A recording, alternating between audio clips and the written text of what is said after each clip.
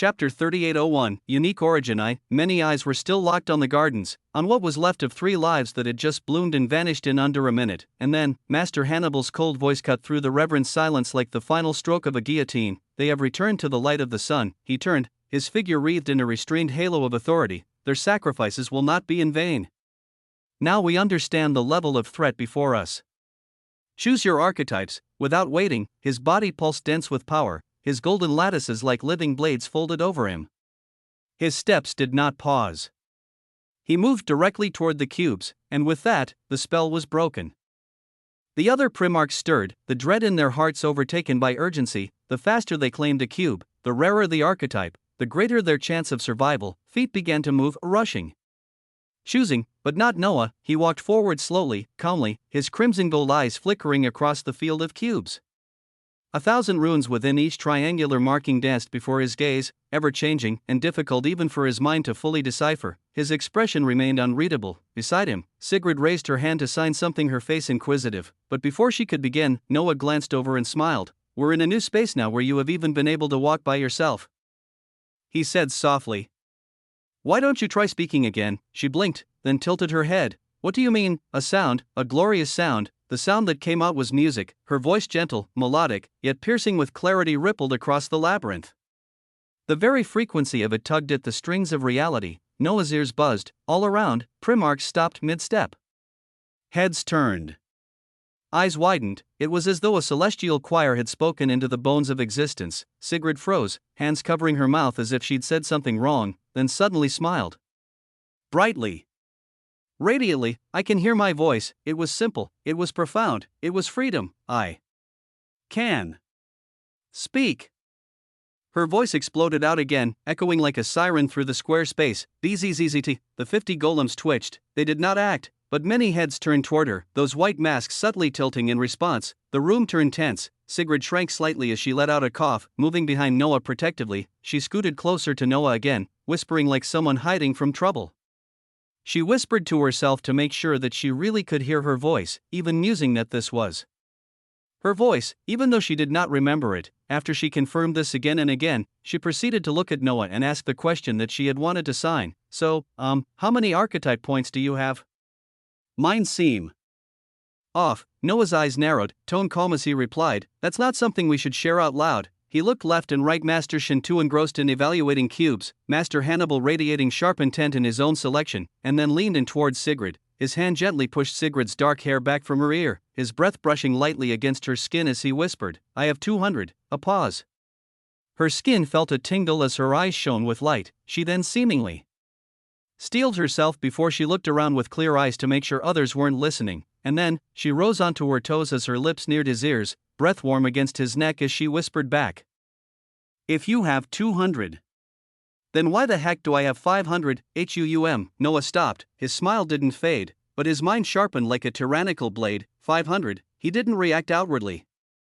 He simply walked forward again, steps easy, voice calm. "Did you see a message explaining why?" Sigrid nodded, her brows scrunching in thought. "Yeah. Something like, due to the nature of my existence, that many resistance archetype points had been obtained." She spoke towards him freely as if she fully trusted him. He said nothing, but inside, he recalculated everything. Her existence continued to exceed any known norms. It was unfathomable. Originus Venerantir points from someone who only recently discovered her own voice? He whispered without looking at her, "Keep that between us." "Okay," she whispered back, eyes bright with quiet fire. Then, ding, a prompt surged in front of Noah's eyes. The true source of runes, with the support of the true sources of origin, quintessence, infinity, paradox, the protagonist, and more, has analyzed the living origin cubes before you and has identified a singular recommendation. Noah's gaze sharpened. The true source of runes, his mind sharpened further as he began theorizing about something else he had already began to analyze, the true source of origin. In this labyrinth, there was only living origin authority that worked through the living origin garden archetypes. So, what if his true source of origin was a living source? Would the living true source of origin grant the same power as the living origin authority? It was a thought, a glorious thought and possibility, as there was no harm putting it to the test. His lattices pulsed faintly as he focused across the field of cubes, past dozens still shimmering, being chosen, or hovered over, until his vision locked onto one. A distant crimson gold cube, sitting quietly. Its triangular rune unmoving, unlike the others, which flickered and shifted endlessly. This one had settled. The triangle at its core burned bright, its edges laced with 7 core runes, and deep within the triangle, a symbol he'd never seen before, a mark that felt familiar, but defied naming, as if it didn't belong in any grandeur of existence. Noah's breath left him slowly. He looked at Sigrid, who tilted her head with a smile as she looked where he was looking. "Are you gonna pick that one?" Noah smiled back, then nodded, and walked towards the quiet choice, toward a cube that pulsed not with raw power or flashy authority, but with true power, forged from something even he didn't fully understand, not yet tied to him. Sigrid also looked around as if her eyes told her exactly what cube to choose if Noah chose that other one. In a short period of time, Noah came in front of a cube that he decisively reached out to. And at the same time, the figure of Sigrid has her eyes light up as she jumped up lightly to touch another cube nearby as if it was exactly what she wanted. Chapter 3802, Unique Origin 2. A faint chime echoed through the chamber as the choice was made. He chose it because he trusted his true sources, and he watched as this entire cube disappeared into his chest and began unfurling into a garden, glorious in nature, vibrant in stature. He already knew it would not be something basic. After all, he was the holder of the living true source of quintessence and protagonist. How could anything he held be basic? You have obtained the unique living origin garden archetype, runic battle mage. Noah's breath pulsed not in shock, but in quiet satisfaction. Then it began. A soft warmth unfolded in his chest, blooming outward like a flower of light. A single bud, crimson gold and humming with layered power, took root at the very center of his existence, right above his living wheel. It wasn't just metaphorical, he could see it, inside his existence, where his true sources coiled and spun. A new structure now wove between the gaps, foreign, yet familiar. A runic garden of origin, one with a unique archetype. At its core was the central bud, brilliant and pulsing like the first spark of origin. From it, hundreds of illusory vines reached outward, each shimmering with ghostly light. At regular intervals along these vines were plush-shaped runic points, nodes of potential, waiting.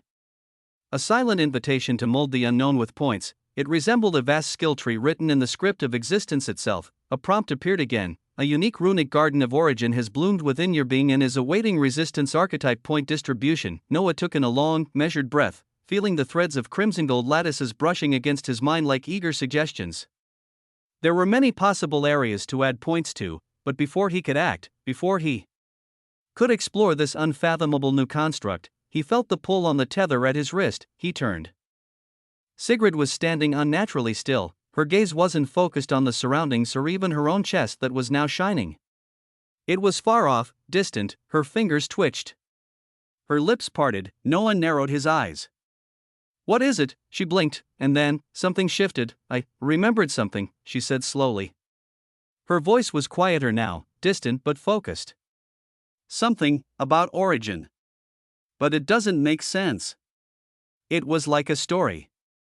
A story I never heard before, but somehow I know it." A cold light traveled down Noah's eyes as he asked, "What story?" Sigrid turned to him, eyes now sharp with a clarity that hadn't been there a second ago, and she began to speak as if she were possessed. In the earliest folds of existence, before threads had formed and time had purpose, there was a creature. It had no name, it had no path, it simply wandered through the fog of unwritten existences. It moved with patient steps and a quiet curiosity, but it was aimless and with no purpose as it began to feel a vast sense of emptiness.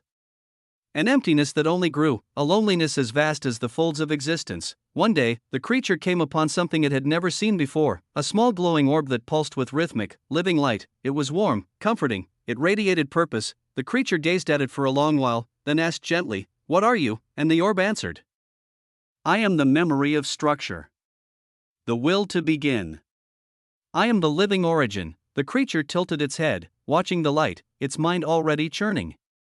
"And what does one do? With a beginning, you cultivate it," the origin replied. "You plant it within yourself and allow it to grow. You become more." The creature Saturday listened, its gaze was unblinking, not with reverence, but with thought, and then, as if sensing the potential weight of a decision, a second presence began to manifest, another orb. It did not arrive, it unwrote the space it entered as if it were inevitable. It was another orb, it was cold, endless, uncertain, it was the living paradox. The creature watched it form. Its body was shifting contradiction, its edges too sharp, its core too deep. The living paradox said nothing at first, then, it spoke in tones that seemed to come from everywhere and nowhere. "Why do you seek a beginning?" The creature took its time, then answered softly, Because even unshaped clay may wish to know the shape it could hold, the paradox sneered. The living origin will offer you roots, but also limits. If you take me instead, you will become something without limits. Something that contradicts being. Something that defies sense. The living origin pulsed, silent and steady. The creature stood, calm in the face of both extremes. It looked at the living paradox and said, "There is power in the undefined. But not all that is undefined must be embraced. I seek to understand. And to understand, I must first begin." The paradox's form was unbearably cold as in the next moment, it unraveled and vanished with a sound like a scream swallowed by time, and in the silence left behind, the living origin hovered closer. The creature extended its hand, and for the first time in that ancient, directionless era, a garden bloomed. An origin was grasped, a single root took hold. It was a beginning, but it had its limits, and the creature, nameless and quiet, survived the earliest folds of existence, not because it was powerful, but because it chose to begin. Sigurd's final words floated into silence. The tale of the nameless creature and the living origin echoed no longer, and yet, its weight lingered. Heavy. Reverberating like an unstruck gong inside every fold of the chamber, she blinked slowly, as though waking from a dream. Her eyes cleared, her breath caught, and only then did she realize everyone was staring at her, not just Noah, every Primarch in the square. Even Master Shin and Hannibal stood silent, their eyes, unsettled, like they'd just glimpsed behind the veil of existence and seen something that wasn't meant to be seen, something no entity was supposed to hear. Not here, not now. Sigrid's voice faltered into the air.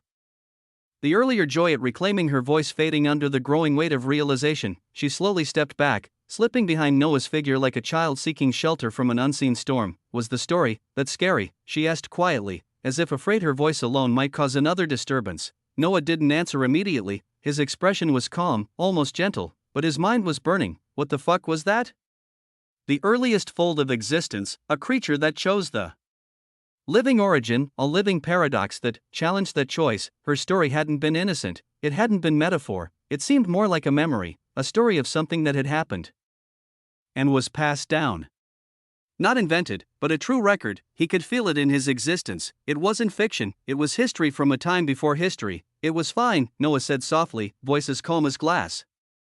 "Just unexpected." Sigrid's shoulders eased slightly, still tucked behind him, but Noah remained still, his gaze slowly sweeping the room. The Primarchs had gone rigid, their gardens still shimmered, still pulsing faintly with living origin energy, but none were cultivating, none were distributing their resistance archetype points. They had all frozen after the tale. Even Master Hannibal had stopped.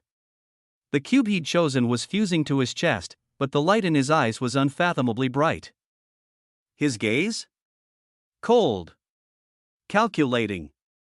But unreadable. And Master Shin, he had tilted his head slightly, as if listening to music only he could hear. Noah turned inward again, reaching toward the roots now pulsing within his chest, the runic battle mage archetype, its garden still blooming, still waiting, still untouched, and yet, his thoughts weren't on skill branches or runes, they were on the story, the living origin.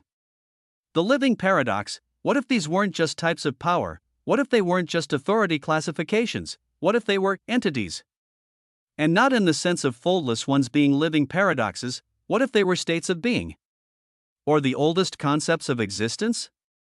Noah's eyes slowly narrowed. He didn't know the full answer, not yet, but a part of him whispered, calm and absolute, that the path forward now required more than just survival. It required understanding, and understanding meant unraveling what the living origin really was, before the living paradox found them first, whether that living paradox would be the foldless ones, or something even more unfathomable. The chamber remained unervingly silent, but beneath that silence, in the trembling gardens of every soul here, the seeds of dread had already taken root. Chapter 3803, Unique Origin 3, the silence hung like a drop of water on a blade until Noah's voice, steady and dry, finally cut through it. "The words of a being with no memory are unique, aren't they?" he said, his tone almost casual. "Let's not pay too much heed to them." He gestured lightly with his hand toward the distance. "We've still got 9 treasure chests waiting for us. Full of unknown wonders." A ripple spread through the square, a release. The tension didn't vanish, but it loosened. Like fingers uncurled from a blade's hilt, eyes shifted back to gardens, hands began to rise toward cubes again, but the tale of the creature, living origin, and living paradox lingered in their minds. Even Master Shin exhaled, as though coming back to himself, muttering that he needed a drink. Master Hannibal, however, lingered. His eyes stayed locked on Sigrid for a breath too long, sharp and clinical, and then he turned coldly, moving away. Noah, sensing it all, nudged Sigrid gently with his elbow. Come on. Nurture your garden, he said with a light smile, but then he paused, something sharp flickering behind his eyes. Speaking of which, what's yours? Sigrid hesitated, then leaned closer. Her voice barely above a whisper. It said, I got the exclusive living origin garden archetype mother of origin. Noah blinked once, then twice. Exclusive, his was unique, already beyond comprehension, but exclusive, it may be something entirely meant for her in this whole place. His gaze sharpened instinctively, reading her features anew. But she didn't even understand what that classification meant. She looked almost apologetic for speaking it aloud. He forced the tension in his shoulders to relax and smiled. Good, he said gently. Then nurture it. Carefully. Just follow your instincts. He turned back toward his own garden, the weight of the moment returning to his chest as he inhaled and focused inward. The living origin garden of the runic battle mage bloomed inside him like a glowing crimson gold sigil embedded over his living will. 9 vines sprouted from the central bud, each one arching into space like radiant rivers of potential.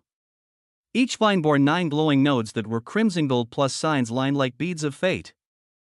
And each vine terminated in something greater, an origin ability. He reached toward the first vine, its flow pulsed with vibrant energy, and as he brushed his consciousness along the nodes, knowledge flowed. 100 living origin energy and 50 living origin vigor, simple, foundational. The numbers increased per node, adding and multiplying. But the 10th node, burned brighter, runic enhancement, origin skin, enchants your body with a reactive weave of runic origin lattices of defense. Gain passive resistance to origin damage, not bad, Noah murmured as he looked at this pathway. He moved on. The second vine gave him a slightly different feeling. Faster. Hotter. 200 living origin energy and 10 living origin vigor, the imbalance was obvious. A more volatile path where energy was even more favored, and the 10th node, runic battle skill, fireball, launch a compressed rune-inscribed flame that scales with living origin energy. With enough advancement of the living origin garden archetype runic battle mage, even the output of the flame of origin that birthed wheels of existence is possible to unleash. Fireball, Noah said under his breath, and paused, a long, quiet pause. He smiled, slow and genuine, because once, long ago, in a ruined apartment of his old world, that had been his first skill, when mana had first coursed through him.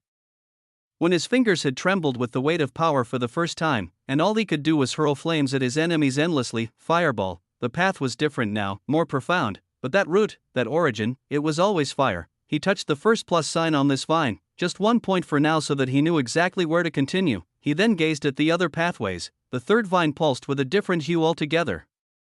Heavy. Rooted, 10 living origin energy and 200 living origin vigor. The 10th node on this vine displayed, runic ward, anchor glyph, generate a living origin rune that roots in a chosen location. Reduces damage taken by you and your allies within range and anchors spells cast in the area, increasing their effectiveness.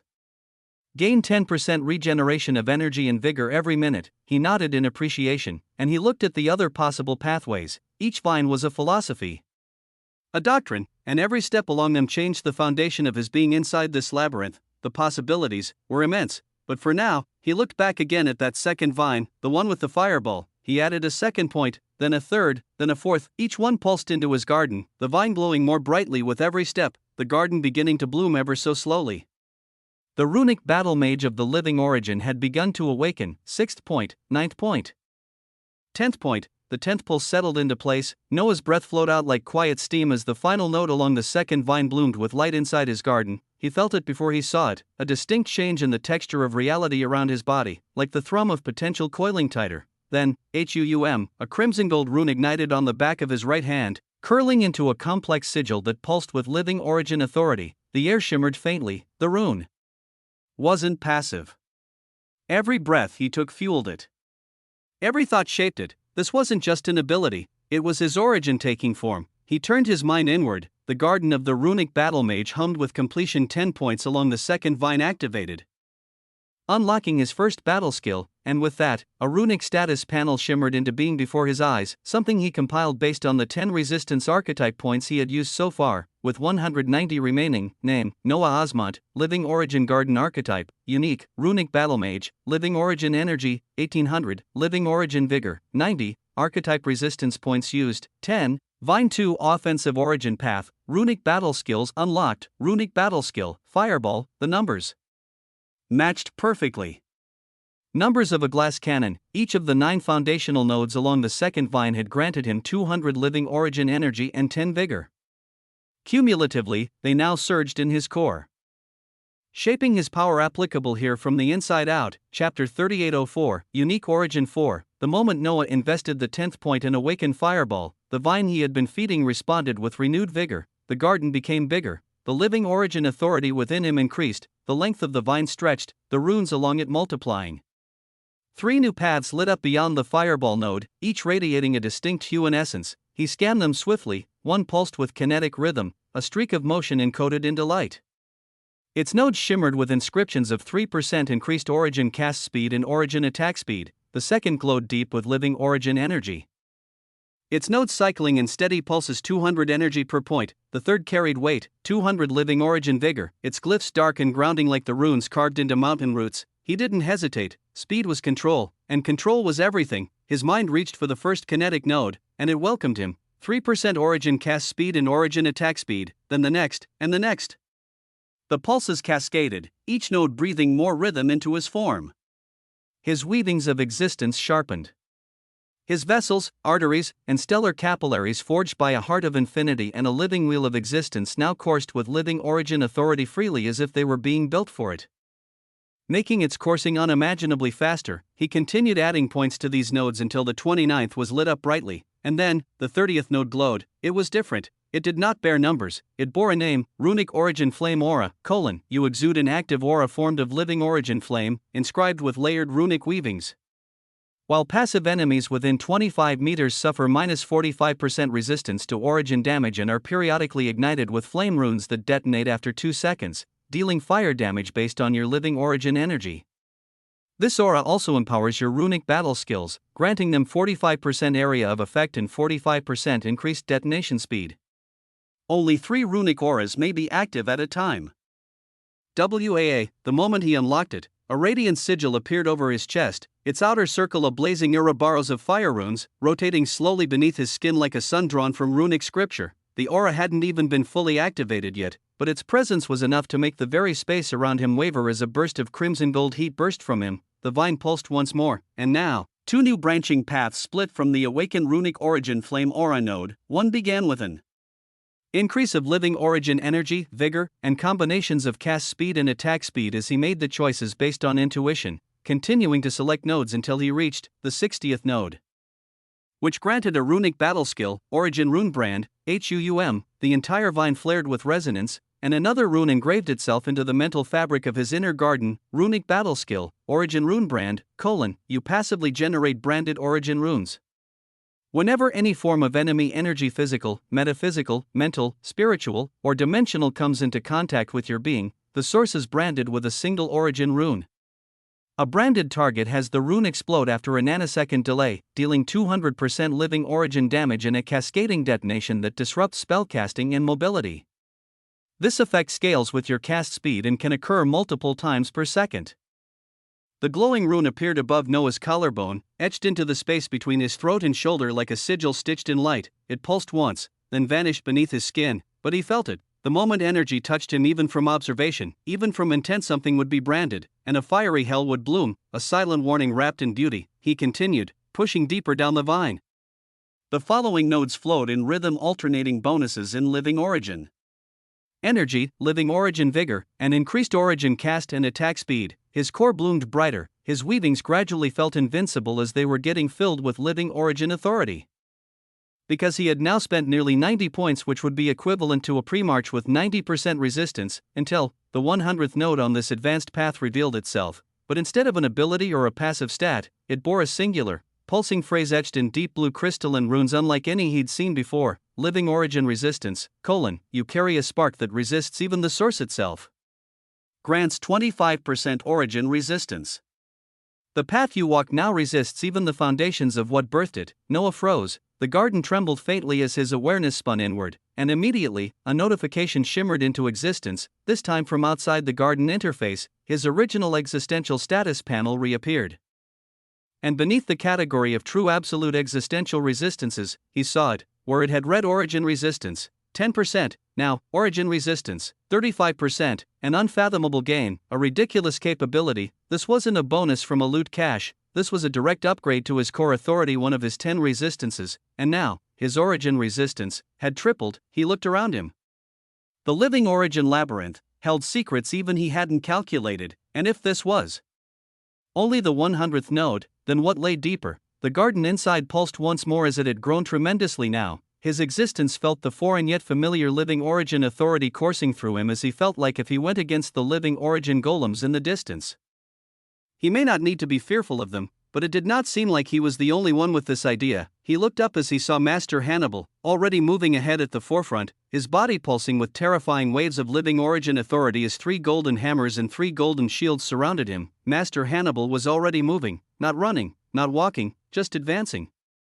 Like a gravitational inevitability, 3 radiant hammers of golden fire spun around his frame, each one inscribed with triangular runes that sang with judgment. Opposite them, 3 golden shields rotated, forming a perfect celestial defense, orbiting his body with seamless, geometric discipline. He did not speak, he did not gesture, he simply entered the arena of death past where the cubes were. He crossed the line alone, and the labyrinth responded, HUUM. Chapter 3805, Fire Eye. The golems came to life. The same 5 living origin golems that had eviscerated the 3 primarchs emerged from the crimson gold stillness, the dual spear bearers, the twin shield juggernaut, the silent assassin, the radiant crossbow sniper. Their masks glowed white-hot, their authority surged, but Master Hannibal, he did not flinch. He was an originous venerant entity. And he had a glorious purpose. Even those behind him did not know the weight he bore. The first spear-wielding golem surged toward him. It never reached. Boom, a hammer blurred out like a thunderbolt, colliding with the golem's chest and detonating living origin authority in a geyser of molten force. The white mask cracked, splintered, and exploded outward in shards as the golem folded inward with a wet crunch. The second spear wielder swept in low, but it was too late. A shield spiraled down with surgical speed, flattening the golem's skull into the floor with a sickening snap. The juggernaut lifted its twin shields and launched forward. Master Hannibal met it head-on. He didn't sidestep, he stepped in. One hammer flared with blazing white gold. He slammed it into the center of the golem's shields. Crack, both shields shattered, the force sent stone, bone-like alloy, and molten origin weavings flying across the field. Hannibal followed with a rotating elbow to the golem's chin. Then jammed a second hammer straight through its throat, blowing it apart. The crossbow golem fired 3 shots, all deflected, ricocheting off his spinning shields in a flash of precision so cold it felt premeditated. The crossbow itself never got to reload. A hammer streaked from Hannibal's side and caved in the golem's skull, sending its massive metal body flipping end over end like a collapsing cathedral. Only the assassin remained. It was fast.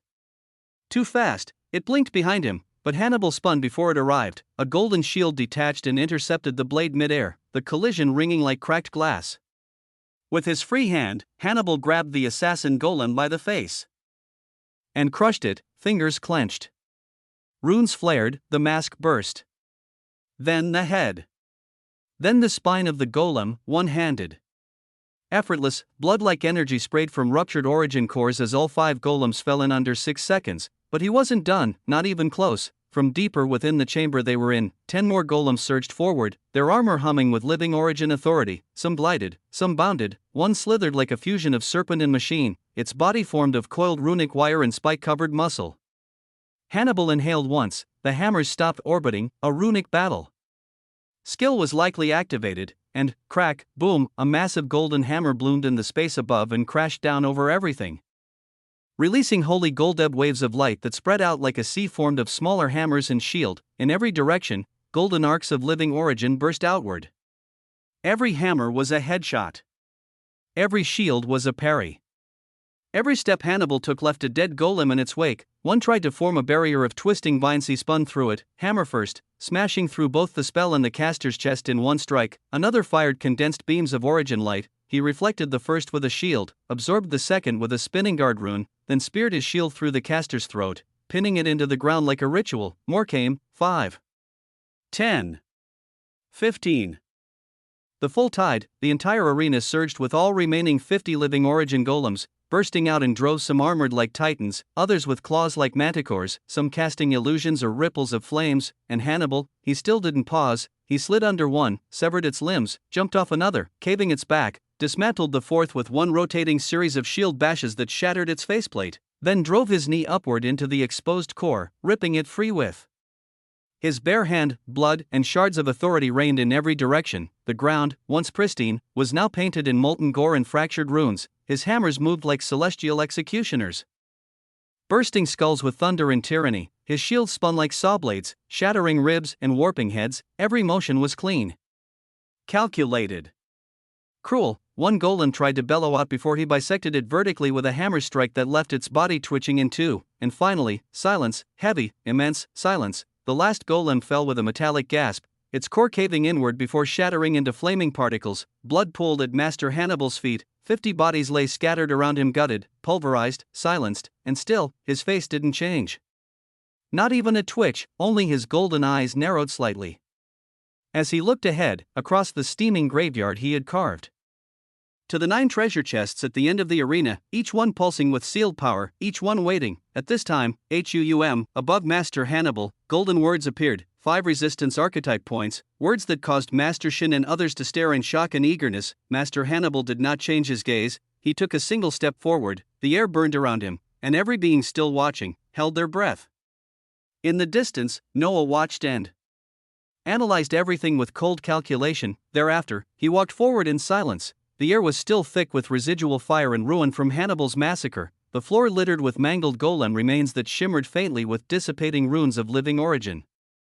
His eyes, calm and cold, scanned the aftermath. Hannibal had to have used 200 to 300 points.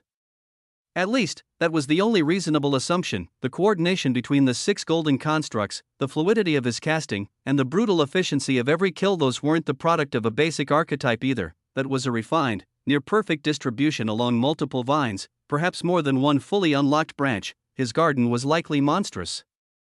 Even the golems adjusted their tactics halfway through, and still died. Behind him, a few murmurs stirred the silence. Master Shin let out a low whistle as he moved, the Primarchs following alongside him. They walked cautiously through the wreckage, eyes flicking toward Hannibal's back as he stood unmoving before the 9 gleaming treasure chests. Noah moved alongside them all. His gaze was sharper now. There were truths hidden in this labyrinth, real ones, and some of those truths walked beside him, because to his right, Sigrid glided forward like a flicker of living scripture, swirling with unique waves of crimson gold living origin authority that pulsed in uneven rhythms. Her steps were light, but her eyes, distant. Noah frowned. He reached out with a measured hand and gently touched her shoulder. She jolted softly, blinking up at him as if waking from a dream. "Did you remember something else about you?" he asked quietly. She stared at him, then shook her head. "No," she whispered. "It's not about me. It's about that story again. About origin. And the creature. They seem to come the more I come in contact with this living origin authority." Noah's gaze sharpened instantly. The first story she told had already left ripples in the hearts of Primarchs. It had frozen even Master Hannibal. A memory of the earliest folds of existence, spoken like truth rather than something fake. And now, there was more. He spoke low, threading his voice beneath the attention of others as it rang directly in her ears. "Tell me." "Just me," she nodded. Then, softly, impossibly softly, her voice reached only his ears. It wasn't sound, it was living origin authority woven into speech, traveling through the tether of resonance between them, as if it was only natural for her to do this. And as they walked across the fractured chamber, her words returned to that strange time before time. After the creature chose the living origin, it continued to walk. Its form pulsed faintly now, no longer aimless, but full of quiet fire. It had obtained a beginning, and with it, purpose, a desire, faint but burning.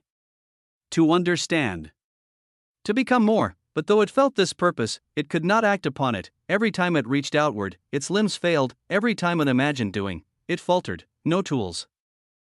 No motion, only a growing ache of stillness. It had a reason to move, but not the means, and so, the creature wandered, purpose and origin clutched tightly to its chest like a dying ember. One day, in the ever-shifting haze of the earliest folds of existence, it stepped into a realm of madness, a place without light or structure, a place where mutated inevitabilities roamed. They were not beings, they were hungers made flesh. Things born of failed threads and collapsed purposes.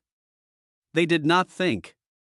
They did not reason, they only devoured, and the moment they sensed the pulse of living origin within the creature, they surged. The creature ran, it ran endlessly, across seas of unborn folds.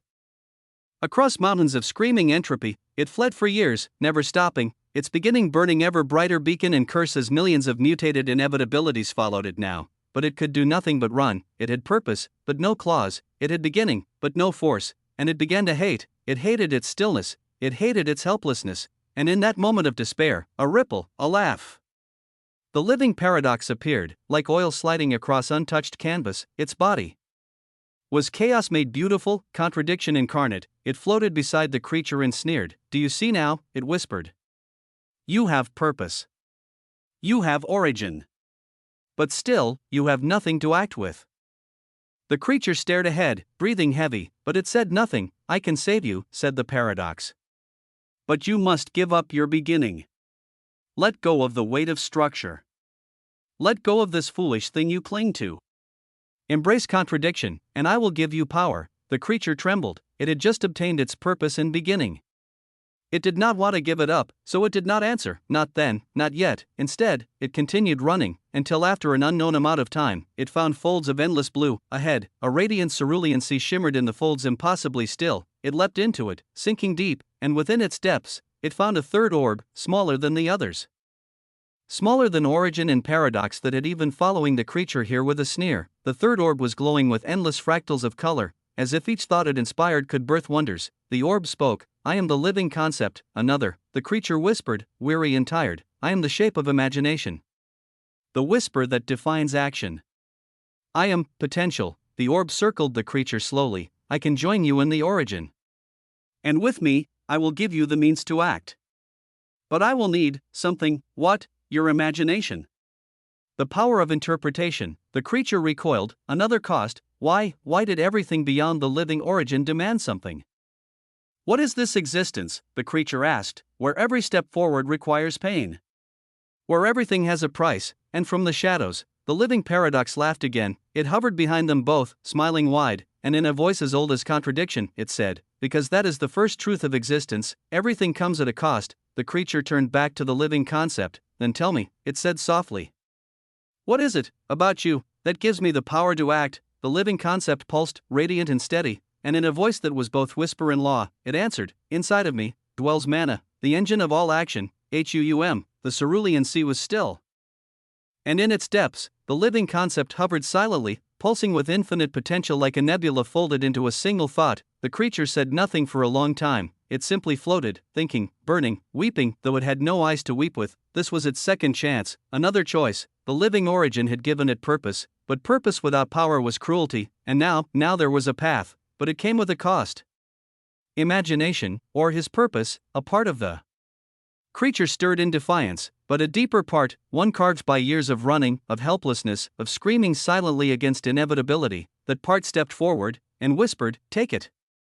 Take my imagination." The living concept pulsed with solemn light, and then it moved. It pressed gently into the core of the creature's existence, intertwining with the light of the living origin still pulsing there. No fusion, no explosion, just integration, as if it had always been meant. A second root joined the first, living origin, and now, living concept. Two orbs, two truths, two states of being, and the cost? The creature felt it immediately. Its thoughts became simpler. It no longer wondered what a sound might mean or why the folds of light rippled across the air in beautiful shapes. That inner curiosity, the flickering dreamlight of imagination, dimmed. But in its place came structure, form, power, and above all, a pulse, a surge, a new heartbeat. Something liquid flowed within the creature, now hotter than stars, purer than light. It did not burn, it moved, it obeyed. It was a mana. The creature opened its hands and acted. For the first time in its existence, it shaped a flame, not imagined, not dreamed, but real. It pulled from its living origin the memory of structure and wove it with living concept. The meaning behind creation, and from their union, mana surged. A radiant sphere of blue-white power bloomed in the creature's palm, humming with layered rings of definition and intent.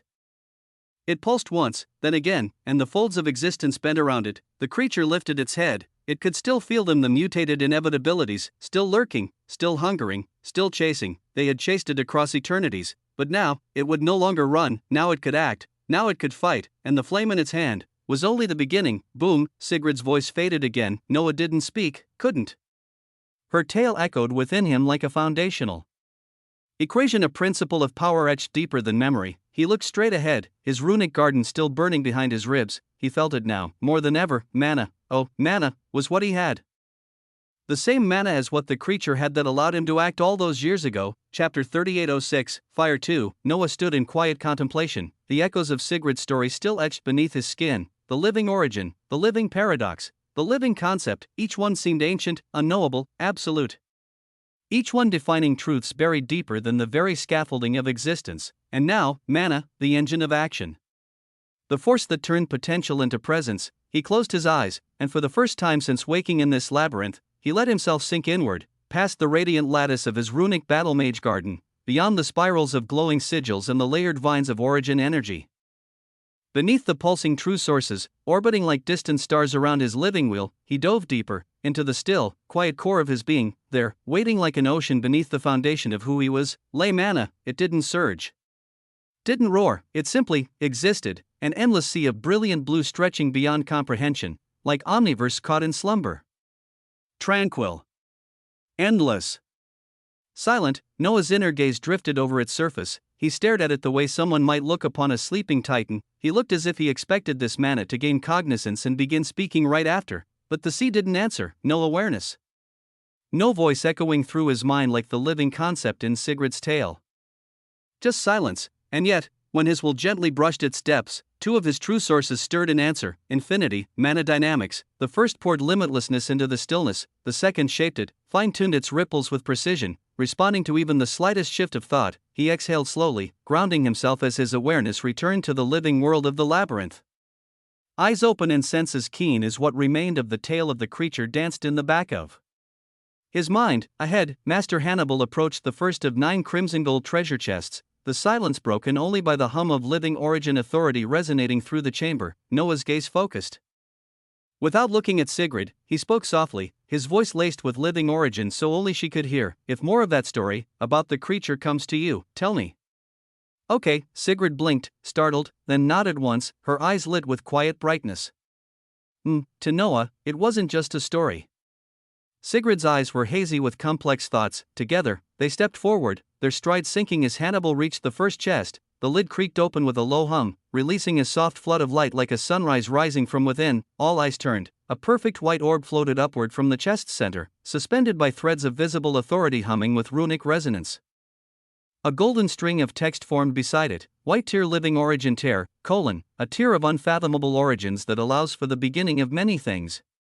Absorbing this tear grants 10 resistance archetype points. A breathless murmur passed through the chamber, even the primarchs leaned forward. Noah's eyes narrowed. To gain 10 raw resistance archetype points from a single tier, it was the equivalent to what 10% true absolute existential resistance granted, as that was a hard thing to attain. Master Hannibal extended his hand, slow and unshaken.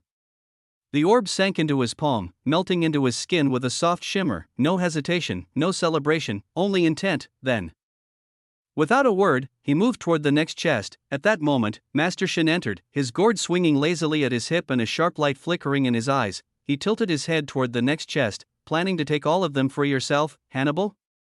Shin asked, voice casual but not without edge. Hannibal didn't look back. I was the one who cleared all the golems, he said coldly.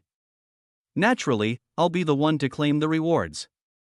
Is that a problem? The air tightened. None of the other primarchs spoke. Even Shin only exhaled through his nose. Noah, he smiled, a quiet, slow smile. Hannibal had faced 50 of the labyrinth's living origin golems and reduced them to dust. If he laid claim to the loot, he laid claim to the loot. At times one had to pick and choose their battles, as all of this was just the beginning. The labyrinth should be unfathomably large as he had not even begun to fight. Hannibal continued. The second chest groaned open, but unlike the first, there was no radiant glow. No celestial hum. No pulse of reward. Instead, FZZZZT, a harsh fizz like a spell gone wrong cracked through the air. Everyone tensed. Above the chest, golden runes began to form, and then fractured. A message shimmered in the air, dry with disdain, before crumbling into embers. At times, origins are filled with disappointments. Silence followed. Not reverence, stunned disbelief. Noah's smile ticked wider, sharp and amused. Master Shin stifled his laughter as he looked around the labyrinth, wondering if this thing was alive, or if the treasure chests were simply like this. Hannibal, he said nothing, but there was clear displeasure. Still, he moved on. Chest 3. Chest 4. Chest 5, his movements, precise and calm. Only 2 more held true rewards, white tear living origin tears, that he swiftly absorbed. The rest, fizzled, fizzled. Each time, new runes floated above, as cryptic as they were cruel. Those who take everything may yet receive nothing, even the origin withholds itself from arrogance. A flawless path leaves no room for growth. You were seen. You were measured. You were passed over. The prize of nothing was meant for your hands. The Primarchs read each line in silence, but beneath the calm exteriors of few, there was delight from the misfortune. Shin chuckled openly, sipping from his gourd with satisfaction. Sigrid's eyes glittered beside Noah. Hannibal stood tall and silent as the final runes turned to ash, and then, the chamber trembled. The wall at the far end shimmered, rippling as if the very weave of the labyrinth was warping. Slowly, crimson gold light bloomed and moved. 9 archways emerged, carved from the distortion itself.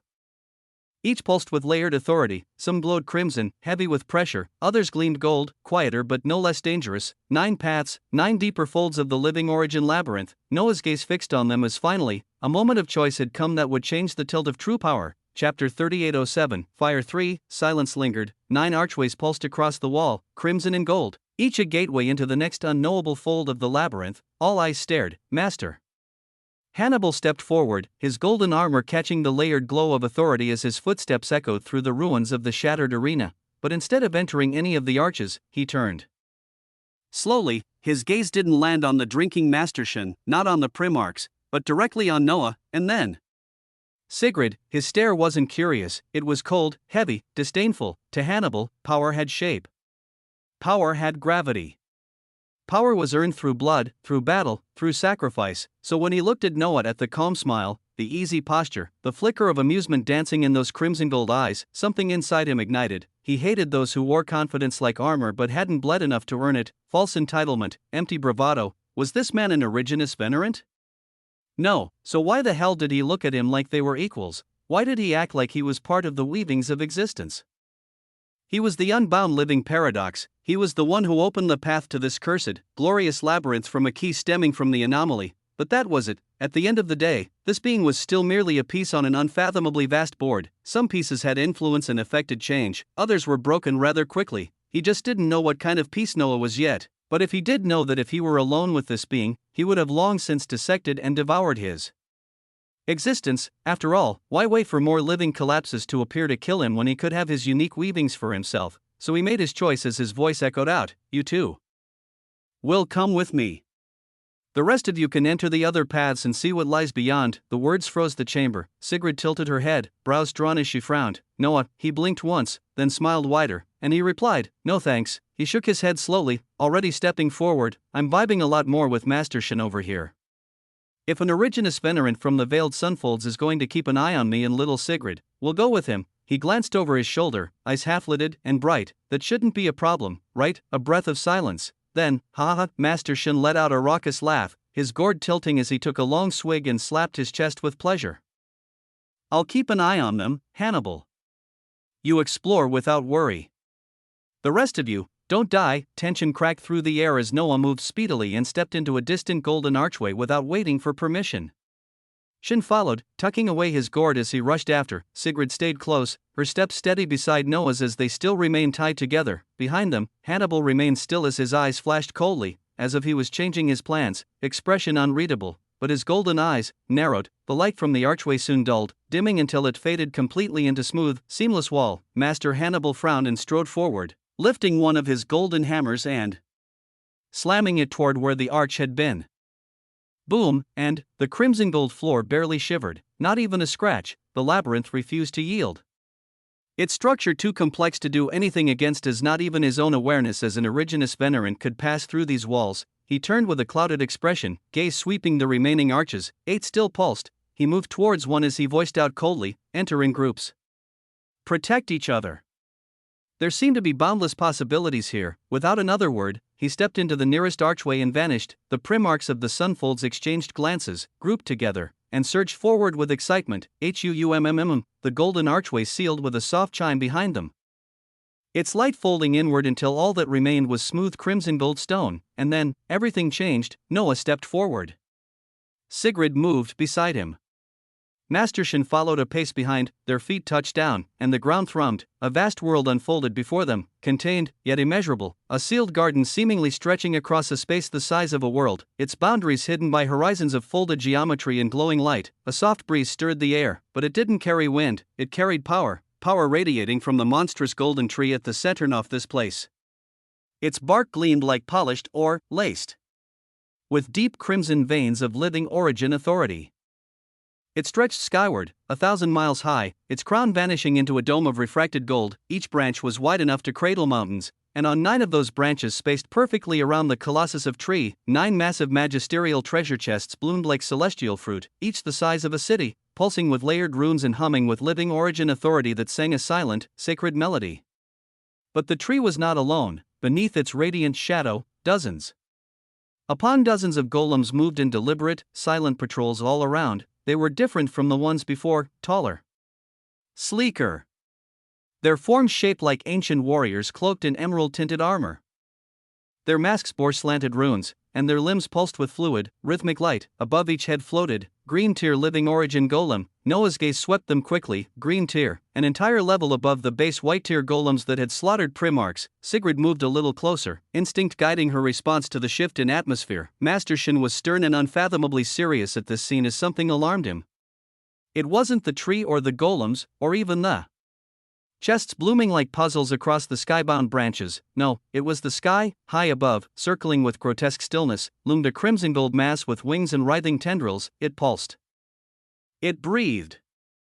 It bled corruption, its bloated form swollen like an overfed heart, marked with jagged glyphs and stitched folds of light that broke every rule of logic. Existential distortion swirled around it, and among those ripples, 18 treasure chests, each twice the size of the ones on the golden tree, floated in solemn orbit around the beast like offerings to a tyrant. And then, the sky ignited. Blazing orange runes carved themselves into space above the entity, each one hissing with malice, warning, and death. Orange tier imitation mutated inevitability. Noah's pupils contracted the moment he saw such a name, mutated inevitability. The words echoed through his chest like a plunge into ice. Something from Sigrid's story, the ones that chased the creature through broken threads and fractured time, at an age extremely distant from here. And now, one floated above him, even as an imitation. The implications were terrifying. Noah turned to Sigrid slowly, his eyes sharp and analytical, his voice quiet and meant only for her. Sigrid, tell me another memory is being triggered. He needed to know more about the mutated inevitabilities, as they stood beneath the massive tree, the winds of this sealed world brushing past the cracked earth. Sigrid's gaze lifted skyward, her pupils trembled in memory, and softly, only for Noah to hear, she whispered again. The tale returned. After the creature gained the living concept, it no longer ran. The taste of action sat on its tongue like wildfire. It stood before a tide of mutated inevitabilities, the same tide that had once chased it across the folds of beginnings and ruins alike, and for the first time, it did not flee. For the first time, it fought. They came, millions of them, gibbering maws of collapsed purpose, their limbs born from logic's nightmares, and the creature, holding both origin and concept within, called upon mana. Its body ached, its thoughts simplified, but its will, sharp. It pulled the fire from within the breath of flame, it pulled the earth from within the bones of motion. It pulled the wind from the sound of memories, it pulled water from the echoes of silence, and through mana, it acted. The skies were lit with firestorms, the earth danced into spires and collapsed into graves, the winds became razors and the rain became blades. Each action bore a price, and the creature paid it with blood, but it did not stop. It fought and fought and fought, until the folds screamed and the inevitabilities fell. Their bodies melted into forgotten concepts, their roars turned to dying sparks, until at last, all were gone, all but one, a small thing, barely the size of a ripple. Its body quivered with threads of broken contradiction, its eyes wet and gleaming like memory glass. Pitiful, it looked at the creature, and whispered, I didn't want to chase you. I just followed because they all did. I don't even like devouring. The creature raised its hand, its fingers ablaze with a fire that could erase intent itself, but it stopped. Its gaze fell upon the trembling thing, its hands lowered. It chose mercy as it pitted the small creature, and so, the last mutated inevitability lived. They sat in silence on the ruins of a battlefield made of collapsed meanings, and the creature, it trembled, not from fear. From exhaustion, its form ached, its essence throbbed, it felt sore in places it did not yet understand, and so it asked the living concept. Why? Why do I feel depleted? I shaped flame. I moved with intent. Why does my action hurt me? And the living concept replied, soft and slow, because the paradox was right. Everything comes at a cost. You used mana. Mana is the engine of action. And what fuels this engine is your very blood. When your blood is gone, the engine halts. When your blood returns, you may act again. The creature was quiet for a long time. It did not like this answer. If mana is life, it said, then why should it not be infinite? Life is infinite, is it not? The living concept shook its head slowly, pulsing faintly. Very little in existence is infinite, and even that which seems to be in is. Carries its own debt. If mana flowed endlessly through you, the cost would not vanish. It would only grow. Until the thing you paid was not just your blood. The creature did not speak, not for a while. Eventually, it nodded, and so, it wandered again, its legs heavy, but steady, its breath slow, but true, and behind it, the last mutated inevitability followed, small, scarred, but no longer hungering. It whispered once to the creature, as they walked, I lost my family. I lost the only path I knew. You seem to have path and purpose. Would it be all right if I walked with you? The creature turned its gaze, and for the first time, it felt not the fire of purpose, nor the pulse of mana, but a third feeling, understanding. This creature, just like it, was also without a beginning or purpose like him, and so, it felt understanding. Understanding of how this mutated inevitability was just following, because in all of existence, how many beings were chasing something just because everyone else was? How many were devourers, because they had never been shown how to create? The creature reached out, and gently nodded, yes. You may walk beside me. A choice was made from understanding and empathy. From the shadows of this quiet scene, a voice howled with laughter, a laugh made of oil and broken mirrors. The living paradox appeared once more. Clapping its hands with joyous disdain, you idiot, it chuckled. You really let one of them live, do you not understand? It is not just weak, it is a seed. A rot. You hold purpose. You hold action. But it was born of collapses that will never change. Its beginning is vile. Its end is inevitable, and you just invited it into your path? It will eat away at everything you know and leave you broken. Any understanding you throw at it, it will devour it. Any mana contained within you will flow out. Your undoing will be just like its name. Inevitable. The creature turned, but said nothing. It looked to the trembling inevitability that looked lost and innocent. It looked to its own hands, to the flame it had shaped, to the water it had moved, to the earth it had raised, and then, it turned away from the paradox. It kept walking, because it had made a choice, because even if existence demanded a cost, not all debts were worth fearing, and not all collapses needed to devour. Some could be rewritten, even if no one believed it but the creature itself. But the creature was young, and had yet to shed off its shell of naivety. It would come. To learn, Sigrid finished the story as the two of them stared somberly as the distant imitation mutated inevitability in the skies. Beside them, Master Shin, who had not heard the story, had a serious look as he gazed all around. Ready for war. Chapter 3808, Inevitabilities in Prison's Eye. Noah stood far from the vast golden tree, its 1,000-mile height casting trembling shadows across the sealed domain. The tale that Sigrid whispered had just ended, but in his mind buzzed, his eyes never left the writhing, winged mass above. Orange tear imitation mutated inevitability. Its name burned through reality like a warning etched. Noah's brows furrowed. He thought of the words of the living concept, that even if mana coursed through one endlessly, there would still be a cost. So, he whispered inwardly, what cost am I paying? Null vein gravewake folds, weavings of endless collapse, paradox, and silent screams. In a small, insignificant corner, something else stirred. A step echoed across the lightless terrain. Thoron, the Null Monarch, clad in robes of woven nullity, moved with deliberate slowness. Behind him, Bob followed, his pulsing weavings merging with the groans of the shattered folds beneath their feet. What can we do, Thoron? Bob's voice was bitter and filled with a sense of anger. To become bigger fish, as you say? To become more, he asked, but there was no answer, only silence. Thoron's face, usually impassive, bore a strange sorrow, deeper than his titles. He did not speak. Bob scowled, muttering beneath his breath as if clinging to some last thread of hope. Osmont is with the veiled sunfolds now. Untouchable. Shielded even further. Do we still have a path to obtain what we need from him? Anything at all. Still, no answer, only the stillness of regret. They reached it then, a hollow, caved region of the folds, littered with dead wheels of existence, each one cracked open like broken promises. Their spokes splintered. Their course silent, Thoron looked around, he breathed in once, and then, without warning, he plunged his hand into his chest, squelch. Bob flinched as an obsidian heart, still beating, was ripped from Thoron's torso. "What are you doing?" The Null Monarch's hand trembled slightly, but his voice was composed. "Little Bobby, the jump from a small fish to a big fish can be made in many ways." His eyes darkened. "Today, you will witness one of the abominable ways.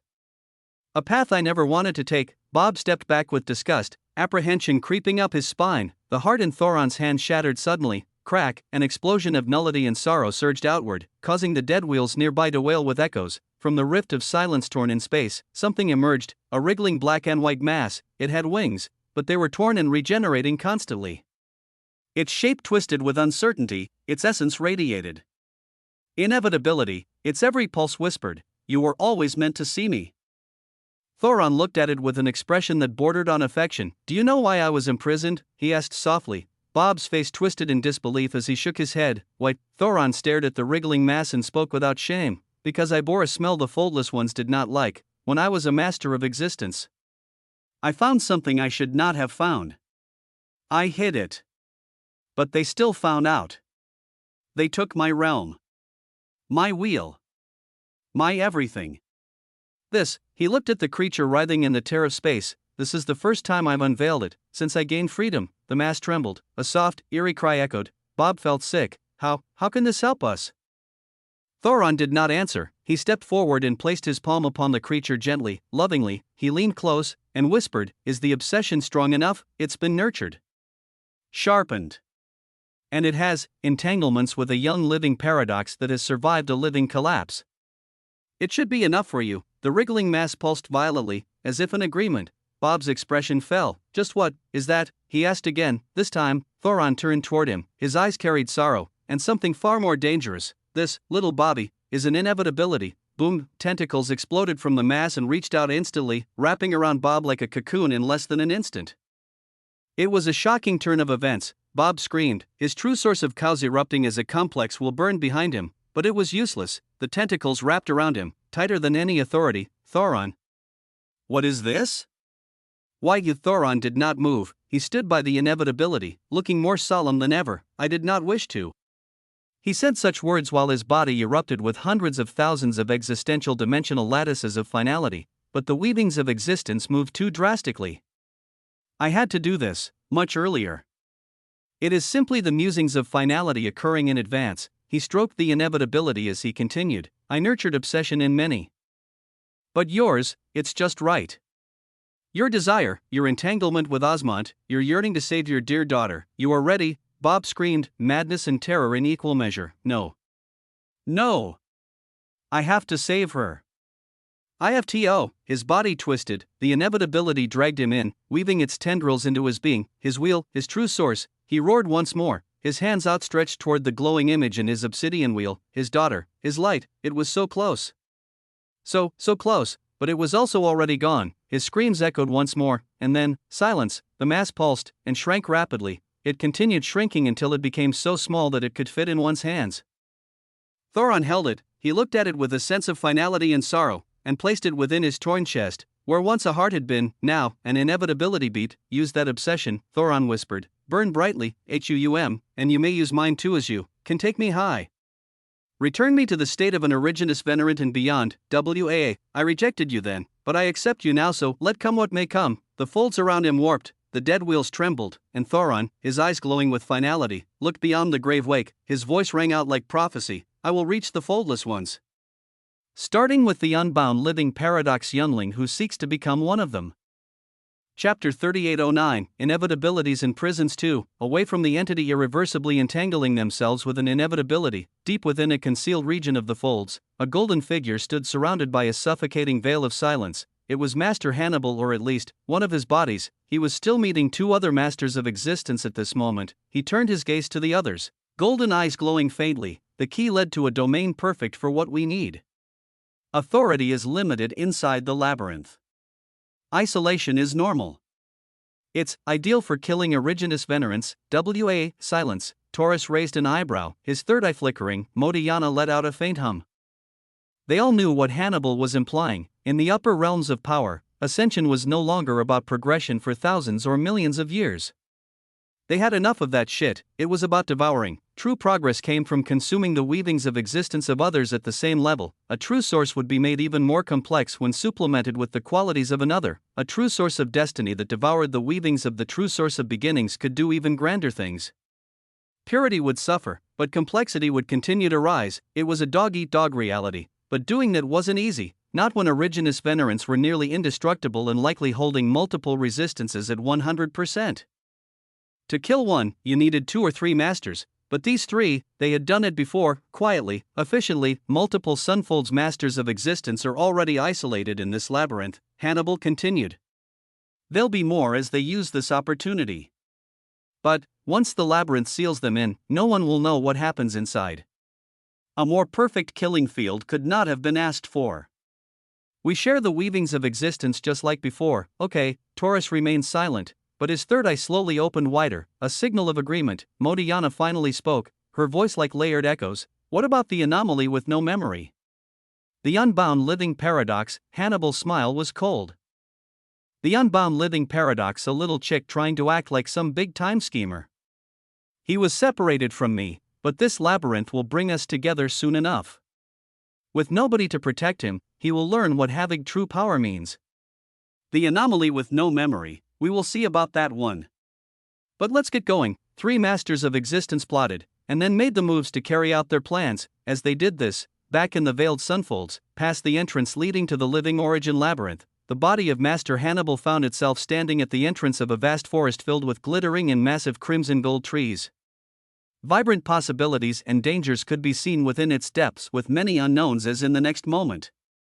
Whap! Living Origin Authority flickered behind him as 4 primarchs of the veiled sunfolds appeared. Their eyes held bright expectations as Master Hannibal turned to them and asked lightly, "The archway I entered is the same one you all entered?" How long before it began fading? Of the 4 primarchs, a woman with a gold robe unfurrowed as if she was receiving information from strings of destiny she couldn't quite grasp, her voice echoing out, "Within 10 seconds, the archway seems to dim. We were the last to get in before it faded." I see. Master Hannibal nodded, his eyes flashing with a cold and emotionless light as in the next moment, boom, a hammer moving at speeds primarchs with less than 100 resistance archetype points could not even catch smashed down and utterly obliterated the head of the primarch that just spoke. Flinging her body towards Master Hannibal as the remaining 3 primarchs looked up in shock and horror, Master Hannibal remained emotionless as he caught the body of the primarch, his mouth opening as when he bit down. A portion of the body of the primarch disappeared in his mouth. He nodded as he waves his other hand, controlling his hammers and shield to weave towards the remaining primarchs. Progression was hard. One had to do all they could, to ensure they did not have to spend millions of years barely making progress. Within the isolated domain of the living origin labyrinth, Noah stood still, his crimson gold eyes swept across the horizon. The world around him was enclosed but vast, with walls of living flame and condensed existence stretched endlessly in all 4 directions, forming a domain the size of a small world. At its heart towered the golden tree, its branches reached thousands of miles into the air, each of the 9 main limbs cradling massive budding treasure chests glowing faintly with sealed power, and above it all, hovered the grotesque winged mass. Its form twitched unnaturally, tendrils curling and flexing mid-air like a thing half asleep. Its name alone made Noah's gaze sharpen. He thought of many things, the story Sigrid had whispered. The memory of a creature pursued across eternity by things born from failed truths and collapsed beginnings. Mutated inevitabilities, and now, one floated above him. It was high up as it did not bother with them, and seemed like it would only move once provoked. To understand and take care of this, he needed power, raw, undeniable power. So far, he had used just over 100 resistance archetype points. He would see what this granted him before using the rest. He stepped forward, the ground pulsed faintly beneath him as he approached the outer zone surrounding the massive tree. Dozens of figures stirred in the far distance, tens of miles away, green tier living origin golem, each one stood silently, unmoving, yet radiating terrifying pressure. Sigrid silently walked beside him, her presence steady. From behind, Master Shin took a step closer, about to speak. Before Master Shin could speak, Noah cut in without looking back. His voice was calm. "If I told you something and I couldn't explain how I knew, would you trust me?" Master Shin raised a brow. "Depends." Noah nodded once. "Master Hannibal is communicating with other masters of existence right now to harm us and others residing in the veiled sunfolds. From the manifolds and the chronosect of threadbound folds. If a strike isn't already in play, one's being prepared." You may want to warn the dwellers of the veiled sunfolds. Especially since this labyrinth has just been opened in this region. Boom, heavy words echoed out, and yet, Master Shin was silent. Noah caught that silence and took it for confirmation. So you already knew something, he said dryly. But what will you do now? Your veiled sunfolds has acquired quite the piece of wonder. If word gets out, Shin drank deeply inside. We knew something, not to this extent. I'll handle it, Noah nodded. He turned to Sigrid. I may have to release the link between us briefly to fight. She gave a short nod, her expression hardening. Noah took a breath and stepped forward. Bzzzt, crimson gold flames surged around him. From his chest, a stellar garden began to unfurl, runes igniting, branches of authority flowering outward. Chapter 38:10, Bright Eye. As he stepped deeper into the root forest, it became quieter and quieter. As he delved in, a few seconds later, the world shifted. Bzzzt, a wall of vine-like origin weaving snapped up around him, stretching out in a circular formation to form something like a birdcage all around, sealing him inside an arena of living flame-etched flora. Sigrid shouted from behind as she couldn't reach him. She slammed her palm against the vines, but they didn't budge. It's fine, Noah said, raising his hand calmly. Ahead of him, 5 green-tier living origin golems rose from the terrain.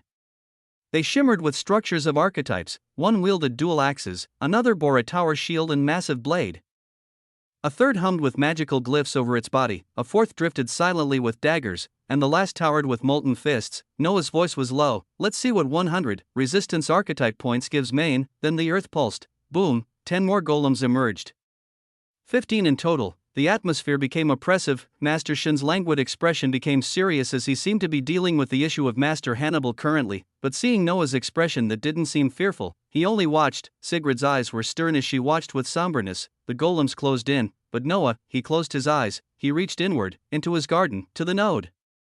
2. Fireball, but not the usual one. But one filled with living origin authority. He poured everything into it, his entire living origin energy. Boom. The moment he unleashed it, the world turned crimson gold. Endless orbs of flames exploded from his position. Like meteor showers from an emerging sun, the fireballs surged out in every direction, impacting the golems with blinding force. Some detonated mid-air, scattering runic infernos. Others struck squarely, searing molten symbols across their bodies. Trees combusted. Land split, a hurricane of fire. Everything turned red and gold. But when the smoke settled, none were dead. Burned?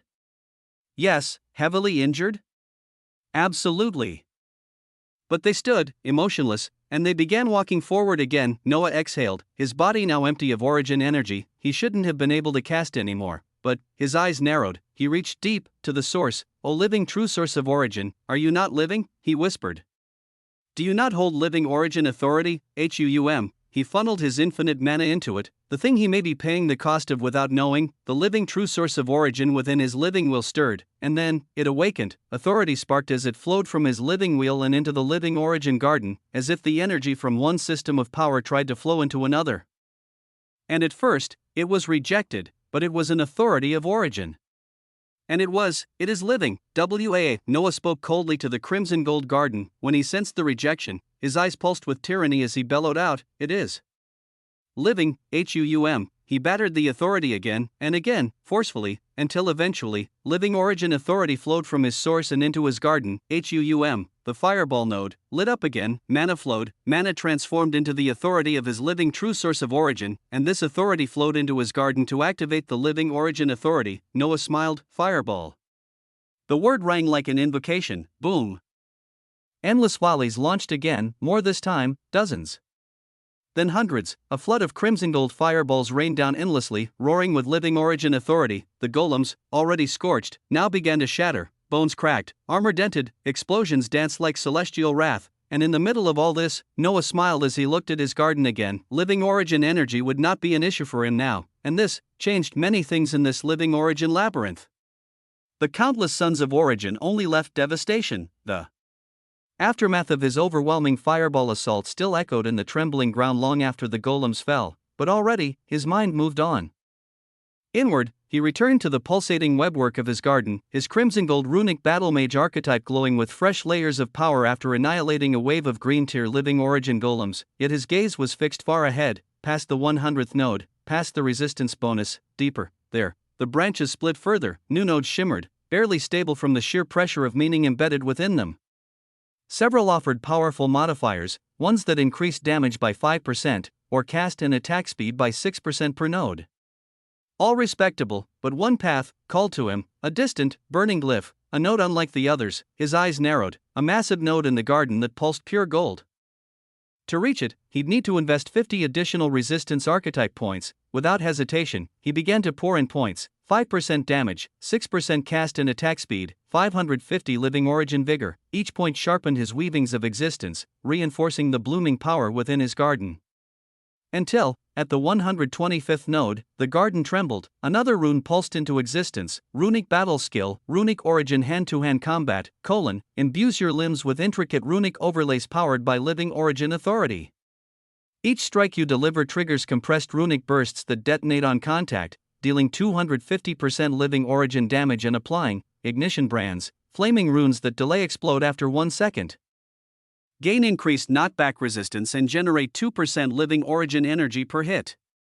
Unarmed attacks gain 50% cast speed and attack twice per motion while this skill is active. Noah felt it flow into his body, his fists hummed faintly, his tendons, muscles, and bones, already tempered by the power of his living wheel, were now inscribed with millions of runes. Lightly, effortlessly, deadly, but then came the real prize as he continued. The 150th node, it pulsed differently, deeper, etched across it in blinding crimson gold glyphs was a name: Ascendancy Node, Flame Engraved Origin Ascendant, you have embraced a refined beginning.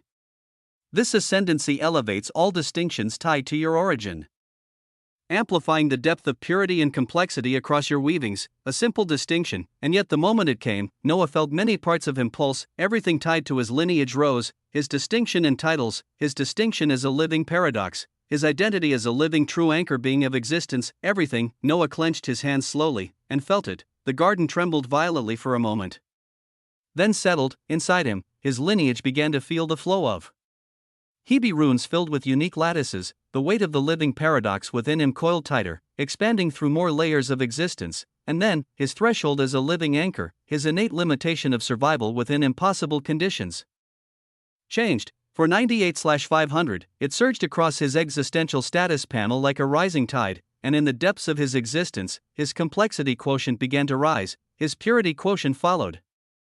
Chapter 38:11, Bright 2, Silence. He loved silence amidst advancement the most. Noah stood amidst the ruins of scorched roots and shattered stone, surrounded by the still smoking remnants of battle.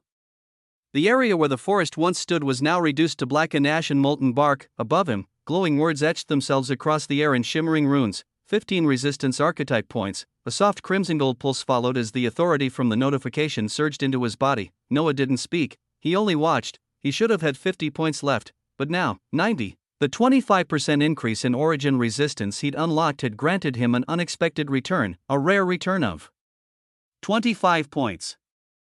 And now an additional 15 from these golems. His lips curled faintly. If he continued this, catching up to the points of originous venerant entities would not be a dream, even though right now, with an average of 400 to 500 points to spare, entities like Master Shin, Hannibal, and Ethiopia were far ahead, and they may keep their leads as they can likely shred through green-tier living origin golems and even possibly the imitation mutated inevitability, so he had to work even harder if he wanted to bridge this gap. In the depths of his being, he felt the impact immediately, his complexity quotient and purity quotient accelerating like stars collapsing into new heights. He was getting ever closer to the 600,000 point that looked like it might have taken a whole week or more normally. By the time he raised his head again, the glowing cage of vines that had enclosed him crumbled into dust, fading away into green gold motes of dissolved authority. Sigrid rushed toward him immediately, her expression complex. She didn't speak, just stood beside him. Then came the steady steps of Master Shin approaching with a stern face. His eyes swept over the aftermath, his gourd still in hand. This labyrinth is vast, he muttered. The opportunities here are absurd. He drank. I'll be targeting another region of this place. Noah didn't speak yet. Master Shin continued, but outside, my other body is already moving. Hannibal's situation is being managed. Then he looked directly at the two of them. It's still my duty to protect you too, he said bluntly. So don't try to run off. Otherwise, his eyes narrowed slightly. What will you do if you meet Hannibal alone? He lifted the gourd again and drank, no smile on his face. Right after, green gold waves of light erupted from beneath his feet. From his back, a pair of gleaming wings unfurled sharp, radiant constructs of living origin authority. Then, without another word, boom, he launched skyward, shooting toward another region of the vast world-sized labyrinth. Noah watched him vanish into the distance, on the other side of the tree. Beside him, Sigrid's breathing steadied, the silence returned once more. Since the cage had crumbled, Noah looked further ahead, where more golems waited, and above, where an inevitability waited even more. With sharp eyes, he couldn't help but turn to Sigrid and ask, "Any more memories? Anything about the story of the creature?" A hopeful question. But Sigrid shook her head, and Noah gave a light nod with a smile while patting her head as he stepped ahead. "Then for now, let's make some progress." Crimson gold flames surge around him as he was ever curious to see just how many more boons could be obtained from this place, if the key from Sigrid led here. Why? What connection did it have to the loom? And what place would the key he held born from Hell Terra Firma lead to?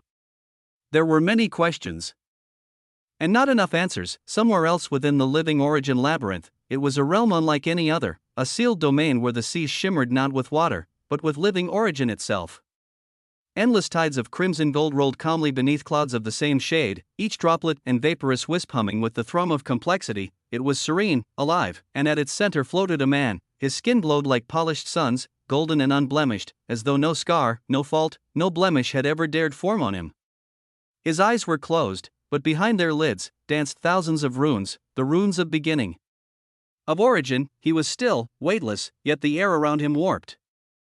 Threads of complexity coiled and uncoiled around his frame like serpents of destiny, responding to his very presence. The living origin authority didn't just flow through him, it lived in him, it breathed in him. He was not a guest of the labyrinth. Suddenly, light surged in the distant clouds.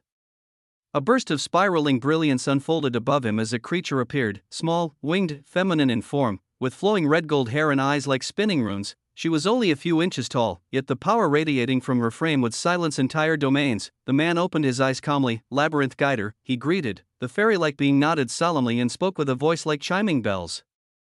"O origin descendant, new creatures have entered." From the folds under the shade of the living paradox, a faint crease appeared between the origin descendant's brows. He didn't speak right away. Instead, he turned slightly, raising a single hand. Around him, the crimson gold cloud stirred. "The labyrinth," he finally said, "does not make mistakes. If it allowed their entry, even creatures related to paradox have their place." The labyrinth guider hovered a little closer as she nodded and continued, "Most are average. A few. Originous venerant level beings. Their complexity and purity are respectable, but not extraordinary. Some have already stumbled into the imitation inevitabilities. More continue to die. As expected," the origin descendant murmured. His voice was soft, deeper than the sky, calmer than sleep. "Against imitations," he continued, "even they will fall. Unless," he looked to the havens, "unless their origin is true. Clear." "Undoubted." The labyrinth guider tilted her head. "You believe one or two might qualify?" she asked, and he answered with a sense of skepticism. "If even a few of them begin to touch their real beginning, then yes. It is enough." And then, he waved his hand and showed his palm. No words, just intention. Before him, the crimson gold clouds parted to form a perfect platform of golden light. On it spun 9 miniature wheels of existence.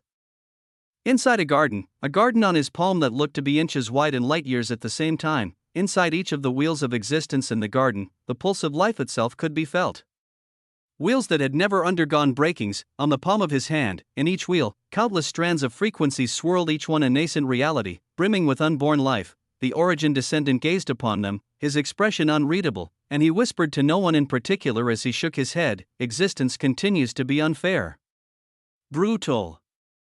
Many are dying, and many more will die in its weavings. Living paradox, just like in the stories of the earliest folds, continues to cause issues. At the end of the day, is it simply and truly inevitable?" The wheels kept spinning, and the labyrinth breathed. The roar of crushed bark echoed under his steps. Noah surged upward along the massive, winding roots of the tree, each one thicker than canyons, the curvature of its trunk like the bones of a titan. Forests thrived atop the root lines. Valleys of leaves.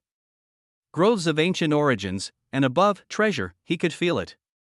Amidst his calculations and tyranny, He could feel it, he breathed in as he loved even the air of this place. The true source of loot within his core shimmered in anticipation. Behind him, Sigrid remained grounded, watching, her hands clenched at her sides and her eyes glowing brighter than ever. And in front of him, the 12 green-tier living origin golems burst forth from hidden groves ahead and beside him. Their bodies were forged from stone laced with living runes, burning emerald veins of condensed existence pumping through their limbs. One bore the form of a spearman inscribed with, Warden of Roots. Another wielded 2 blazing fists and bore the brand of, Thorn Reaper. Others had names, Forest Devourer, Emerald Sentinel, Grove Enforcer. All of them radiated living origin authority, but Noah? He cracked his neck, and stepped into motion. Let's dance. Boom, the first one lunged with an earthen spear, its runes buzzing as Noah ducked low beneath the arc. Planting his foot and twisting into a brutal upward strike, a golden rune flared over his fists. Runic origin hand-to-hand combat pulsed in his veins. He was testing out the capabilities of this garden to the fullest extent, as the ability of hand-to-hand combat was a unique one, where his muscles felt like they remembered movements forged for hundreds of years. Every motion was a weapon, every blow, an execution. Your attacks now scale with living origin energy.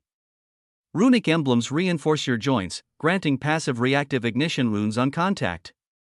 Runic momentum increases with successive hits, runes, and more runes. They seemed closely connected with origin itself.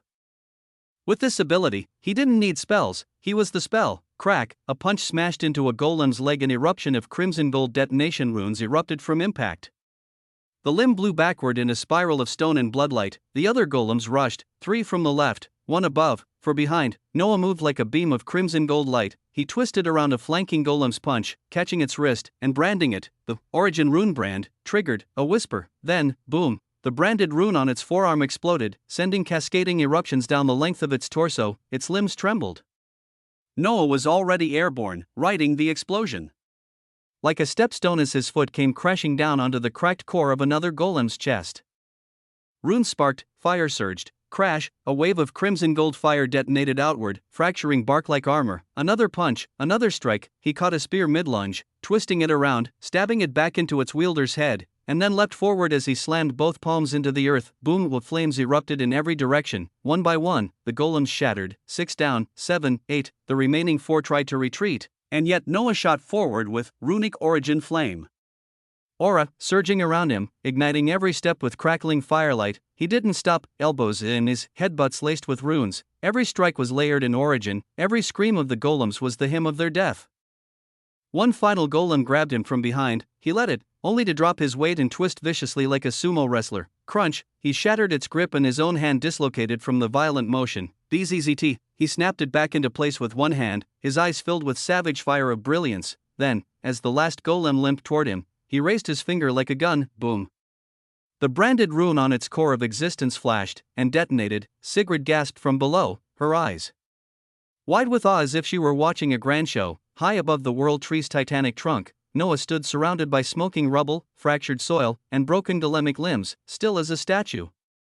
Breathing calmly and smiling, fighting with all parts of his body was a unique experience. The flames curled behind him like wings as he turned toward the glittering crimson gold chest nestled in the crook of the tree, the treasure. The flames in his body howled with resonance, his true source of loot burned with longing. The time had come, somewhere far above, past walls woven of pure authority, across firmaments made from layers of interlocked living origin lattices, there existed a hidden region. It was a domain of threads. Millions of crimson gold strands shimmered in every direction, each humming with layered resonance. Each thread was a path, a fate, a beginning, a treasure, and among them hovered a single presence no larger than a child's hand, but pulsing with existential clarity, the labyrinth guider, the crimson-winged fairy. Her body shimmered with fractal filigree, eyes wide and unblinking as she floated through the lattice of threads.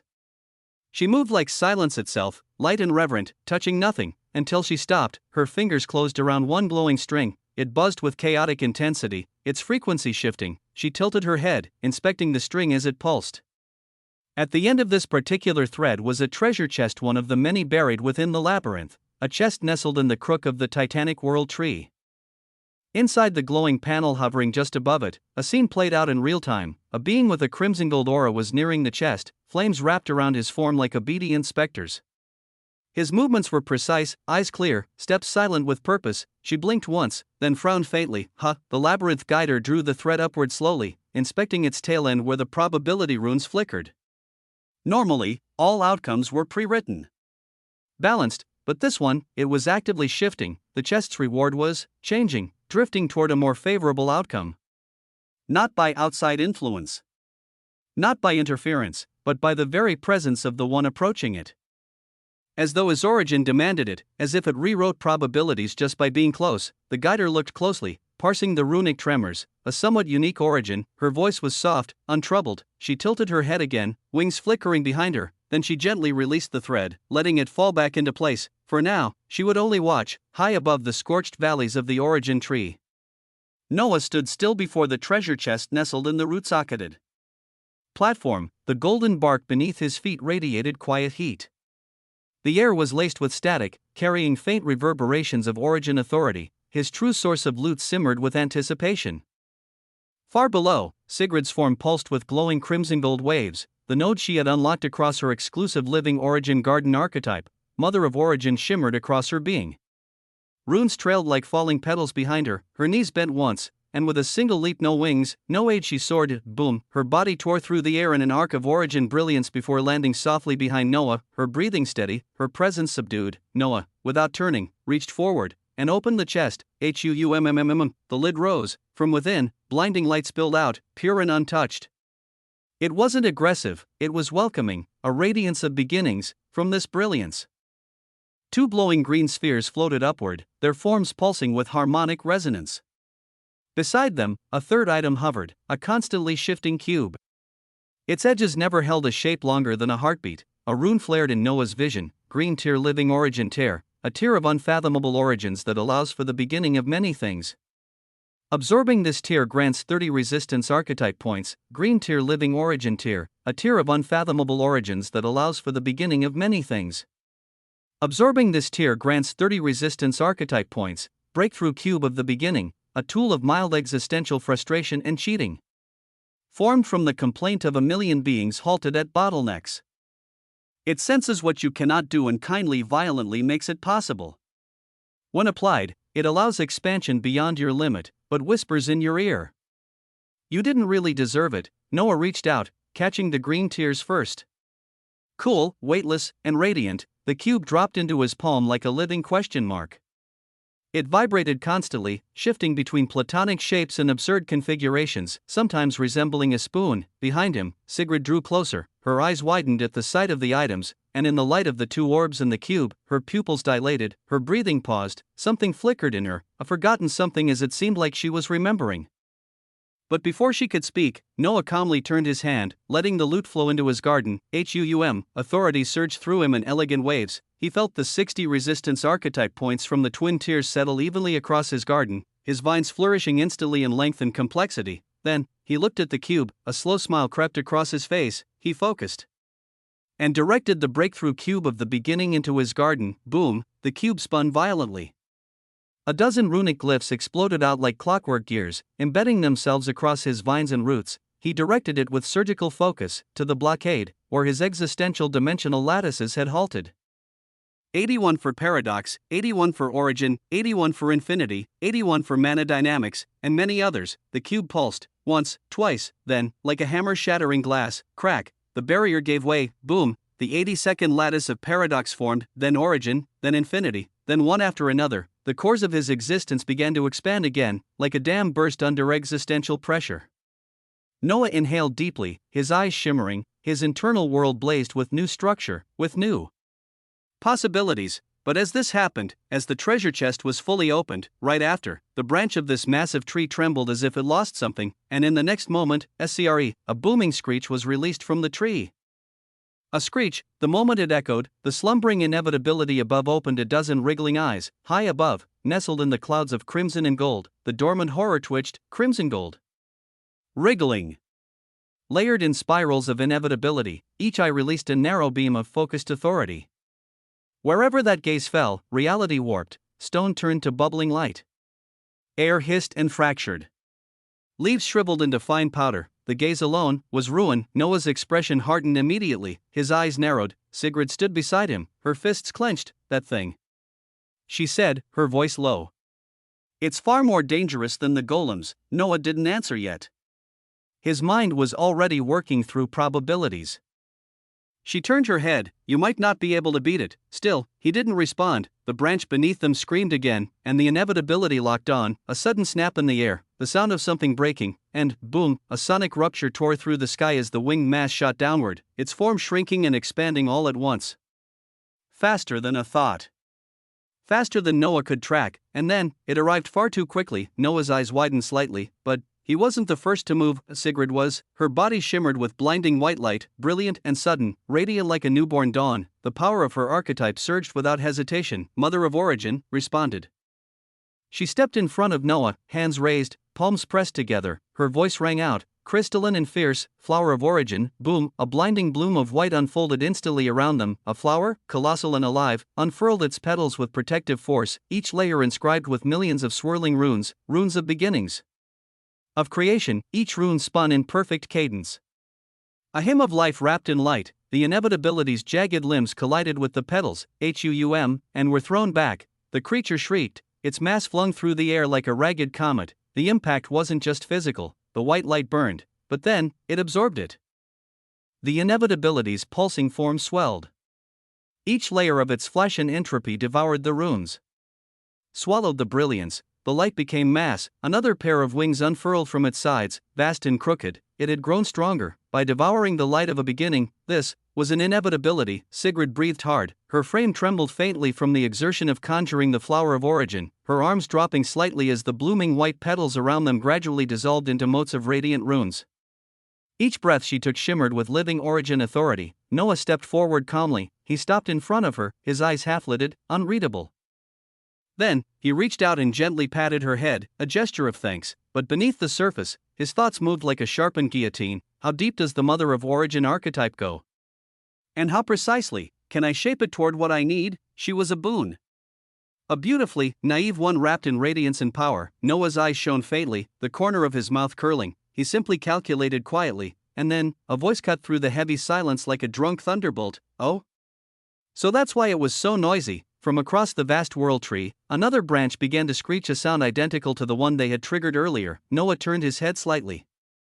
Sigrid did too. A blur painted the skies gold and green as a figure shot through the air fast. It was Mastershin. His gourd was in hand, his wings of living origin spread wide behind him, crackling with green-gold energy. His expression was stern and focused. He saw the imitation mutated inevitability in the air, and without hesitation, he acted. A spear of pure origin blazed into existence in his grasp. No, it formed itself, its body etched with coiling green runes, feathered wings.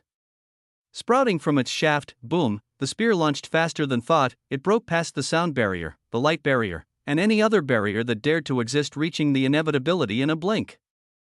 But beside Noah, Sigrid's face fell. No, she whispered. The impact occurred. The green spear struck the mass of writhing flesh and tendrils, piercing it cleanly as an eruption of searing crimson blood sprayed across the air. For a moment, it looked like success, but Noah's eyes narrowed. The inevitability quivered, twitched, and then, consumed, it absorbed the entirety of the green spear's force, devouring it into the spiraling layers of its grotesque flesh. The wound sealed instantly. Its body grew. Another wing tore free from its back with a shriek that echoed through the folds of the labyrinth. Its body surged forward, warping, vanishing, and appearing directly behind Master Shin in the same breath. Jagged tentacles erupted out, crashing into him like a nuclear impact detonated at zero range. Boom! The shockwave rippled across the sky, bending space itself. Sigrid exhaled slowly, her voice low and tinged with an eerie calm. An inevitability is hard to defeat. Her eyes watched the scene in the distance. It swallows everything thrown at it. Noah's brows rose.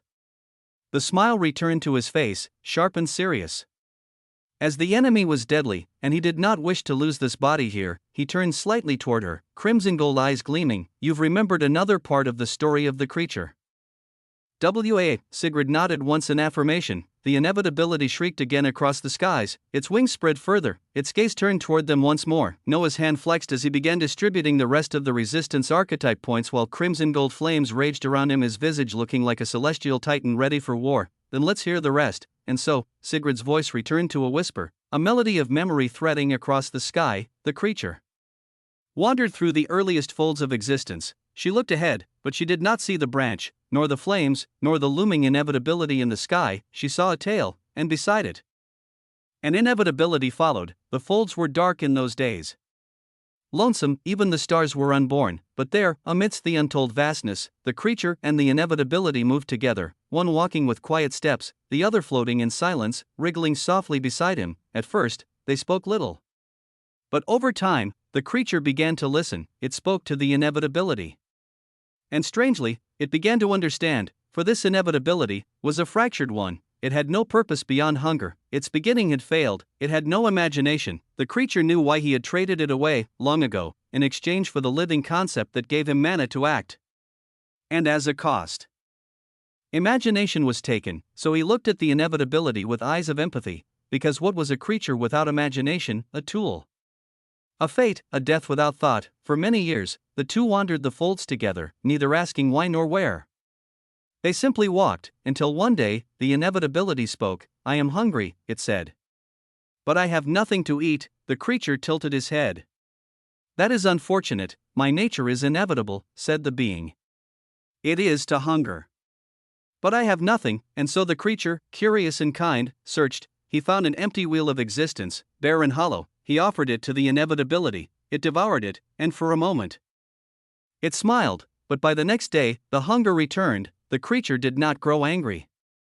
He merely searched again. This time, he found an ascendant wonder of existence, humming with ancient complexity. He gave it to the inevitability. It devoured it eagerly, and once more, it smiled, but the hunger returned again, and again, and again, until one day, the inevitability fell quiet, its body trembled. Its form unstable. "I am sorry," it said. "My hunger will never end." "Then we must find more," the creature said, but the inevitability shook its head. "No.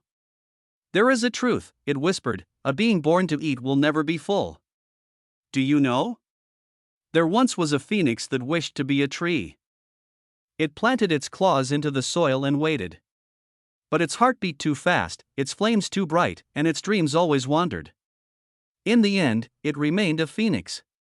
Because a nature may mimic, but it cannot lie." The inevitability looked sad, but then, it had an idea. "If I am to change," it said, "perhaps another nature must be given." "By who?" the creature asked. "By you," it said. "If you give me something of yourself, maybe I will be full." The creature tilted his head again. "What would be enough?" "Your heart." And so, seeing the pain of the inevitability, the creature gave it his heart. He became weak. His steps slower.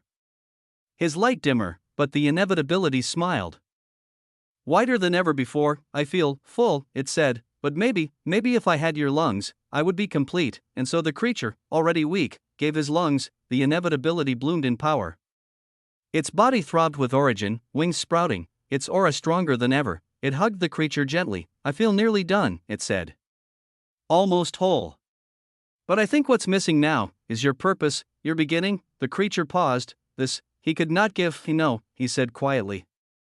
"This is all I have left." The inevitability did not speak, it only hugged him, and as it did, it began to consume his purpose without his consent. It ate at his origin, and the creature whispered, "Why?" And the inevitability said little, but its voice echoed, "I am inevitable.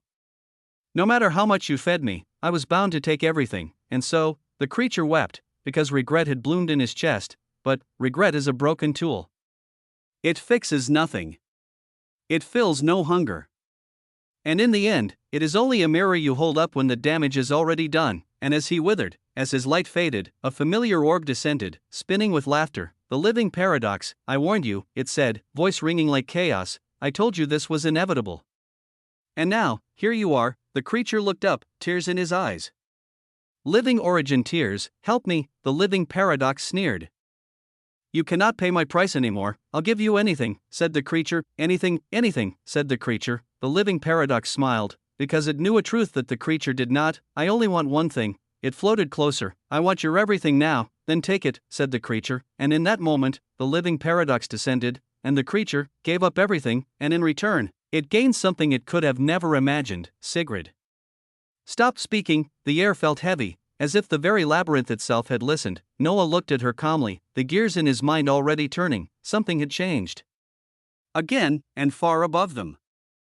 The inevitability screamed, Chapter 38:12, Unbeatable Eye. A screeching inevitability blazed in the skies. Noah stood with his hands behind his back, eyes cold. His mind had long since dissected the tale. The creature had offered everything, first, in the name of empathy. Then, in desperation, heart, lungs, almost its beginning, all to try and change the nature of something that could not be changed, an inevitability, and when there was nothing left to give, it had offered its all to the living paradox to be saved. Noah's gaze didn't waver as he stared at the imitation mutated inevitability screeching high above, its mass growing, wings multiplying, to survive against inevitability. He murmured, the creature had to give itself to living paradox. To give everything, that was the lesson, a rule, carved in agony. The creature had tried to break that law, and lost everything in return. Just as the last echo of the inevitability shriek faded, a green gold flash swept across the treetop. Master Shin descended, wings like blades of emerald light folded behind him as he landed beside them, expression stern. He didn't waste time. It looks like I'll have to distribute the rest of my resistance archetype points, he said, eyes locked on the towering threat before them. To face that thing properly, he turned slightly, his voice steady, directed at Sigrid now. A moment ago, when I struck it, I heard a no. Was that due to your overabundance of caution and Kate for me? There was no jest in his tone, no warmth, just the weight of a question. Sigrid didn't hesitate. No, she said, voice quiet, firm. It wasn't about you, I see. She turned away from him, eyes on the inevitability. That creature in front of us is not one you defeat by simply overpowering. She spoke slowly, attack it, and it will devour your efforts. Grow stronger with each one. That is its nature. Silence. Master Shin took in her words, then said lowly, then how exactly do you fight something like that? At his side, Noah remained motionless.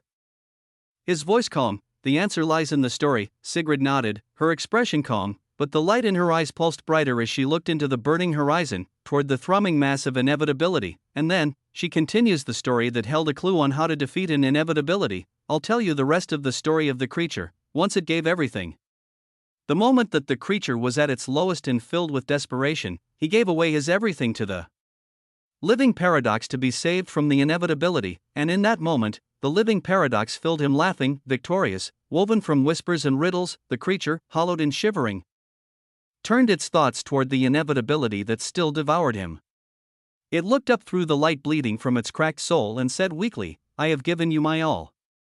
Keep your end of the bargain and save me. And the living paradox tilted its head within him. Do you know, it asked, voice soft like falling ash, how to end something that is insatiable? How to defeat what is inevitable? The creature had no answer, no strength. Its body only continued to shine brighter and brighter with the light of paradox. Its pain, itself, all twisted into something else. The living paradox chuckled with delight and replied, you give it everything, and the light erupted. Crimson, gold, colorless, colorful, waves of paradox burst outward from the creature's frame, and the inevitability hungry, wild, insatiable drank it all. It howled in ecstasy as it took everything in, it expanded, it grew, it became a new boundless star across the earliest folds of existence, a writhing sun of greed and joy and devouring as truly, it took everything, everything. It could be looked at differently for many, one's everything is not another's everything. A beggar's treasure may be a king's defecation. That same shit is everything to a plant as it would devour it greedily as fertilizer. The gift of the innocent can flood the seas, while the offering of tyrants barely fills a cup.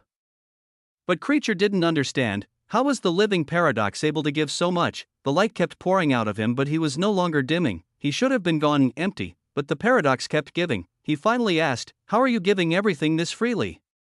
Are you not paying the cost? And the living paradox smiled, not with warmth, but with cunning, curling truth. Oh, I am giving everything, it said. But something else is paying the cost, for I, it whispered, am the living paradox, and one of the things I deal in are inevitabilities. The inevitability roared with euphoria, its nature, once starved and singular, was now bursting with light. It looked upon the creature, now the conduit of paradox, and said with strange peace, you have changed my nature. I feel full, and yet, within the creature, the living paradox only laughed. The light grew brighter, more came, more still, the inevitability widened its eyes as it began to swell beyond reason. It cried out, stop.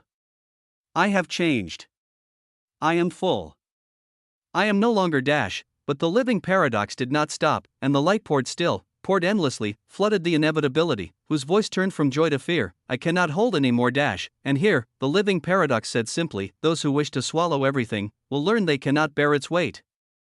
And then, boom, the inevitability exploded. Its body could no longer hold the everything it consumed. From its core burst the creature's heart, its lungs, its stolen pieces. From it burst the light, the living origin, the living concept, and the echoing light of paradox. It scattered, poured out into the folds, across existence, unclaimed, unbound, unstoppable. The living paradox, seated within the creature's hollowed frame, only watched the aftermath with widening eyes.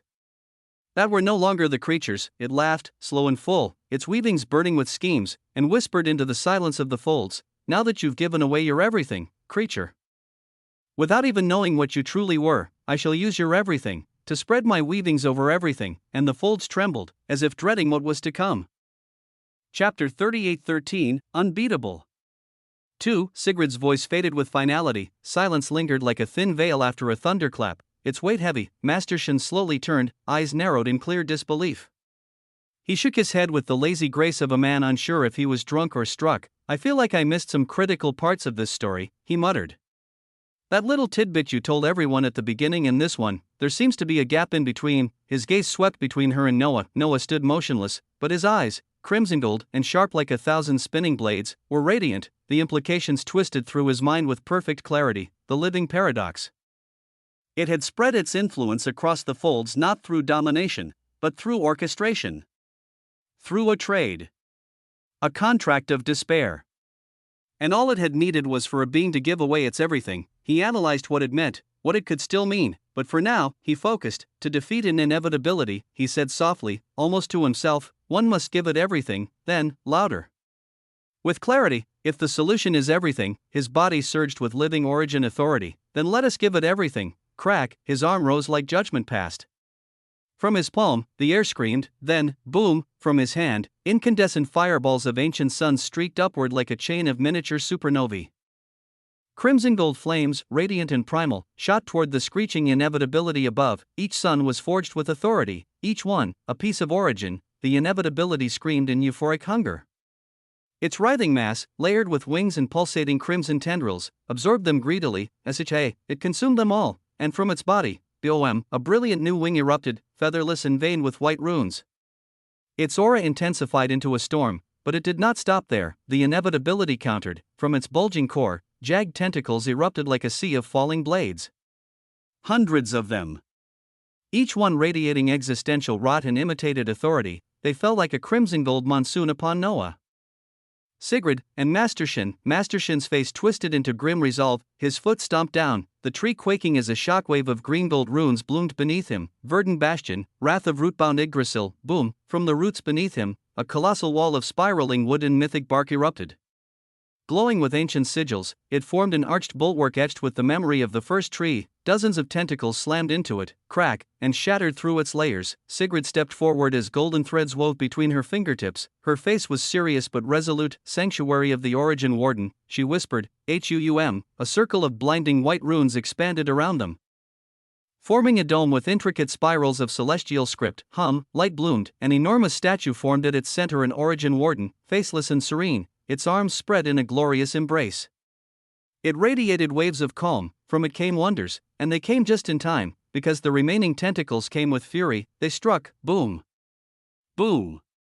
Boom, the dome of white light shook, cracks spread like veins across its shell, but it held, barely. Inside, Noah stood untouched, still feeding fireballs upward with a raised hand. The stream never faltered. A constant beam of flame like molten scripture surged toward the inevitability. It drank it all, screamed in glee, and grew again. A pulse of crimson gold light exploded from the inevitability's mass. Then, it retaliated. Crimson gold light radiated from its dozen eyes, all across the vast region of the world tree. The bark trembled. Crimson gold roots instantly erupted like coiling serpents across branches, and then, boom, from all around, pillars of consuming ruin exploded upward. Rays of ending descended like falling moons, erasing all they touched in streaks of imploding reality. Master Shin gritted his teeth. From his chest, an emerald sphere burst forth, merging with the roots below and forming a titanic image of the world tree behind him.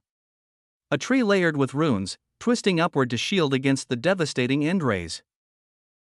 Sigrid reinforced her sanctuary of the Origin Warden. As the massive warden statue lifted its hands and extended its wings of script, crimson gold beams struck, bang, the shields cracked, but held, smoke and steam erupted, Master Shin stumbled, Sigrid's breathing became heavy, Noah was untouched, still feeding flame upward, still watching the inevitability with eyes like blades of insight. Master Shin drank from his gourd, no humor in his eyes. If you continue feeding it and it gets even stronger, what if it explodes after it skewers us? Noah didn't look at him, he just smiled, cold, calm, calculated. Then I hope the two of you can hold on. He stepped forward. Because otherwise, his fire intensified, crimson gold mini-suns howled through the air, we all die, and so it raged, a battle against inevitability, a battle where the only solution was to give it everything. Elsewhere, within the tranquil dominion of one of tremendous origin, serenity reigned, the surface of the sea shimmered with threads of crimson gold. Tides of living origin ebbed and flowed not with force, but with grace.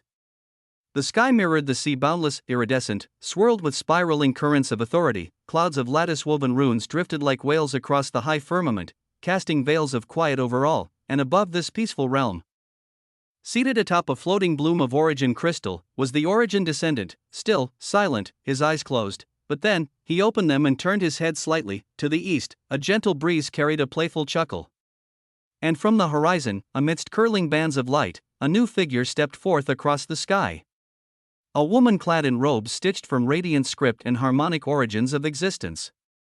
Her skin shimmered with dawnlight, and her hair flowed like calligraphy unfurling. Her presence breathed living origin authority, just like his. She smiled wide, amusement glinting in her eyes. So I wasn't mistaken, she said, walking barefoot across the surface of the sea, each step blooming runes beneath her feet. I heard from the labyrinth guiders that your domain here has some entrance from the folds under the living paradoxes. The origin descendant didn't move, didn't answer at first, but as she came closer, he finally gave a slow nod, barely perceptible. She exhaled in wonder, then floated down beside him, forming a twin bloom of origin crystal. She sat with her legs folded beneath her, chin propped in one palm. May I tap into your strings then? She asked sweetly. Just to peek? I promise not to interfere. His gaze shifted toward her, unamused. Must you be curious? He said, voice deep and composed, with so many terrifying things moving across existence? He looked away once more, facing the waves of authority and the thousands of crimson gold threads stretching far and wide. I've already confirmed them. All of them are mere fold dwellers. They've lived under the shade of paradox, but none bear the blood of the foldless ones. If they did. His tone sharpened, faintly. I would have intervened. Removed them myself. The woman's smile didn't fade. She leaned back, hands behind her head. You're just like the others. Always so prejudiced against anything even touched by the living paradoxes. He didn't rise to the bait. His voice remained calm, measured. There's reason enough for that prejudice. We all remember what the living paradox did for many years. All of us have heard the stories of the earliest folds, and what happened through the revered creature. The woman raised her gaze skyward at that, expression softening with faint reminiscence. The stories of the earliest folds. Whatever some may say, many things would not be possible today without the living paradox. She echoed gently. Do you think, if these fold dwellers knew the stories, they might actually stand a chance? Against the imitation mutated inevitabilities, at least. He didn't reply at first. She waited, and finally, maybe. He turned slightly, eyes glinting with subdued contemplation. But if they have sufficient origin, if they survive long enough and climb high enough within this labyrinth, then they will naturally reach distinction. And when they do, they will be shown many things, including the stories. At that moment, a soft burst of light pulsed across the sea of authority. A ring of runes spun into being as a small figure appeared no more than a few inches tall, with wings of geometric light and hair that shifted between hues of red and gold. The labyrinth guider of this domain. She floated gracefully toward the pair of origin descendants, bowing her head with solemn respect. My lords, she said, her voice like falling wind chimes. She turned first to the seated man. A unique new battle is unfolding. One of the fold dwellers seems to have deciphered something. At this, she lifted her small hands and tugged on a seemingly invisible thread. A wave of luminous lines bloomed before them, curling into an image suspended in authority, and in it, Noah, a figure of crimson gold, feeding fire into the screaming form of a massive inevitability. Beside him Sigrid, glowing like a holy beacon, and Master Shin, a wall of resistance, as they fought not to destroy, but to feed. The battle unfolded in real time. The origin descendant and his peer watched silently. Chapter 38:14. Everything the fire never stopped. crimson gold fireballs poured from Noah's outstretched hand, endless and unyielding as the sensation was utterly euphoric for him. Others enjoyed sports. Others had hobbies for cooking or cleaning or copulating. But, man, did he love spamming, like stars torn from a burning sky, they arced upward in a brilliant stream, each orb forged from condensed living origin authority, each one glowing with the tyrannical weight of origin, and the imitation mutated inevitability devoured them all, its wriggling mass twisted in gluttonous euphoria. Wings sprouted. Veins bloated with radiant complexity. Its eyes, dozens of them, widened with need, with madness. Each moment, it grew larger, heavier, more unstable. Noah hovered midair before the abomination, his expression tyrannical and magisterial. The torrent of fire from his hand remained constant. A beam of golden suns feeding a thing that only knew how to consume. Below him, Sigrid stood firm, her breathing calm but heavy. Master Shin flanked her, his brow furrowed as the enormity of the scene settled in. Then it happened, the inevitability screamed, its screech carved jagged waves into the air. From within its undulating mass, a final, frenzied assault burst forth, with hundreds of spear-like tendrils wreathed in devouring laws and unstable resonance erupting. The skies cracked, tentacles rained like blades. Master Shin gritted his teeth as a luminous shield of emerald runes bloomed around him. His figure blurred, invoking a unique defensive art. It shimmered with ancient wisdom. Roots and branches twisting into defensive rings, Sigrid stood beside him, expression firm. Her eyes narrowed as her archetype pulsed. She raised both arms slowly, sanctuary of blooming oath, a crown of white gold petals circled her head. Runes spun around her frame as a translucent domain bloomed outward, a sanctuary of celestial grace. Not only did it defend, it strengthened. A sacred aura wrapped around Shin and Noah alike, accelerating their regeneration, stabilizing their flow. Still, it wasn't enough. A few tendrils punched through, one tore across Noah's side. Another cut shallow through Sigrid's shoulder. Shin's forearm bled freely. They didn't cry out as the damage was minimal. One was an originus venerant, and the other was a ridiculous woman with even more ridiculous origins. Both didn't falter. Shin coughed and shook his head, glancing sideways with shining eyes. I still can't begin to understand how you're releasing this much origin authority. A question related to the spamming, a question that Noah did not answer as he focused at what was ahead. Sigrid lifted another flower of origin, petals unfurling around them once more as a healing wave of pale light swept outward. Their wounds sealed in silence. Their breath steadied, and then, bzzzt, the inevitability pulsed. Its body had grown grotesque, bloated beyond natural function. Its wings twitched. Its eyes flickered wildly. Complexity churned in its core with unstable rhythm. It had eaten too much. It didn't stop. Noah rose toward it, hovering at eye level with the beast. Still he fed it. Fireballs surged from his palm like the wrath of a celestial elemental. His voice rang out, calm and detached. Eat.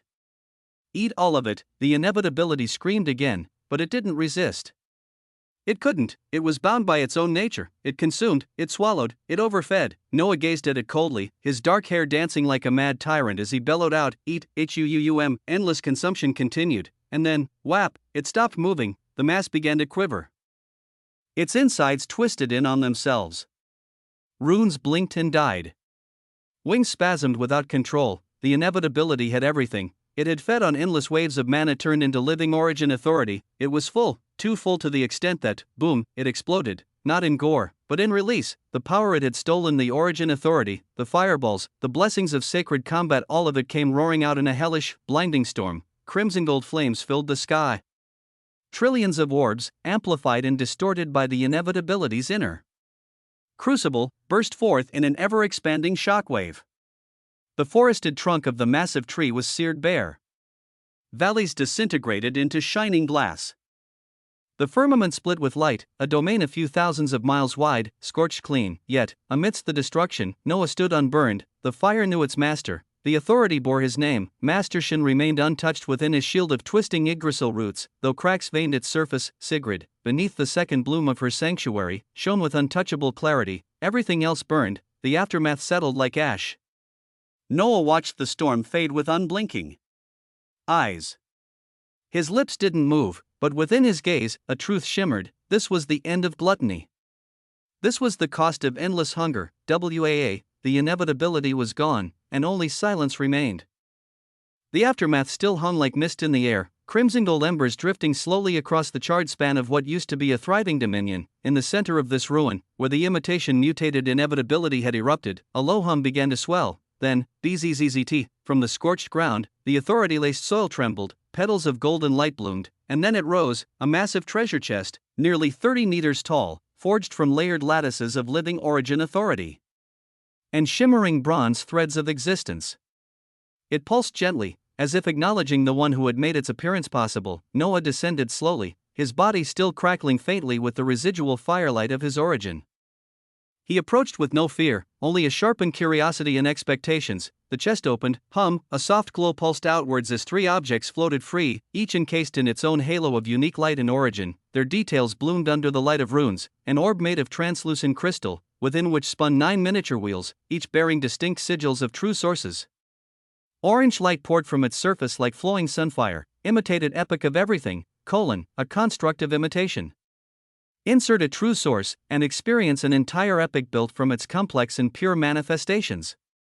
Ideal for rapid comprehension and elevation in complexity and purity quotients. Breakthrough cube of the beginning. Noah had seen it once before, shifting endlessly in form, from polyhedron to fluid to impossible geometries. Still as arrogant. Still whispering of breakthroughs that one did not earn, the final object pulsed golden bright, blinding in its presence. It resembled the epic orban structure, but it had no wheels and looked even grander. It simply radiated, imitated everything, an imitation of the origin of all things. When absorbed, allows one to experience the everything of their own origin, its concepts, epics, failures, and triumphs across an unknown duration. Noah's eyes paused on this last item, a glint sparked in them. The first object allows me to experience everything about one source. His hand moved without hesitation. This will let me experience everything of every source I bear. He grasped, imitated everything, and absorbed it calmly into his garden. A faint ripple of gold passed through his skin. Without breaking stride, he tossed, imitated epic of everything, to Sigrid. Then, the breakthrough cube was sent flying toward Master Shin, who caught it mid-air. The loot was nothing too crazy, Noah remarked flatly, turning back toward the flickering embers of the battlefield. Master Shin blinked, his expression said otherwise, but he didn't argue. He shook his head with a rueful smile. Using only half of my resistance archetype points is too much of a handicap, it seems, he said so with a smile. Then he looked over the blackened expanse, the melted hills of bark, the scorched winds, the rooted valleys now laid bare, a domain reshaped by unrelenting fire. Noah stood silent as new prompts appeared before his gaze. 175 resistance archetype points gained, sources. Imitation mutated inevitability and living origin golems. The numbers weren't a surprise, but their value was significant. Progress. The thought pulsed quietly in his mind. His internal vines of the garden shifted and lengthened, roots eager to devour the offered nutrients. His form didn't tremble with excitement, but inside, he calculated the growing distance between him and those ahead, and how close he was to eclipsing them entirely. Chapter 38:15. Everything too far away from the still scorched domain of the labyrinth and its dwindling embers of aftermath. Another body of Noah stirred within the boundless expanse of the infiniverse crucible, in the depths of the rapidly expanding infiniverse wheel of existence. Here, the sky no longer wept vibrant stellar rain. Here, the war of purity and complexity never ceased. He experienced all of this as he couldn't help but compare and enjoy the sensation between the body here and the body in the labyrinth. Above, impossibly bright banners of true sources flowed through existence like painted rivers. Continuity, mana dynamics, entropy, dreams, prana, and more. Each source bloomed with more brilliance than the last, their weavings thick and unruly as they blanketed this true frequency with ceaseless authority. Beneath those shifting havens, hundreds of the most powerful from the infiniverse wheel of existence were locked in constant battles, from Erickson to the Emperor Penguin, all the way to the records of Commander Fong and Oppenheimer. Their true sources burned furiously. Their spirits howled, and yet, when death came, it did not linger. The moment existence was shattered, they fell once more from the distant skies, wrapped in a green lotus of continuity, reborn, and they returned stronger, more complex, more pure. Floating in the center of it all, Noah hovered like a still constellation at the center of everything. Crimson gold robes etched with the layered runes of every true source he had mastered fluttered around him, untouched by wind. His gaze was calm, his presence imperial. The sheer weight of his complexity and purity had already surpassed common primarchs. He felt many things, but one of them was, why do I feel like a villain? He felt both the true sources of the hero and villain buzz due to what he was currently doing. With one hand raised, he idly restrained the infiniverse body, ruination, pre-March Romulus, along with the dozen radiant resplendent monads, all forced into a floating stasis, unable to draw closer. In his other hand, a flickering orb of gold could be seen, imitated everything. It pulsed with glorious light as he pulled it from one body to another. As he examined it, a ripple of gravitational authority spread from his palm. No command left his lips, but the crucible responded. A brilliant eruption of the true source of gravitation thundered outward towards one of his oldest treasures, violating the protective weave of Ruination's crimson ruin wheel. Her blazing gold crimson form, majestic and chaotic, was torn from the skies and dragged down towards him unwillingly. Her bellow echoed, but Noah was unmoved as he played the part of a villain well while training his people. He floated above a sea of mana like an emperor above the tides of war as he reached out to grasp Ruination. With one hand, he caught her by the throat. Her eyes pulsed as ruin wheels spun. He smiled. The calm in his expression was chilling. It is good to struggle until the very end, my dear Ruination. Ruination tried to resist, wings of unraveling doom lashing outward only for them to fizzle in proximity to his origin. She bellowed, lips curling in frustration as her master was so far away, so gloriously complex as he rose too fast, and he brought the imitated everything before her eyes as he asked, "Can you multiply this?" She blinked, briefly stunned, then, shaking her head with gritted teeth, she admitted, "Not yet. If I reach Originus Venerant, maybe. But now? It's too complex, even for me." He didn't sound disappointed, only resolved. His gaze sharpened as golden origin authority flooded from him. It wrapped around Ruination's form and began to unravel her. "Then let's get you even stronger, even faster." No, With a single surge, Noah dispersed her entirely, breaking down her identity, her origin, and her beginning, dismantling her existence with a chilling thoroughness. Then silence, but only for a breath. A second passed, a flash of crimson gold raged above, and then, boom, a more powerful, more radiant form of Ruination exploded back into existence, crashing toward him again with renewed fervor, her true source even more unstable, even more euphoric in destruction and ruin. Noah absorbed her blow casually, his robes rippling, his body unmoved. The crucible thundered with chaos, his people kept dying and returning, all while he stood still in the eye of the storm. The imitated everything still pulsed in his palm, now confirmed to be non-replicable. He looked at it one last time, the emotion in his eyes a fusion of calm, tyranny, and silent wonder. "Then so be it." His voice cut through all the noise, all the weavings, all the ruin. "Let me experience everything of myself." His fingers closed around the orb. Even if it's imitated, the moment Noah activated the imitated everything, more than half of his consciousness was torn from the crucible, drawn inward, into the golden item, into the imitation of everything, into himself, into his beginning. Everything turned dark. Then, light bloomed. It flickered dimly from the cracked ceiling of a rundown apartment, the hum of an old fridge vibrating in the silence.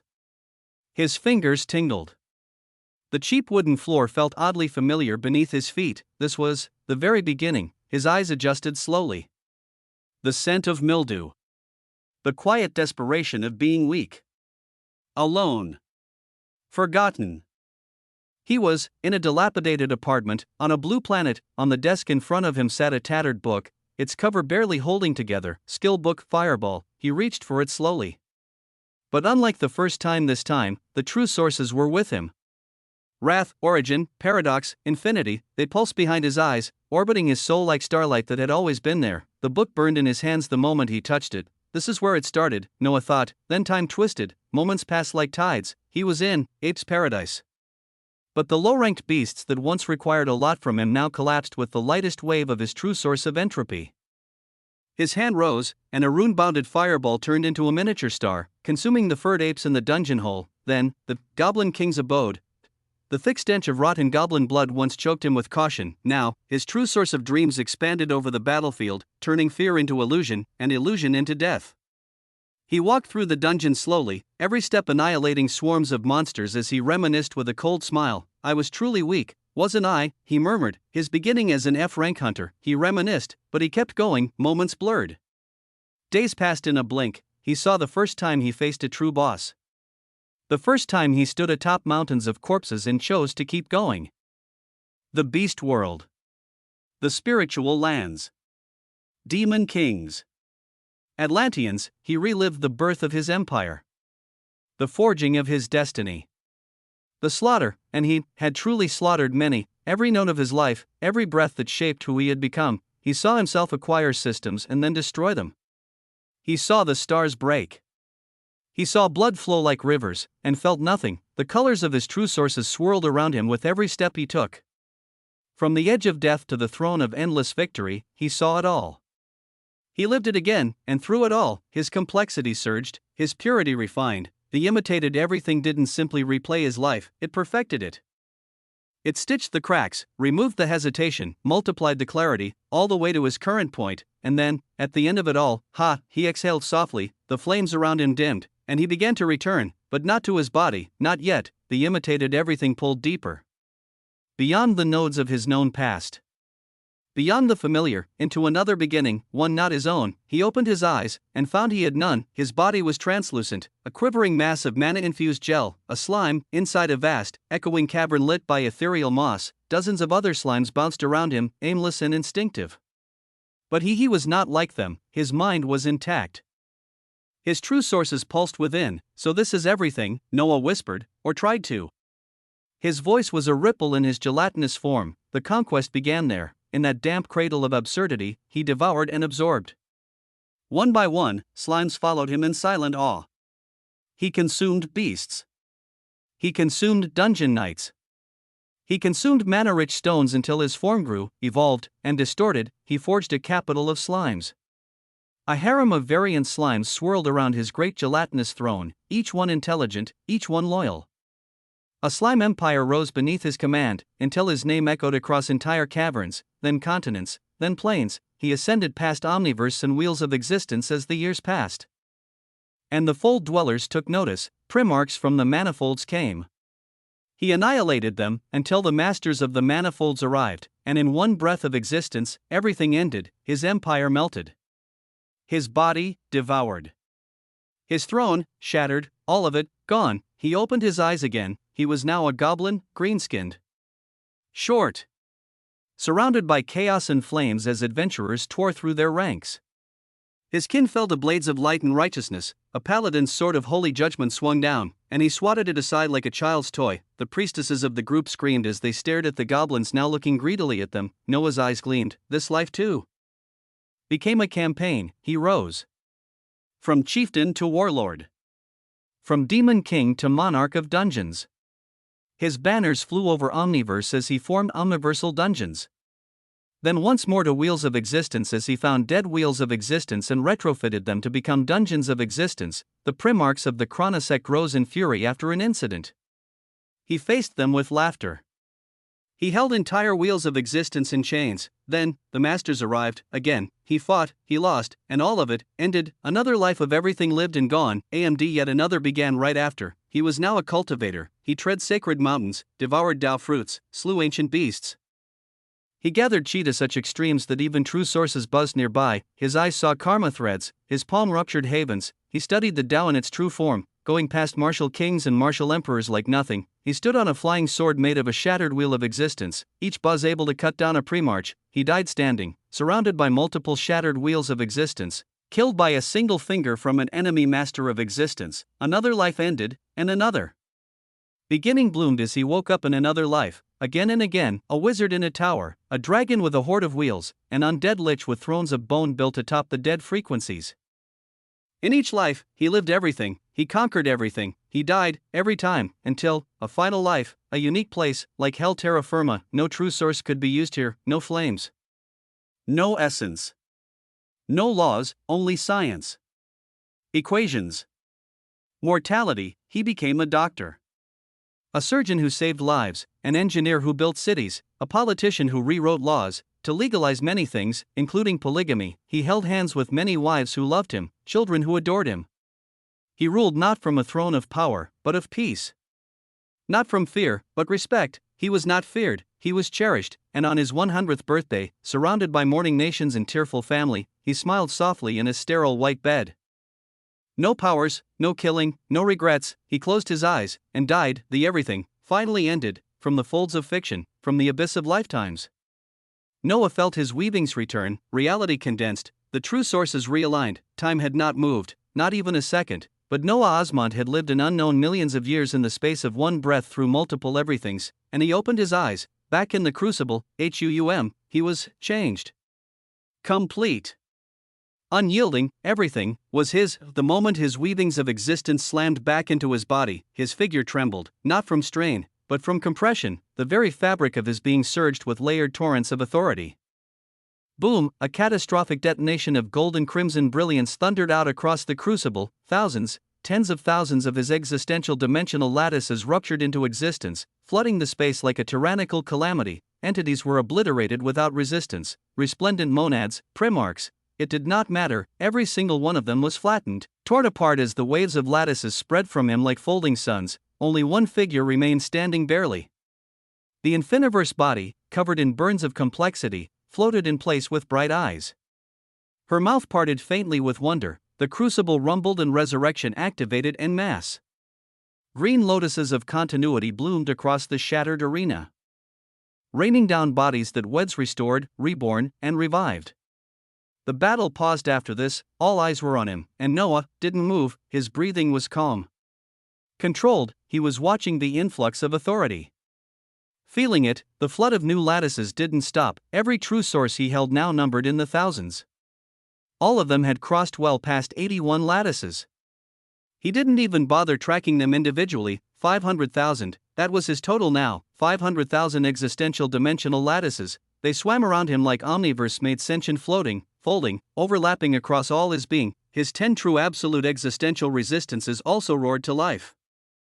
Each surged to a base of 40%, all except for one, origin resistance, 65%. It was a glorious wonder made possible for the living origin labyrinth. He breathed slowly as the stats aligned to him bloomed. Noah Osmont, origin primas manchen infinitum. True sources with lattices forged, origin primas manchen infinitum. Paradoxical, 4,000 lattices, chronos, temporal. 2,500 lattices, genesis, origin. 3,200 lattices, quantum, 3,800 lattices, space, dimensional.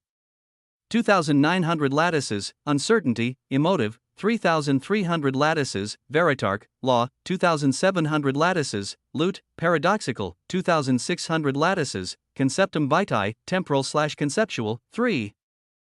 400 lattices, existence, origin/paradoxical. 3,100 lattices, summoning, conceptual/spiritual. 2,300 lattices, ether, dimensional/origin. 1,500 lattices, pride, emotive/conceptual. 2,800 lattices, cows, paradoxical/conceptual. 1,600 lattices, total existential dimensional lattices. 500,000, true absolute existential resistances, paradoxical resistance. 40%, elemental resistance. 40%, temporal resistance. 40%, origin resistance. 65%, quantum resistance. 40%, dimensional resistance. 40%, spiritual resistance. 40%, conceptual resistance. 40%, emotive resistance. 40%, law resistance. 40%, collective total resistance. 425%, current complexity quotient, CQ 600.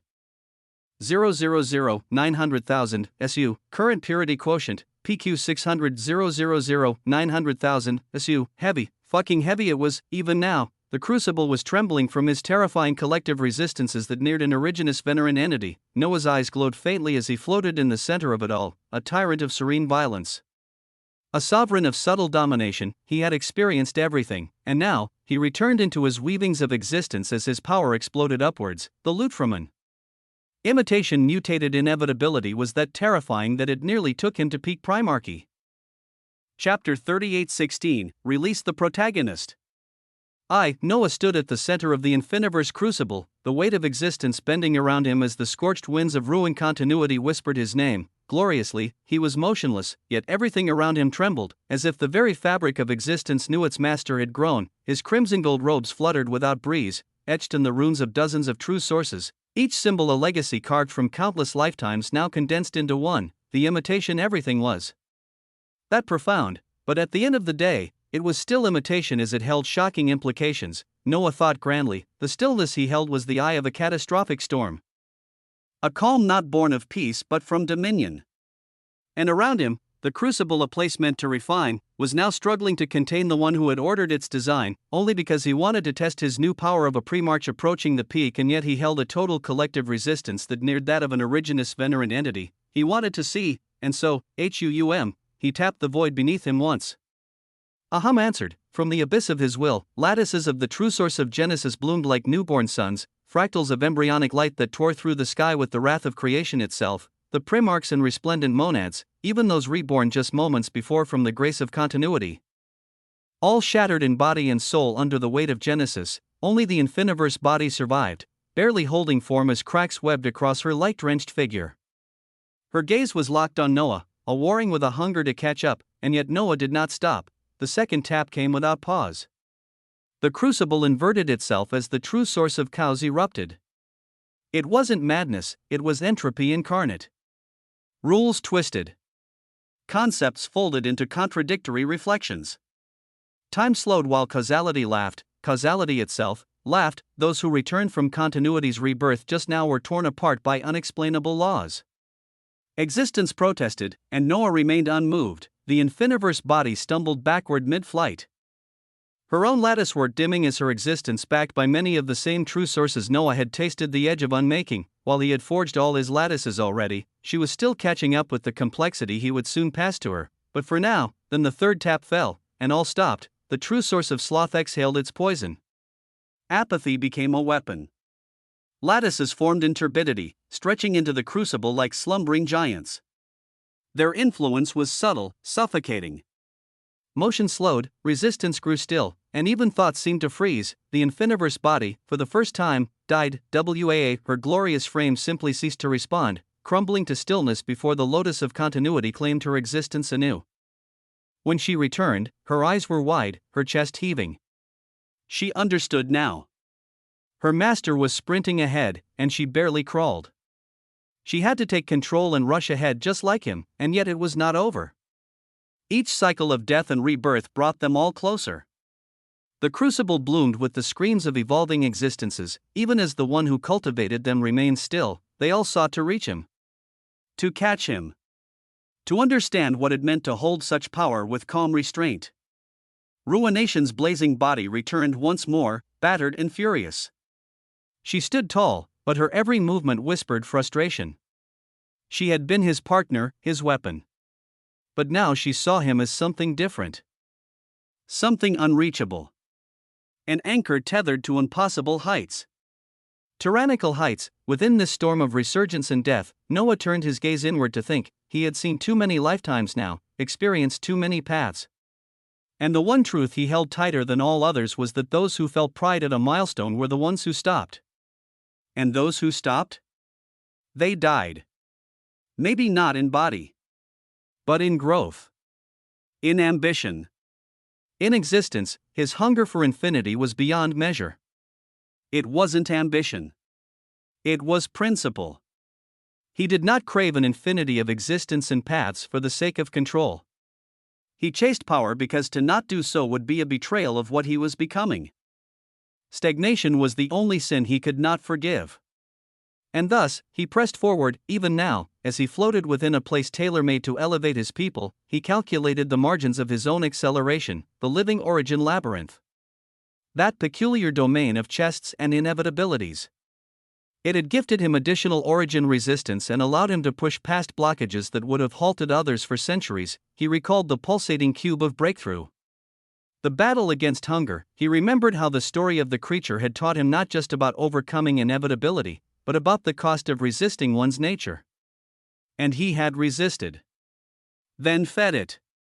Then watched it explode. The infiniverse crucible, by contrast, was a forge without limit. Here, he could kill all of his companions, and continuity would raise them stronger. Here, his authority surged every second as his lattices stacked upward in a sea of burning calculation. And between these two boons, he was now what others would consider exceptionally powerful, but he did not consider himself so, merely a primarch. His voice dripped of dignity and unfathomable majesty. He had not yet unleashed every tool. He had left one reserved. Not out of fear, but caution, the true source of the protagonist. He had always wondered what it would do when freed. What it would seek. What fables it might entangle him with.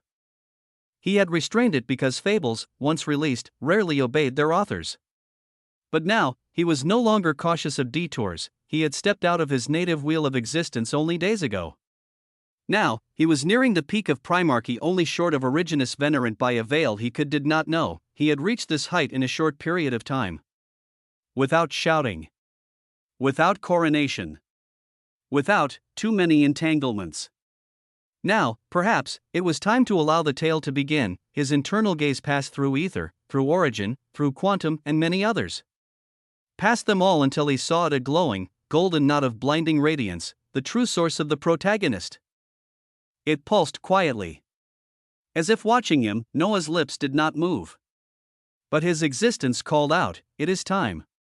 Spread your weavings freely." Bzzt. A pause, then, light, a golden flare erupted through the crucible. A single prompt appeared before his gaze, gilded in script that felt older than existence. "Ah.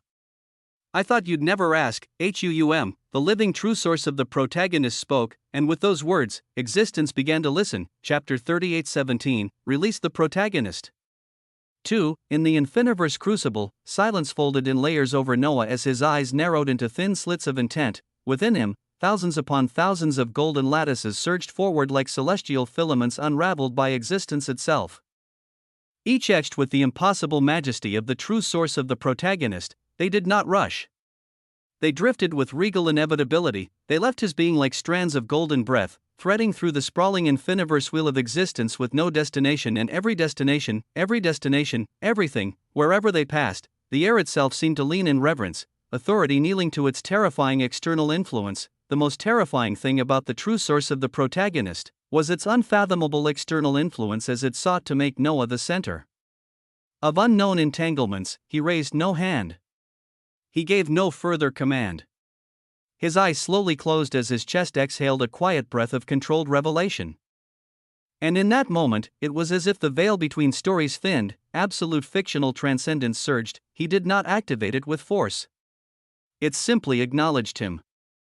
The concept of fiction woven, curated, and defied open like an ancient eye buried beneath all existence, and he saw, not clearly, not precisely, but he glimpsed fables. Just like before with Master Hannibal and the masters of the manifolds and the chronosect of threadbound folds, roles whispered by narrative forces that transcended logic, he only smiled faintly. Then, darkness came, not in his sight, but in the shift, for the perspective was no longer his, deep within the hollow concord of nullity. Far removed from the glimmering madness of a certain infiniverse crucible, there lay a realm drenched in stillness. Here, silence was thick. Here, the air did not move unless it was commanded. Here, beneath forgotten frequencies and across the weavings of unfinished paradoxes, a sea of blood stretched across an entire omniverse that was alive. Inside a true frequency of life that was inside a living wheel of existence, the sea of blood inside the omniverse was crimson gold. Still. Endless. It was not metaphor. It was literal. Blood of entities. Blood of existences, and seated upon its trembling surface atop a throne of pale bone and folded wings, was him, Etheron. A crownless wonder. A forgotten prince. Draped in flowing white robes unmarred by stain, his long silver hair drifted lazily over his shoulders, though not a single breeze dared approach him. His complexion was porcelain, but not fragile. He looked human, but impossibly beautiful. And impossibly wrong. Eyes the color of wine, deep, somber, and utterly detached, gazed down at the figure in his grasp, a woman. Once a proud pioneer of existence. Now a trembling husk. "You're screaming very loudly for someone so irrelevant," Etheron murmured, his voice smoother than silk. With a drawl of apathetic cruelty, he lifted her easily with one hand, then sank his fangs into her neck. There was no resistance, only surrender. The blood glowed with shimmering color as it flowed out of her and into him. Her eyes rolled back. Her existence flickered once, and then vanished, and when he was done, he sighed. Etheron tossed the lifeless body into the crimson sea, where it joined countless others.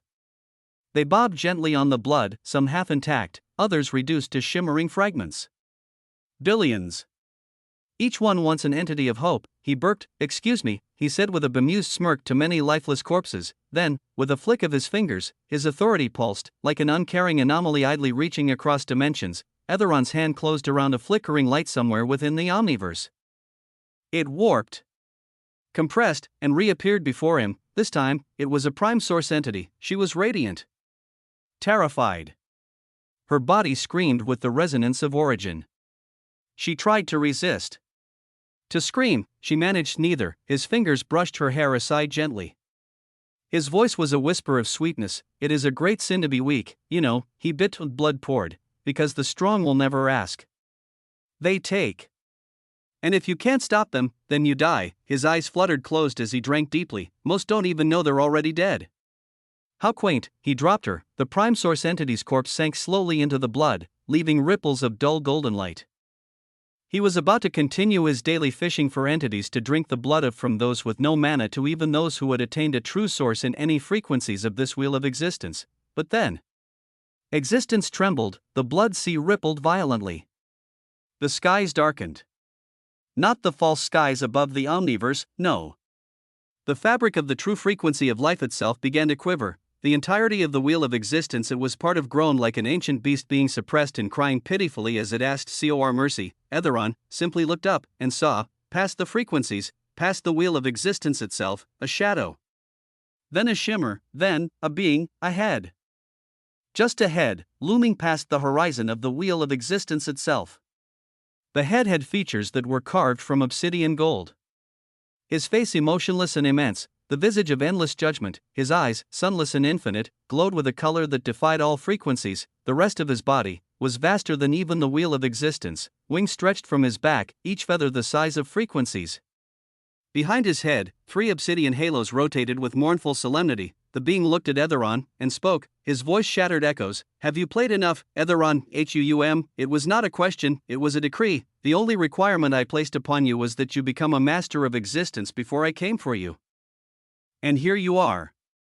An unbound living paradox, wasting away in this fetid fold, playing house with corpses and indulging in unsavory appetites. The colossal being leaned forward as the wheel of existence creaked as if it would break from the pressure of the gaze alone. His eyes sharpened as the massive entity continued. Do you need help in breaking through? Etheron didn't flinch, his lips curved slightly. He wiped a crimson drop from the corner of his mouth with a hand that gleamed with glorious authority. He looked up with the same calm he always wore, the same cruelty, the same weariness, towards a foldless one. Chapter 38:18, Foldless One. Above the crimson gold sea of drained lives. Amidst the trembling folds of a dying omniverse, Etheron stood motionless, his pale hands, now stained with the remnants of a prime source entity's lifeblood, fell to his side as he slowly raised his eyes to the obsidian gold being whose face alone loomed larger than a wheel of existence. The air itself seemed to still around him, folding unnaturally as if bowing before the being's presence. His voice was cold. Judgment layered over indifference. The obsidian halos behind him spun slowly, glinting with unknown inscriptions. Wings of crystallized living paradoxical authority folded neatly behind his towering form. He had no visible mouth, but his voice spoke directly into existence. Bypassing sound entirely, Etheron looked up with no visible fear. Only amusement, and the faint glint of mischief in his blood-red eyes. His white robes fluttered gently, blood still staining the hem as if it were embroidered crimson. He wiped his lip with the back of his hand and tilted his head. I don't need help, Arizarak, he said, letting the foldless one's true name slide from his tongue like honey. I am merely setting bait for someone just like me. The massive entity was still for a long moment. The entire true frequency of life trembled under the weight of his silence before he asked, You're setting bait for one like you? Arizaraka's voice came at last. A few decibels more curious. Bait for whom? I have overseen this region. No new young paradox has been born under my jurisdiction. Etheron's lips twitched. Then perhaps your jurisdiction isn't as complete as you assume. There was no change in the foldless one's face, but the folding light around his halos pulsed ever so slightly. You mean to say another young paradox has emerged, and I have not sensed it? I didn't say they emerged here, Etheron replied, his tone playful, almost bored. But yes. I'm certain one exists in these folds. Arizaraka's eyes narrowed. Etheron, you know the guidelines I gave you. You cannot consume a young paradox if one has risen. Unbound living paradoxes are all granted a chance to see if they might join us. Etheron's gaze sharpened. The smile remained, but his voice lowered. You say that as if I have forgotten. But tell me, Arizarak, what happens when the very nature of something cannot be changed? When a paradox refuses your hand, that is not for you to decide. Oh, but it is for you? Etheron took a single step forward. The blood seeped below him rippled, as if even the collected dead dared not stain his feet. You come to me as if I were a rogue beast that needs shepherding. Have you forgotten? I am what I am because I was allowed to be. Your weavings permitted it. Your weavings are reason I am here. And my lineage is not one you can dismiss lightly. Arizaraka's silence was oppressive. The titanic foldless one stood like a celestial judgment given form, but Etheron's words had weight. His was a special case. Arizarak shifted slightly. You are here because your lineage grants leniency. But you are still bound, Etheron. Still beholden to the foldless weavings. You devour too much. You stray too far. That leniency can be revoked. Etheron's eyes darkened, the playful tone vanished from his voice as he looked up and said, then revoke it. If I cannot devour the young paradox, what is the point of this charade? I might as well achieve mastery of existence now and be done with it.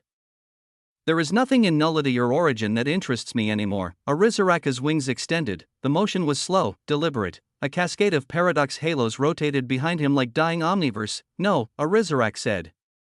Lead me to this young paradox. That is your next duty. The disdain on Etheron's face was clear.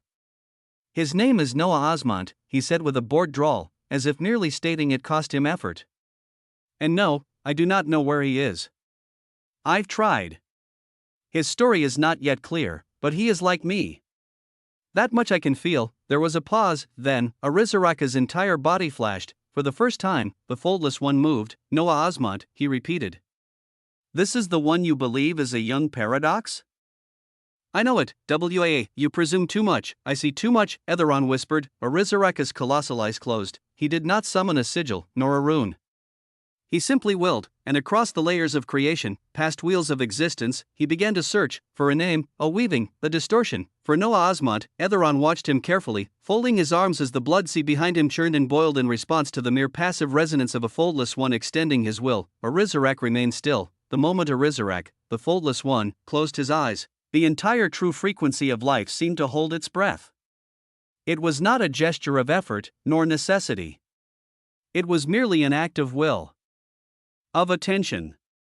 And in a span of a single second, that attention became absolute. Then, the eyes of the celestial entity opened again. After just a second passed, since he began looking for Osmont, obsidian gold radiance blazed across the skies of the omniverse, coiling like judgment around every layer of existence.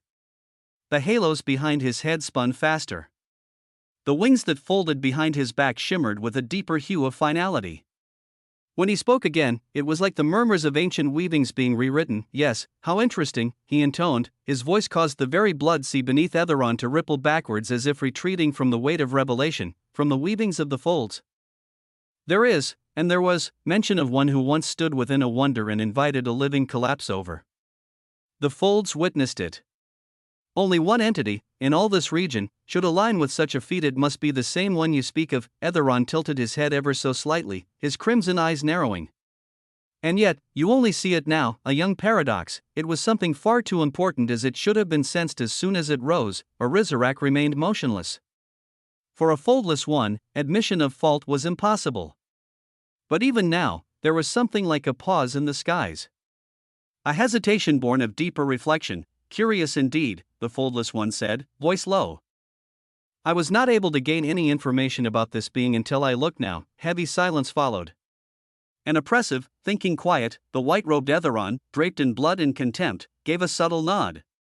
With your inclusion in this matter, there is now no suspense regarding the existence of this other living paradox. He tapped his fingers against the folds of his robes, and then asked, so then, have you found where he is now? Arizarak did not speak immediately. The obsidian halos behind his head spun one rotation slower. The folds tell me he was taken by the dwellers of the veiled sunfolds, the foldless one said at last, the words etched with weight. But everything after that grows murky.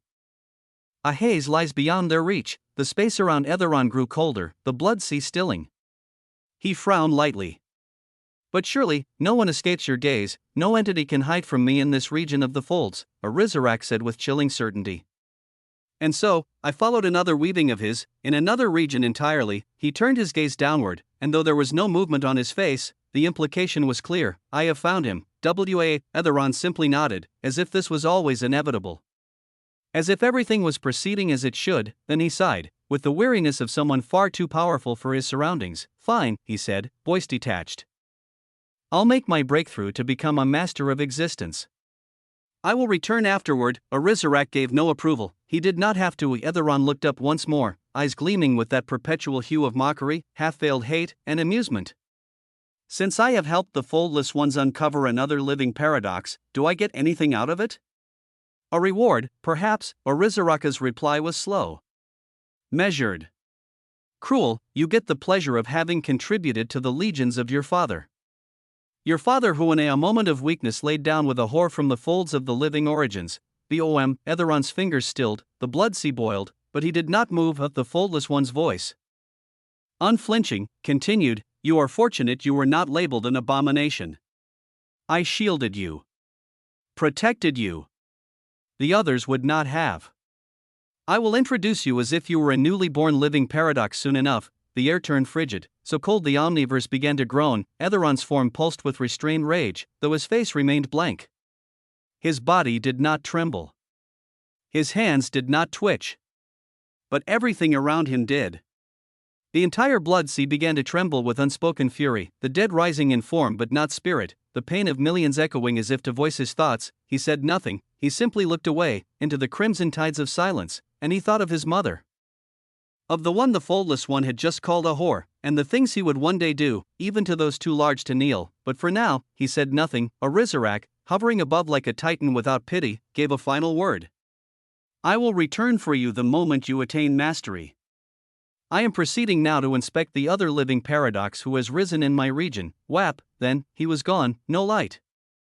No sound, just a void where unbearable presence had been. Etheron stood alone, a white-clad predator among a sea of the dead, the fires of his silence speaking louder than the howls of any premarch. He closed his eyes, and thought only of blood, far away in the null-vein gravewake folds. The region was scarred, black and shattered spokes hung low in skies of bleeding gray, where entire fold spaces had been devoured by entropy. Broken frequencies floated like corpses, bleeding their dust into rivers of silent ruin. The wheel of existence here was not living. It had long since died, its remnants nothing more than a cracked shell inhabited by wayward dead things, each flickering with unstable true sources, their authorities twitching violently like muscle spasms of rotting horrors. They had abysmal low purity as their weavings of existence were not stable at all. Only a few had moderate purity to help their minds, and within this place walked Ozymandias. Another body of Noah that was forged from obsidian and silence and death. Entirely humanoid in shape, yet more starborn than flesh-made, his form glinted with the glimmering sheen of stellar obsidian, limbs painted in the matte void of collapsed omniverse. Behind him, wings pulsed and curled massive appendages of void-dark tentacles, glimmering with distant memories of outer-versal wonder. Every footstep left behind trails of decay and lightless judgment, each imprint on the decaying existence a signature of true sources of death, apocalypse, and cataclysm. He looked down below. Clutched in one hand was a tiny thing. An obsidian stone, no larger than a miniature heart, gifted by Thoron himself. It pulsed irregularly, a heartbeat formed from forgotten equations. Then, his eyes lit, information streamed into him, not from this domain, but from the one who had freely released the weavings of the protagonist from the infiniverse crucible. From himself, and the moment these waves of information came, everything changed, existence froze, the authorities stopped, like flickering candles extinguished by an unseen hand, the bursts of power, the ambient roars of authority, the distant screams of half-sentient frequencies, all of it was silenced. Even Ozymandias, for all his nature, had not sensed anything. Then came the voice, a booming thing made of command and weight. I did not expect the other newly risen living paradox in this region of the folds to also be one who thrives near dead things. It came from behind him. Ozymandias turned, but even before he moved, the entire dead wheel of existence froze, literally, from the lowest husks who had never reached a source, to the converged architects, all stopped, their motions paused, their authorities sealed. Even time here dared not move, only he was allowed to move. He turned fully. There stood an entity of such scale that distance failed to express it. A being far taller than any wheel of existence, its feet invisible in layers of dead spokes, it floated and existed in supremacy, obsidian gold light coiled around its colossal form. Its face, expressionless, carved into something that resembled humanoid geometry, but held the pressure of judgment itself, and he was known. Ozymandias, or truly Noah, the unbound living paradox, knew him. Arizarak, the foldless one who had just spoken with Etheron. Ozymandias had seen a glimpse of the fable through absolute fictional transcendence. When he had allowed the weavings of the protagonist to unfold, he saw more than just power. He saw immensity. The fable of Etheron was a horrid one, sentences of billions dead, something done daily, mentions of a foldless one who would come to investigate a newly risen paradox, but that was the brilliance and glory. His main body had never been found in the infiniverse wheel of existence, the living origin labyrinth had buried his threads. Only the Ozymandias identity had surfaced, so now, this terrifying being had come, traversing uncountable distances with no reverberation. Appearing in the span of a thought, Arizarak gazed upon him with only judgment and finality, and then, he spoke. It is always curious what form a young paradox takes. Undeveloped. Unknown yet. But it is more curious still what they seek. Do you seek to know, or to be known? Do you walk among the dead because you command them, or because you feel most at home? He paused. In the end, all living paradoxes must choose what they want to be. So, what do you want to be? What do you seek? The weight of it pressed down on the entire dead wheel. And Ozymandias was silent while coming face to face with a foldless one, and the blood-black tentacles behind his back curled as the crimson obsidian stone in his palm pulsed once. Chapter 38:19, Foldless One. 2. Ozymandias stood still in the silence, the obsidian sheen of his form drinking in the lightless ruins of the dead wheel of existence. The tentacled wings behind his back stirred slowly, unfurling with a pulse like that of a collapsing omniverse. The pulsing stone in his hand beat once more, its rhythm mirroring the weighty air between him and the foldless one. Then he spoke, his voice quiet, clear, and absolute. What I seek is an endless path of advancement and existence. His tone did not rise. There was no plea, no declaration. Only statement.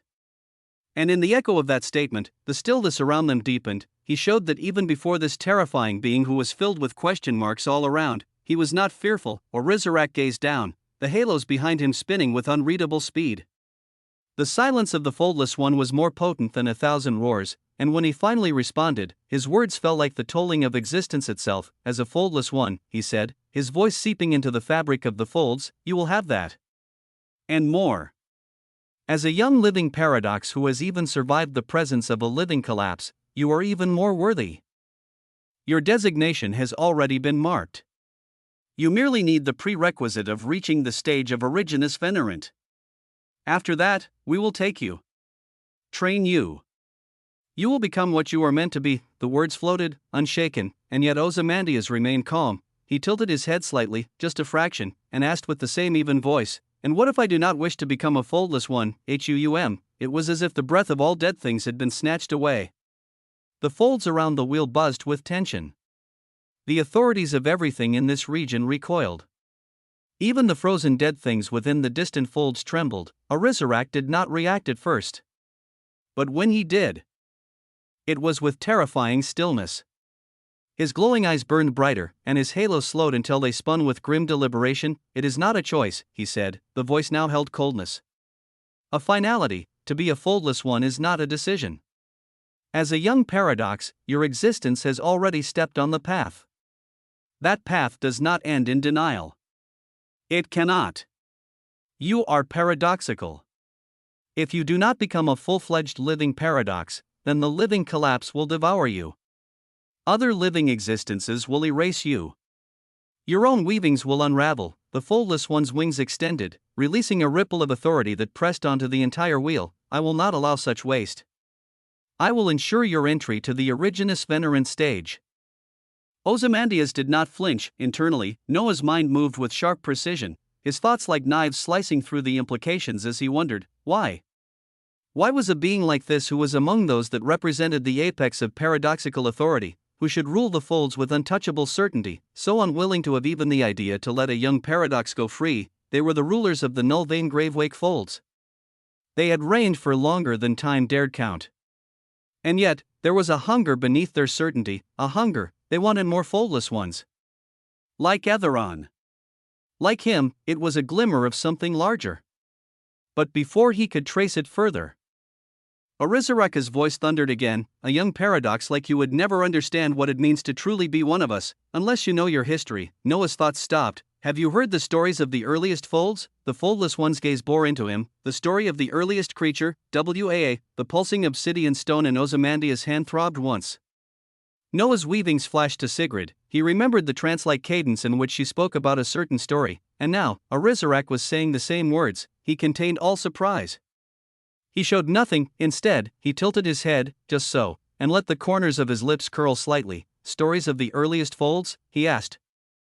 As though he had never heard the phrase before, the foldless one did not hesitate. He nodded, and with a voice like 1,000 ages remembering themselves, he began. In the beginning, before the frequencies had names, before the folds knew they were folded, there was a creature, and just like that, the silence of the null-vein gravewake folds was filled with the weight of memory. Ozymandias listened. He heard the same story, the creature.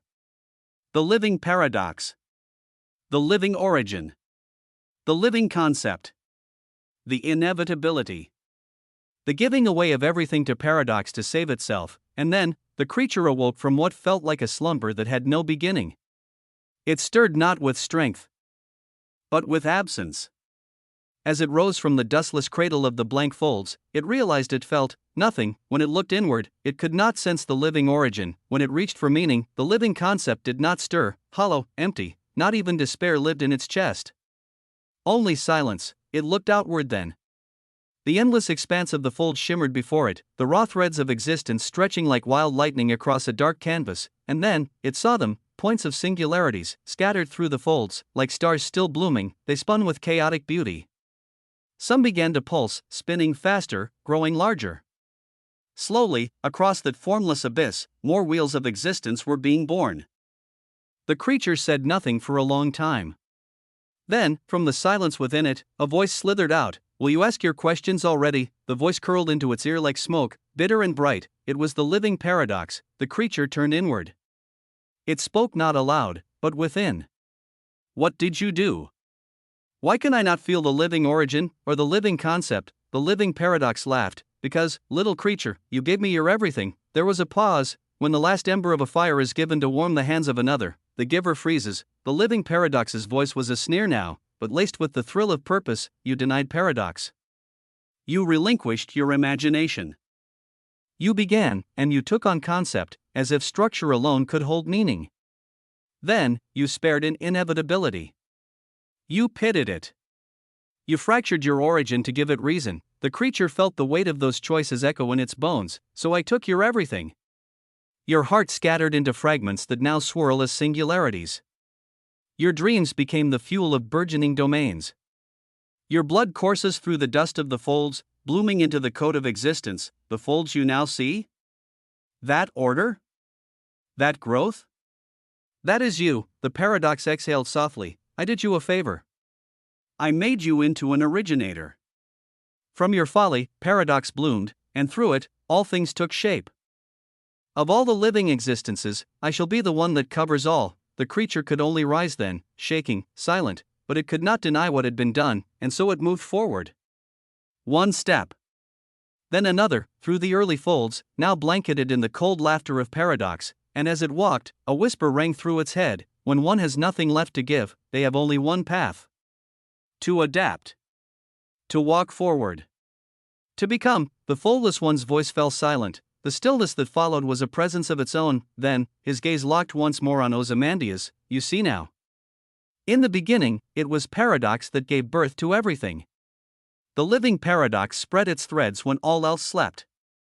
The ungratefulness of the later beings does not erase the truth. Without us, none of this would exist." The obsidian stone in Ozymandias' palm pulsed once. The foldless one continued. "We are the descendants of that act. Of that first scattering of blood and will. Of the earliest paradox. You carry that legacy, whether you wish to or not." He leaned forward, and the dead will seem to collapse further under his presence. "This birthright cannot be denied. You will join us. Whether you walk willingly or stumble makes no difference." The threat was not subtle, but the foldless one was not finished. His obsidian gaze lingered now on the space around Ozymandias, as if the air itself was betraying secrets. "I sense faint weavings around you. Entanglements. Threads of connection. Creatures. Life forms. Those who are bound to you." Noah's silence did not shift. "I do not care for them. But I could find them. I will not look unless you make me. Denial will give me reason, a clear threat, one that Ozymandias listened to coldly as in the next moment, the stone in his hand buzzed again, the foldless one's eyes focused. You hold a paradoxical entry prison stone. I do not know how. But its presence is useful as I can direct you through this. Ozymandias did not flinch as the stone was torn from his palm by an unseen authority. It drifted upward, into the foldless one's waiting grasp. You will enter the paradoxical prison. Not as a prisoner, but as a warden. The space shuddered. You will walk its corridors. See its layers. You will feast. You will hunt. And you will begin to understand what living paradoxes do best. The foldless one leaned closer, until his voice filled all of Ozymandias' senses. Devour your way to mastery. For that is the only truth left to us. To rise, you must devour. Endlessly, WAA, the dead will wept in silence. Chapter 38:20 Moraine. Arizaraka's wings flexed once as the obsidian gold halo behind his head dimmed slightly. With an absent flick of his towering hand, the obsidian stone now altered, humming with tightly coiled paradoxical authority was returned to Ozymandias. Crush it, the foldless one said, his voice slicing through the suffocating silence. You will be sent forth with all the authority required to be a warden. And I will be watching. The stone hovered in Noah's palm, colder than the void between collapsed wheels. He gazed down at it, the obsidian pulsing with grandiose existence. He said nothing, but deep within, he reflected, the weavings of the living true source of the protagonist were terrifying. No, they did not control this foldless one. That much was evident. Arizarak was a being of judgment and supremacy, beyond the reach of puppet strings. And yet, Noah's gaze narrowed. Somehow, the weavings had still drawn him in. Entangled him. Aligned the probabilities and causal threads in such a way that a foldless one appeared before him, not in hostility, but to hand him a path paved in broken chains. It was subtle. It was glorious. This was no mere source. It was a guiding force on a board so vast, its pieces spanned across the folds. The weavings pulled kings and pawns alike into positions that revolved around him, forced attention to bloom wherever he stepped. Forced conflict and more, but it wasn't always favorable, because if he couldn't handle that attention, if he couldn't become the center of those entanglements, he would die. Noah turned the stone slightly, its surface catching the dim gray hues of the dead wheel around him. There would simply be another failure. But what was failure? A lesson, he thought, a crack in your understanding that lets new wisdom pour in. In the sea of his mind, Noah remembered broken attempts from his actual life, and the lives he lived with imitated everything. Strategies that ended in collapse, manipulations that backfired. Roads that led only to ruin and death from masters of existence. All these failures were engraved into his existence not as shame, but as scripture. Each failure had tempered him, taught him. Made him more precise, made him more terrifying. More quintessential, and that was why now, he feared nothing. His eyes rose to meet Arizaraka's gaze, no words passed between them, only silence. Then, Ozymandias closed his hand around the obsidian stone. Crack! The sound was soft, a tremor that passed through the fold space itself, as if a sleeping idea had been forced awake. Black light burst outward in chains, hundreds, then thousands, as a massive illusory coffin surged into being. It rose like a titan, a coffin wrought of onyx authority and folded paradox. Its size dwarfed even omniverse. Chains clanked and coiled along its sides, inscribed with unknowable runes that shimmered like screams. But one rune shone above all, a singular, burning sigil of paradox. It flew from the coffin, embedding itself onto his left hand. His skin sizzled for a moment, but he did not flinch, not even a blink. The coffin cracked open briefly, as if to inhale as it swallowed him, and then it closed, disappearing entirely, taking him with it, leaving only the foldless one behind. Arizarak stood still for a moment, his wings tucked inward. He gazed at the spot where Ozymandias had just vanished, the aftershock of the paradox still humming through the folds. His voice, now low and contemplative, filled the silence. Why, was I not able to sense his birth? His golden eyes narrowed, the massive halos behind his head spinning in slow, thoughtful orbits. He ruled this region, these null-vein gravewake folds were under his gaze, and yet, he had not seen this one rise. Noah Osmont, a name born in obscurity, now branded into the very weavings of paradox of this region, is already. There was a wonder broken because of him. He tilted his head slightly. Should he tell the others? Should he hide him? The questions lingered like weightless stars before being consumed by stillness. Arizarak vanished, not with light or with fanfare. Just absence. And in the depths of that absence, a murmur echoed silently, between the son of a whore and this dead young paradox, who will become an Origenus venerant first, WAA, the answer was not given, but it was coming. Endless chains hung across a sky that had no stars. Not because stars did not exist here, but because there was no night. No day either. Only the endless, unchanging hue of obsidian light that radiated from the sea below, a sea made of water and coffins, incandescent, obsidian coffins. They drifted. They thrashed against one another like forgotten memories jostling in a broken mind. Some were bound tightly by blackened chains that slithered like serpents through the vast sea. Others hung suspended above, attached to countless floating bridges of shackles and ancient bindings. Noah's weavings looked around as he arrived in the paradoxical prison, where the weavings of death, rebirth, and isolation were twisted under the authority of paradox, and above the cursed obsidian sea, a throne. No, 9 thrones fused into a single leviathan structure that sat atop the waters like the spine of some horrid beast. From this throne sculpture, all chains radiated.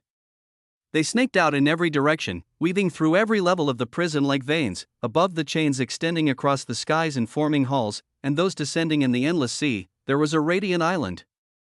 An island Noah has felt his true sources of loot and greed pull him towards. On it, crystals burned with the glint of unimaginable purity and the density of absurd complexity. Fruit that shimmered with temporal hues, gems that seemed to pulse with the essence of unknown true sources, scrolls and trinkets that glimmered not just with light but with paradox itself. They radiated allure of glorious loot. He stood at the edge of the island, having appeared in a ripple of black light above the sea. His wings of abyssal tentacles curled tightly behind his back as his obsidian skin shimmered in the flickering reflections of the burning gems, and there, already waiting, was a being whose presence dispelled all doubt that this prison had a true warden. Someone radiating an extremely potent allure of paradox, living, breathing paradox. Her skin shimmered like polished white gold, her hair a flowing waterfall of radiant light. 9 wheels turned silently within her eyes, each one spinning with its own truths, lies, and histories. She sat lazily atop the island of loot, one leg crossed over the other, her hand supporting her chin as she peered at him. Being sent to a prison like this to elevate your complexity, are a Rizarak and the others truly so desperate? Her voice was not scornful, it was curious, and beautiful in its resonance. The moment the words left her lips, the skies above the sea of coffins pulsed. The prison reacted. Another presence, no, another foldless one, descended. It was none other than a Rizarak. Its pressure was immediate. Overwhelming. It tried to enter. To intervene and say something, but before a single intent could even be expressed, the golden white foldless one's expression soured. Fuck off with telling me what I can or cannot say. A Rizarak. She did not raise her voice. She did not need to. Her words silenced the very chains. The sky above snapped and folded into silence as her right hand lifted lazily, as if flicking away an insect. The oppressive presence vanished. You can watch from the sidelines like the rest, she said coldly. But if I see any of you trying to exert influence in my prison again, I will unmake your entry. A Rizarak. Her tone was final, her power, absolute. Noah's eyes met hers, unflinching. Her gaze was an ocean of secrets and burdens. Power swirled around her, but not for display. Not for ego, for purpose. For control. She stood and looked at him closely as if she had not just admonished another foldless one. Her robe shifted like ripples of paradox itself, shaped from a fabric not found in any known wheel. She smiled. Come on then, little paradox, she said, beckoning with 2 fingers as she rose from the island. Her voice carried across the obsidian sea, across the chains, into every pulsing coffin that floated and watched. I will introduce you to everything. And so, the warden met the warden, and the prison began to stir silently. Chapter 38:21, Moraine 2. Above the obsidian sea where coffins floated like solemn stars of death, Noah's obsidian-sheen form of Ozymandias stood unshaken. The illusions of 9 wheels spun quietly in the golden eyes of the foldless one before him. He looked at her like an analyst dissecting a threat or an unsolvable puzzle. Still, her beauty, ridiculous and regal, was undeniable. Her golden white skin shimmered with a subdued hue of glory, and her figure, cloaked in a tight white gold robe that gripped her body with devout reverence, spoke of dangerous allure. Her waist curved like a carved sigil of temptation. Her chest prominent and proud, curvaceous, strands of gold-black hair tumbled down her shoulders, dripping like liquefied shadow, and the glint of complexity wove through every inch of her being. If Sigrid was a bloom of chaos and mystery, this one was a perfected sculpture of intent and allure. And so Noah, in the body of Ozymandias, asked calmly, his voice composed and devoid of any false awe, who might you be? And why would someone like you do something as thankless as oversee a prison? The woman tilted her head slightly, her smile the definition of amused dismissal. What is useless and thankless to one can be a treasure and a paradise for another, she replied, her voice weaving through the prison like threads of warm silk as she picked up the hem of her robe while she continued. I am Moiraine. The Golden Paradox. I am the warden of this paradoxical prison. The only one, regardless of what Arizarak told you. Her eyes sparkled with half-amused judgment as she floated just above the sea. Now, will you keep talking and wasting breath, or shall I do the introductions? Noah gave a slow, easy smile as he thought of her words. He nodded. Please. Lead the way. With a motion that seemed to beckon all attention, Moiraine floated upward, her golden-white form gliding like an echo through a half-forgotten dream. Her presence tugged on the very weavings of the fold. Noah followed. She pointed toward the skies, to the thousands of obsidian coffins stationed like silent sentinels across the vast expanse. Each one tethered to the next with living obsidian chains, pulsing faintly with suppressed authority. Each of those, she began, her voice shifting to something colder, instructional, are isolated paradox domains. Inside, time and sensation ceased to behave the way they should. She extended a hand, and one of the coffins floated closer as chains moved. It looked plain. Silent. No screaming faces. No twisted runes.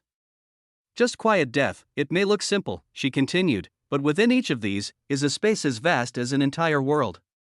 Sometimes an omniverse. Each tailored to its prisoner's frequency.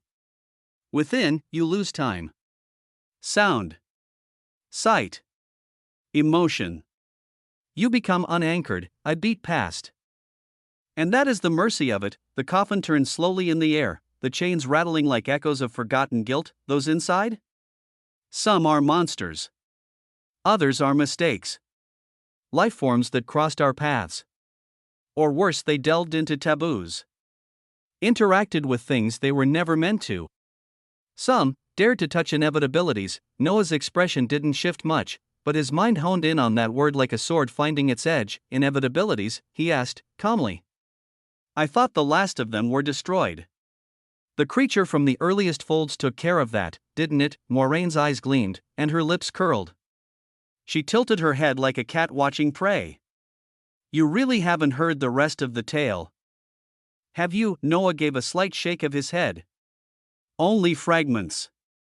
I would appreciate the rest. I'll share another piece of the story, she promised, the glint in her voice playful. After the introductions, the coffins continued to float silently. Noah followed her as she glided toward the central region of the skies, where the 9 thrones were fused into a spire of impossible geometry. Chains pulsed from them like arterial threads, feeding into the coffins above and below. He took in the island beneath them, lush with complexity-laden crystals. Fruits that glimmered like sentient gemstones. Jewels that pulsed with embedded authority. Items strewn like tributes to a paradoxical power. Their mere presence enough to make Noah's body buzz with the symphony of complexity and purity, and still, this Moiraine stood amidst it all as if she were the only treasure that mattered. He turned to her and asked seriously. Are all foldless ones this different in nature? The last one I met was cold. Apathetic. You are much more carefree, Moiraine scoffed. Her eyes looked toward the skies, and then downward. Power does that to some, she said, they forget. Forget how to speak. How to live. They rot in apathy and mistake it for supremacy. She glanced at him with that same amused smile that could change at any moment. But that's not mastery. That's slow death. I laugh. I curse. I drink. I devour. And I will continue to do so until I stop breathing. If that is ever possible. A good nature, Noah said with a short nod. I appreciate someone like you far more. Her gaze turned sharp. Yes. I've noticed you appreciating me by looking me up and down multiple times. You are either one dumb fucker with absolutely no sense of preservation, or you are entirely not fearful of what you currently know about foldless ones. You do know that in a minute, I could kill you 100 times, and you would lose your status as an unbound living paradox, right? So don't look too freely unless you have the power to back it. Noah didn't flinch. He smiled and, for a moment, let his eyes sweep over her once more. He could die many more times than 100. He had the power to back his gaze. Moraine rolled her eyes as if nothing happened. Moving on. You see the sea below? Those coffins aren't like the ones above. Those hold living existences, Noah stilled. She continued, entities who came across living paradoxes and met conflict. Creatures of terrible origin. Some are living concepts. Some living origins. Others are living elementals. Noah's lips parted slightly. He looked down and saw the faint pulsing chains reaching deep into the obsidian sea. Each one seemed to vibrate with ancient hatred. The two of them floated in silence above a sea of sealed terrors. One golden and glorious, the other dark and infinite. Moraine glanced at him again. Come on, little paradox. Let us to why you are here. And then she turned toward a nearby coffin, toward the beginning of something far more twisted than anyone could ever imagine. Chains rattled as the coffin before them became transparent. Inside, with waves of endless darkness, the figure of a haggard old woman could be seen. Her skin was cracked, and yet it still pulsed with a shocking level of authority, as it was someone at the peak of primarchy. Someone who seemed just a breath away from being a master of existence. Moraine looked at Noah and then this old woman in the prison as she then spoke coldly with a chilling smile. Enter the cell and eat. Chapter 38:22. Morality. Noah didn't move. He stood before the obsidian coffin, his towering form of Ozymandias bathed in pale, paradoxical glow. The aged woman within floated in a silence that was too deliberate. The cracks along her flesh shimmered faintly, revealing a vitality that defied the decay of time. Her presence thrummed with an unmistakable pressure. A being at the peak of primarchy. Before him bloomed a holographic panel. Name: Isra the Offerer. True source: Sacrifice. Purity quotient: PQ 921340. Complexity quotient: CQ 947901. Resistances: Origin 92%. Noah analyzed her calmly without making a move, as if he were judging her. And then, the voice of Moraine came. Oh, are you that type of devourer? She said with a smile, floating beside him. The kind who seeks justification before devouring. She drifted closer, her golden eyes filled with paradoxical wisdom. You know, all paradoxes devour. It's not just what we do, it's what we are. Alongside us, every entity that surpasses Originus Venerant must become a devourer in some form. But there are always those who hesitate. Her voice deepened. Those who say, I only devoured because they attacked me. Because they were evil. Because they hurt others. She turned and gave Noah a long, knowing look. Are you hesitating now, because she doesn't fit your criteria for deserving it? Noah remained quiet as his eyes were filled with a light of profound serenity. Moraine's smile widened. All right then. Let me indulge you. This old woman? She lived a life of carnage and decimation. With a flick of her hand, an illusory screen emerged. It flickered, then solidified. Isra stood tall in it, roaring with authority. Frequency after frequency collapsed under her command. Entire civilizations crumbled, trillions perished. She wielded the true source of sacrifice to twist reality itself. Her blade tore across plains, painting death everywhere she went. Moraine whispered. She moved past her will through sacrifice. Came across a foldless one she dared to offend. And here she is now. Then she turned, her golden eyes and gorgeous visage gleaming. So? Now that I've given you a narrative. Now that you can label her as bad or evil, are you more inclined to devour her? Noah said nothing. But his eyes narrowed. Moraine chuckled. I was also going to lie to you afterwards if you did devour her. Tell you that she was actually a saint.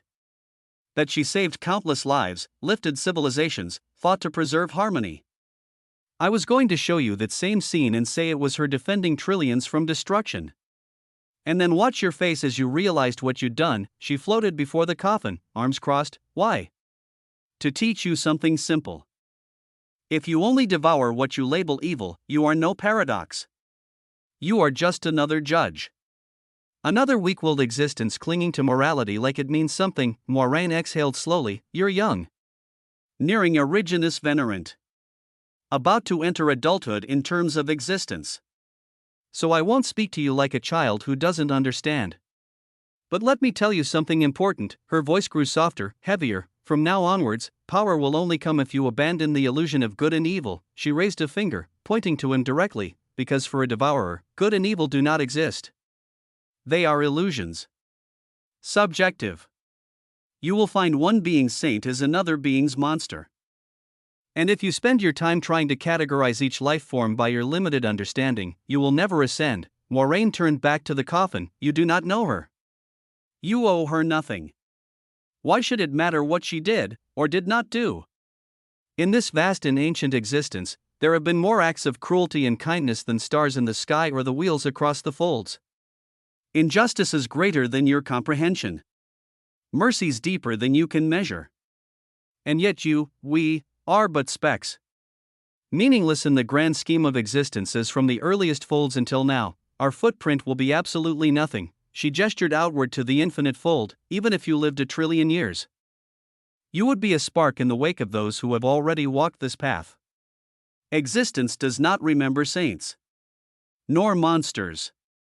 Only echoes. And those echoes are buried beneath layers of silence. Her voice hardened. Good and evil have no weight in the folds. Only power. Only progress. Only paradox. Moraine looked over her shoulder, eyes gleaming, so cast it off. All of it. Do not let the noise of morality guide your hand. Guide it yourself. You are a devourer. Be one. A pause, then she laughed, brushing her golden hair back. Ah, and here I was thinking I wouldn't lecture you. But there it is. My wisdom. Free of charge, she floated downward, gaze level with his. I'll ask you just once more. Little paradox, her voice curled with velvet finality. There is a meal in front of you. Will you eat it?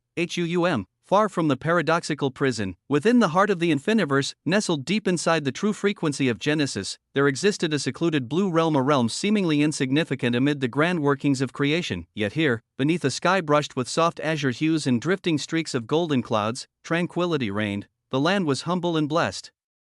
Rolling hills clothed in verdant, radiant vegetation spread in every direction, pulsing faintly with the rhythm of spiritual herbs that glowed with emerald and amber hues. It was a realm free from the usual chaos of war, power, and complexity. A place designed for silence.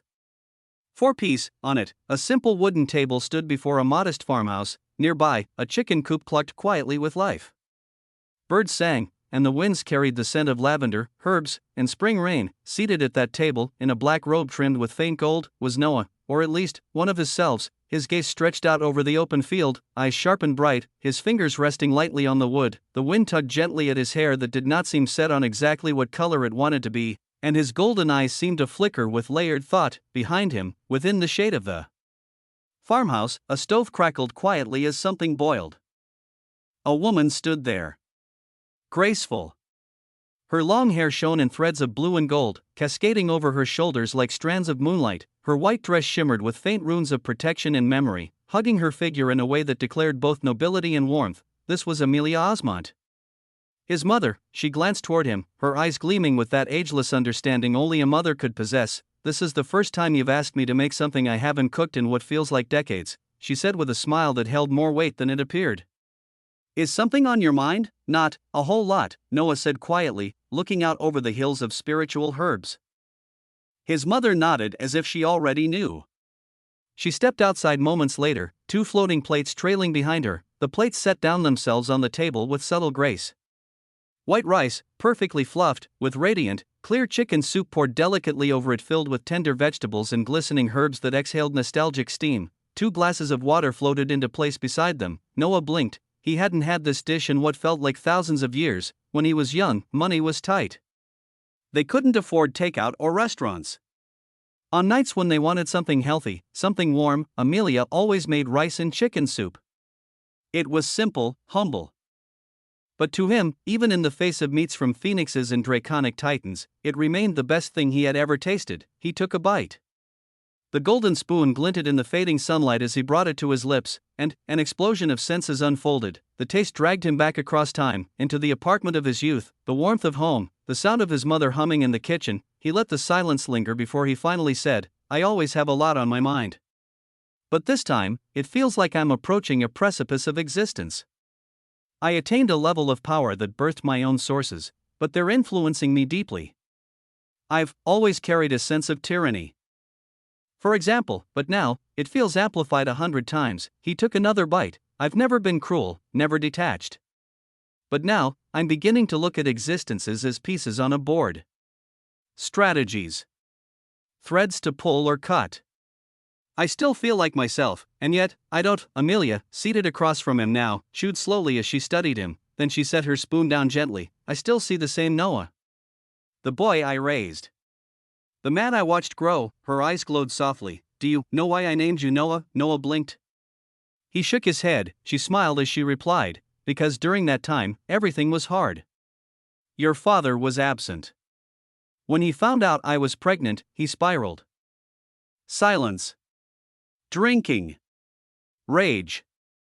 He left me with nothing but myself and the life growing inside of me. She looked to the side, her voice drifting into remembrance. I'd come home from work with aching feet, a sore back. No light, no support, no money. But I would sit in the dark, rub my belly, and speak to you. And I found peace. She looked back at him. You were my comfort. My refuge. That's what your name means. That's what you were, Huum. The words sank deep as his eyes buzzed. She smiled. You were my refuge. But you can choose what you want to be for others, for yourself. To me, you haven't changed.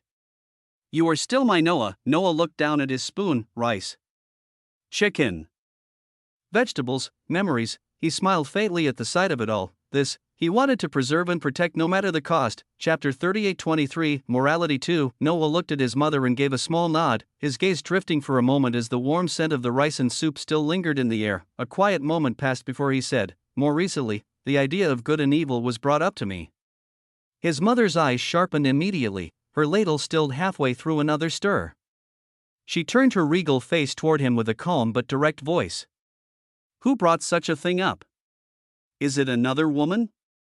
Because I don't think you would even be entertaining anyone else with thoughts and ideas unless she had certain qualities that you appreciate greatly. Noah gave a rare smile, knowing her tone was a mix of teasing and sharp intuition. It's just an extremely powerful existence with an ideology I haven't quite resolved yet. She says that for any possibility of power from here on out, one has to leave behind the idea of good and evil. That good and evil are subjective. That power has to be taken and devoured from others, and that judging others slows growth. One should act freely and do whatever is necessary for advancement and survival. Amelia Osmont grew quiet. She spooned a bit more soup onto her plate, took a slow bite, and said nothing for several moments. Then her voice came. Calm yet piercing. Do you think you're good or evil? Noah didn't respond. Not immediately. He looked down into his plate, seeing not a reflection, but the vastness of what he had become. His mother chuckled gently, the sound like a familiar lullaby, and said, well, if it's hard to answer, then let me ask you something simpler. How many beings has my son killed? The question struck heavy. Noah remained silent again, but this time, his expression shifted. He knew the answer. Of course, he knew the answer. It was engraved in his existence. You know the number, she said softly, watching him. And if you took that number and told it to anyone, if we were still on that little blue world of ours before the apocalypse, you would be seen as a crazed, bloodthirsty killer. You would be called evil. Worse than those committing genocides, she continued, speaking with calm confidence as she waved her hand, summoning a glowing bunch of ripe bananas. They floated gently over to the table, and she peeled one with a graceful flick before passing one to him. But, my son is not evil, she said. Because you've saved countless others, haven't you? From entire frequencies of existence? From horrors that would have consumed their entire wheel of existence. She took a bite of the banana, her eyes never leaving his. That woman you're speaking to is half right. Good and evil are subjective. My son will always be good to me no matter what he does. You could come here and tell me you brazenly destroy trillions upon quintillions, and I might sigh, shake my head, and make an excuse for it. To others? You will be evil regardless of your reasons. So, the distinctions of good and evil don't matter. What matters is that what you do has purpose. She leaned forward slightly, setting her banana down. If you kill, let it be with purpose. If you save, let it be for a purpose. If you take another woman and truly, this hobby of yours, I still don't know where you get it from, but if you increase your already ridiculous harem, let it be for a purpose. Noah couldn't help but smile as he listened. His mother always had a way of centering him. She reached across the table, placed a hand over his, and smiled as she finished, "Not good or evil. Just be who you've always been, my son. Be quintessential, HUUM." His existence buzzed as his purity surged by a tremendous amount. The words rippled through his existence like a declaration burned into the fabric of who he was, and he, sitting under the sapphire sky of a quiet realm, surrounded by the softest truths, nodded once, yes, quintessential, in the paradoxical prison. Noah stood still as the runic paradoxical brand on his palm shimmered with deep obsidian light. The mark of the warden, carved with paradoxical authority, pulsed like a second heart. Moraine floated behind observantly. Before him, the sealed coffin of black crystal was translucent. Runes across its edges shivered as the marking drew near, and with a flash of ancient permissions, granted by an unknown decree, a doorway opened within. Inside, curled in a realm of compressed sacrifice and silence, the old woman stirred. Her eyes, once closed for what may have been billions of years, blazed open. Raw, haggard breath tore from her lungs as she sensed change. She could see and feel a weak pre-march, she hissed through dry, cracking lips. Her voice echoed like broken blades scraping against steel. "What trick is this? What is going on?" The darkness around her surged. From her twisted frame spilled forth lattices. Tens of thousands of them, existential dimensional lattices born of the true source of sacrifice. They howled into existence, each one a cry of loss, each one demanding an offering. Noah did not flinch. He stepped through the threshold, his voice echoing against the sheer darkness that had become her reality. Two words followed him like falling judgment: fealty or death. From one hand bloomed the lattices of fealty, solemn and sovereign. From the other lute, brilliant and terrifying, spinning with spirals of acquisition and dominion, the prisoner's face twisted. Rage, insult, and despair bloomed all at once. After everything? You lock me here and then send a fledgling pre-march to mock me? Fuck all the way off. Boom, a roar thundered out from her aged throat, and like a crashing ocean, her lattices surged. They swept toward Noah with the desperation of someone long forsaken.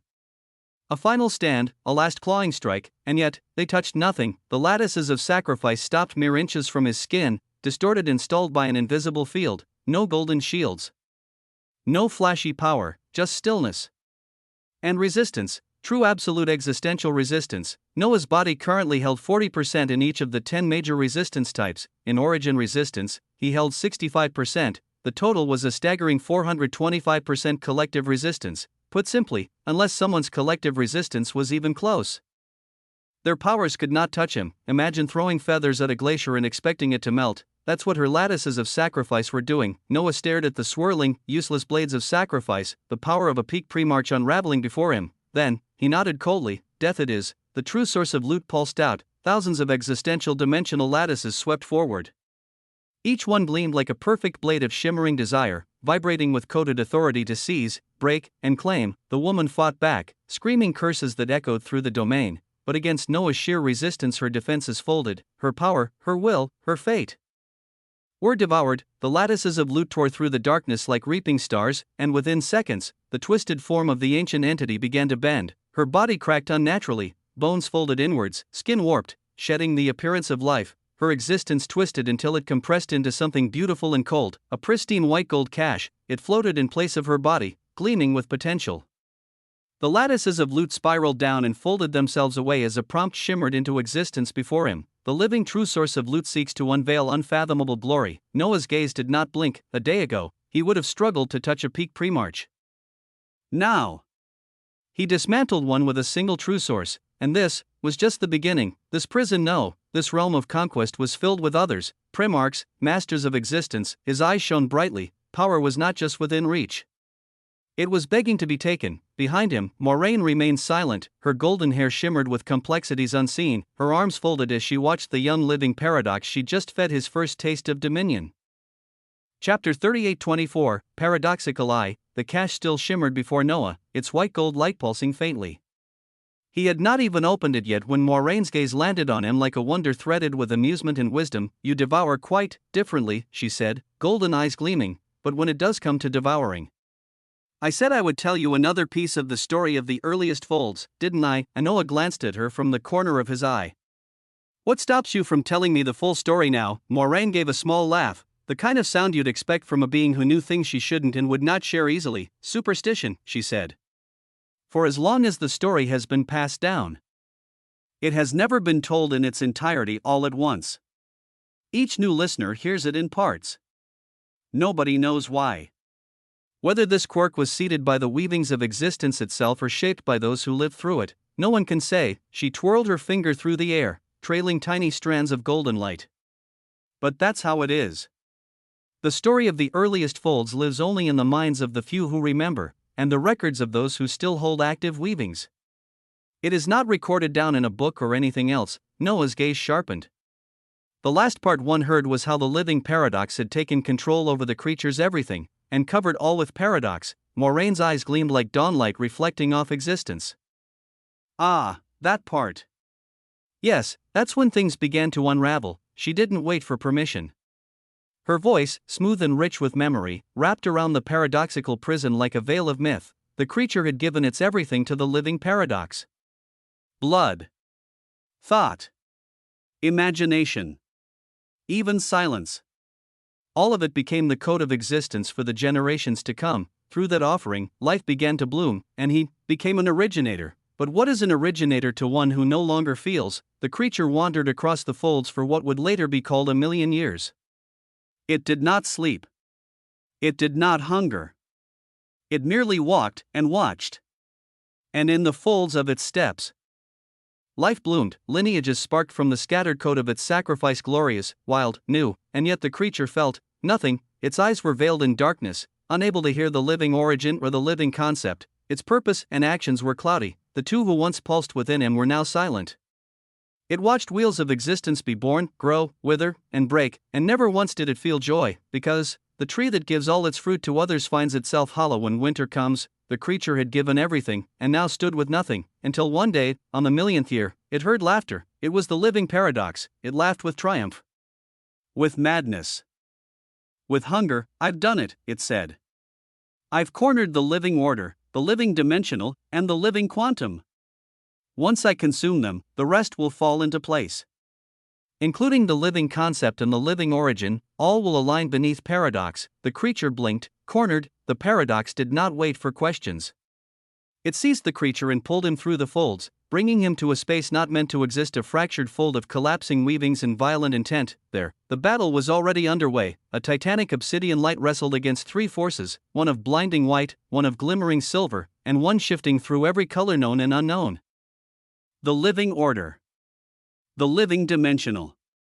The living quantum. Their combined might still faltered under the assault of the living paradox, who wielded not only the creature's everything, but the authority of the living concept and origin, now shrouded beneath it, and with one final burst, the living order faltered. The creature watched with mute horror as immense obsidian jaws opened and enveloped the white brilliance of order. Devoured. Gone, the living paradox roared, another one down. Let them all come. I will eat them all. The living paradox began digesting the living order with euphoria, at its absolute height of glory and victory, but then, more light suddenly arrived. The living elemental. The living emotive. The living spirit. The living temporal. The living law. They did not speak. They did not hesitate.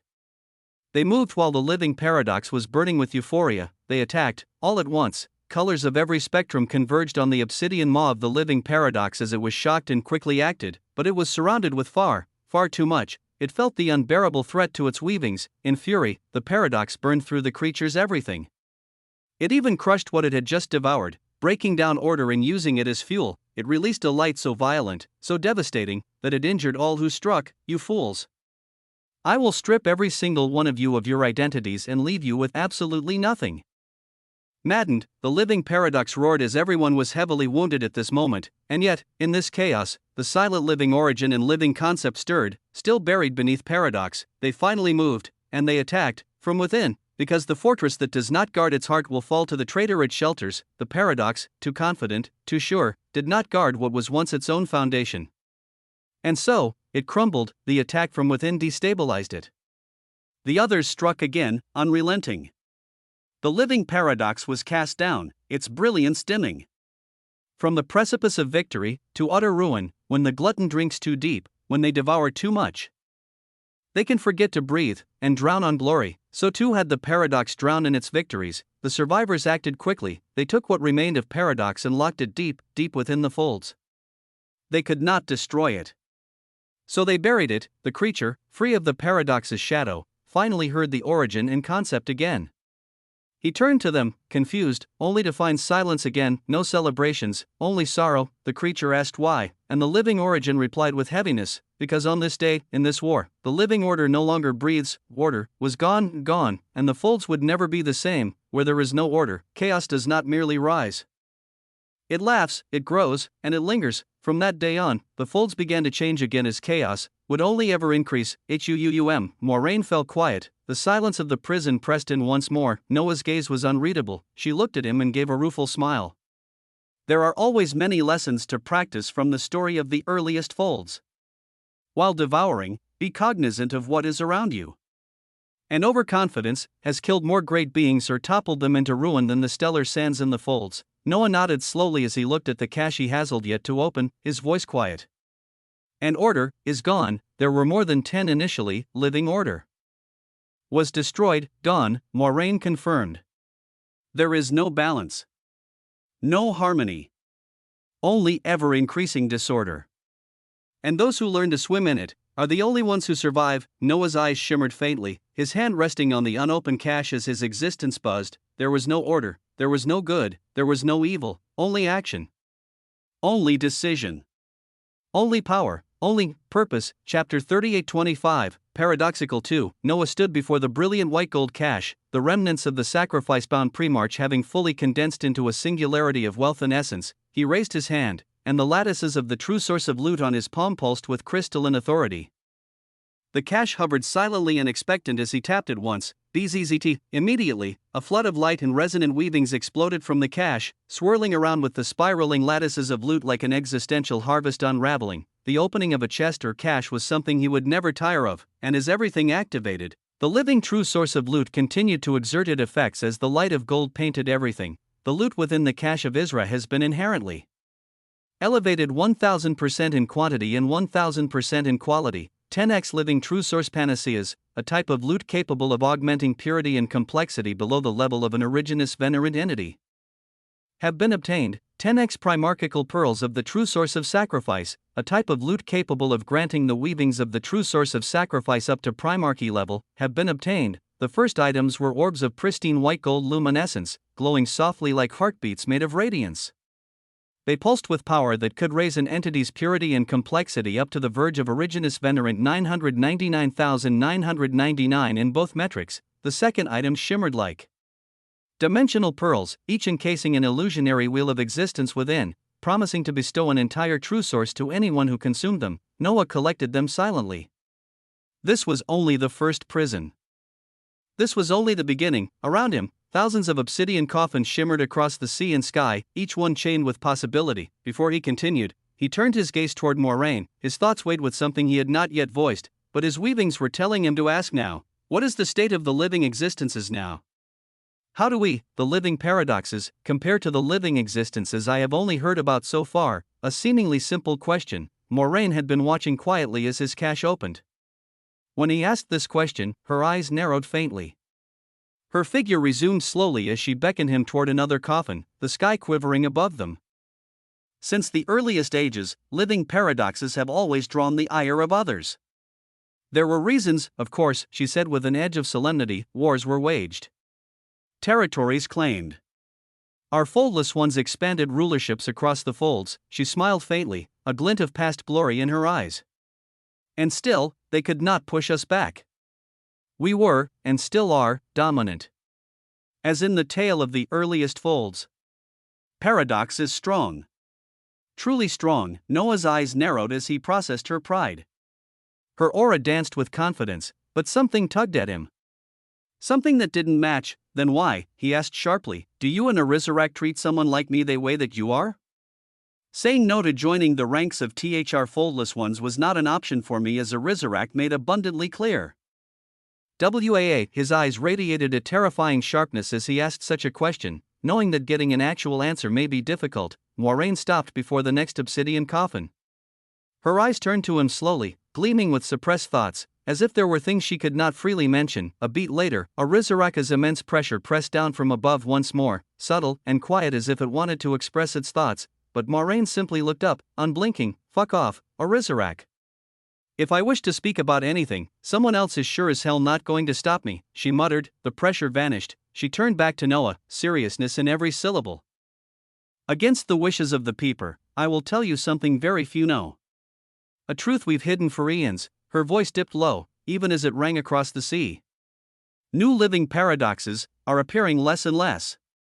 Across all the folds, their emergence is slowing. Unbound living paradoxes are rare to now come across. Boom, she let such heavy words hang before she continued. It's begun to cause some panic among the foldless ones. Because our kind, we cannot reproduce. Not normally. We cannot give birth to more of ourselves. That right was stripped from us long ago. Noah's expression grew colder at such words as he asked, why? Moraine exhaled, golden strands of hair flickering in the ambient resonance. Because when two paradoxes try to resonate, they give way to inevitabilities. Inevitabilities, the word settled like a death knell. We carry the curse of the first sin, the aftermath of the war in the earliest folds.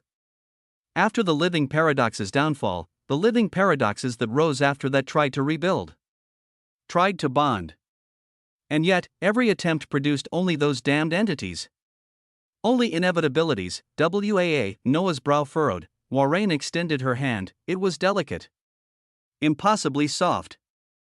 Gold-white skin glowing with paradoxical authority. Stretch your hand forward with your paradoxical authority.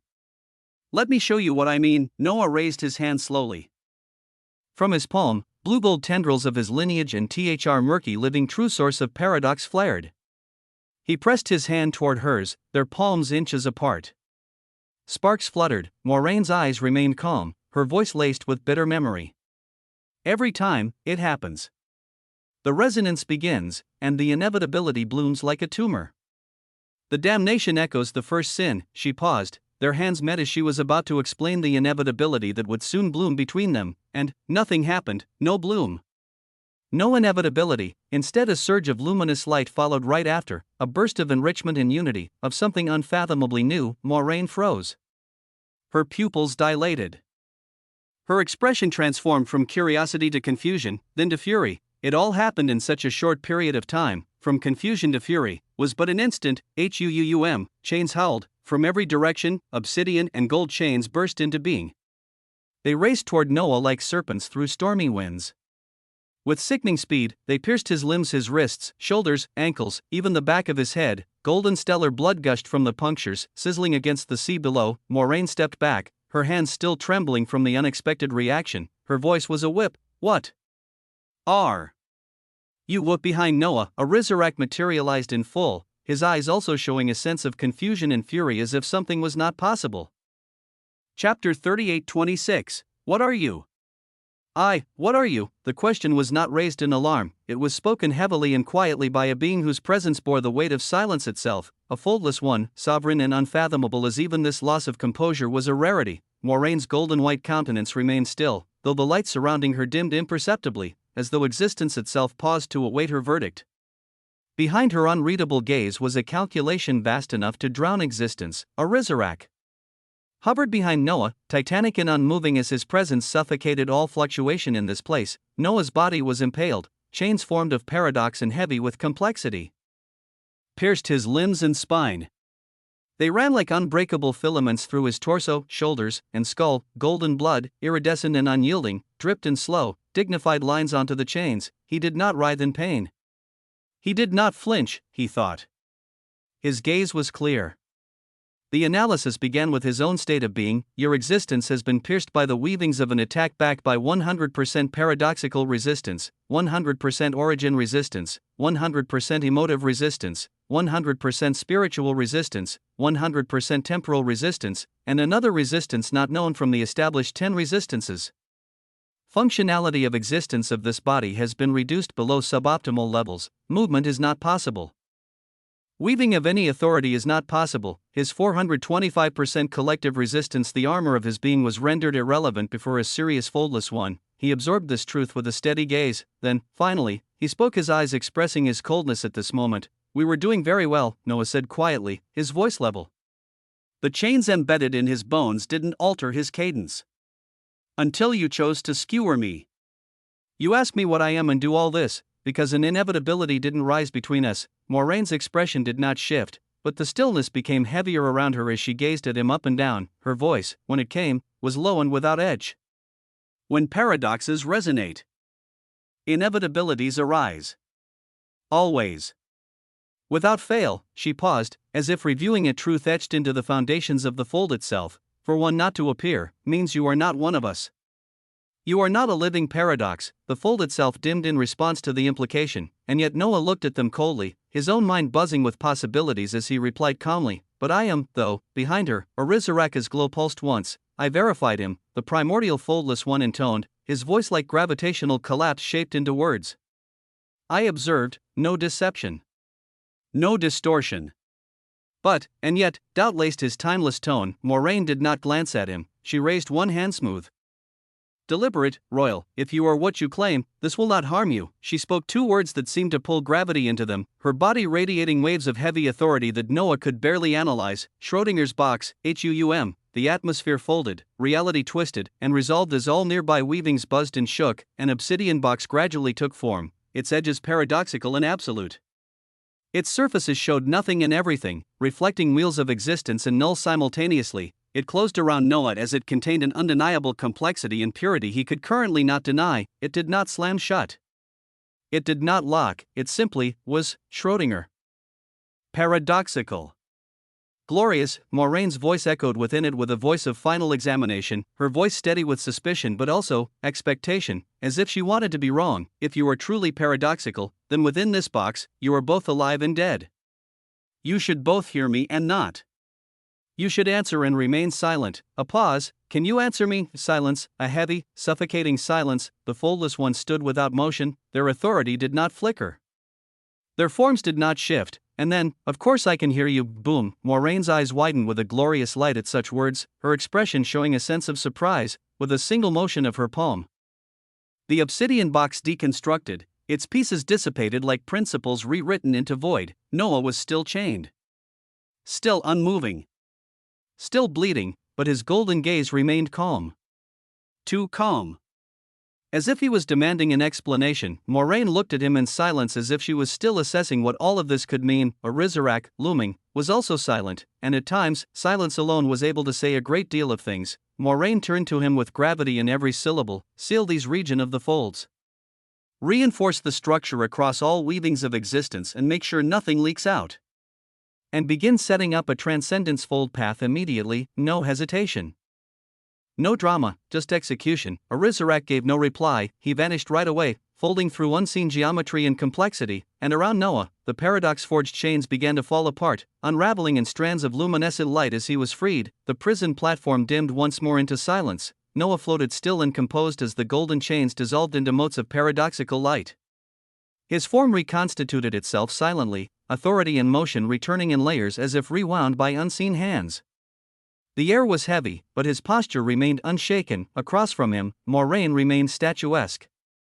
Her expression, while unchanging in its celestial poise, held the imperceptible trace of tension. A single fracture beneath the grandeur. Her tone carried the weight of an edict rather than apology. "My apologies for the earlier action," she said, her voice a calm wonder of existence. It was a breach of decorum.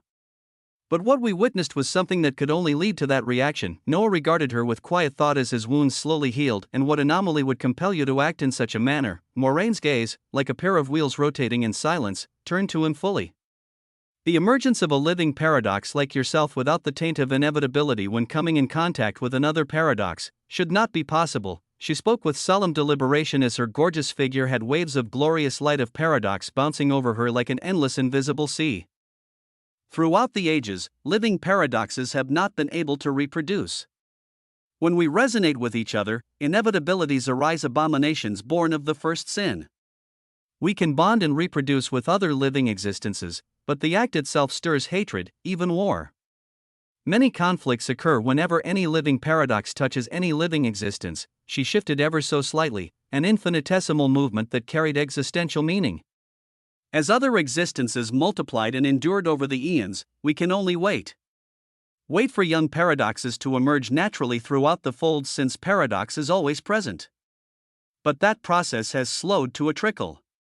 To the point that, as I mentioned before, unbound living paradoxes are now rare.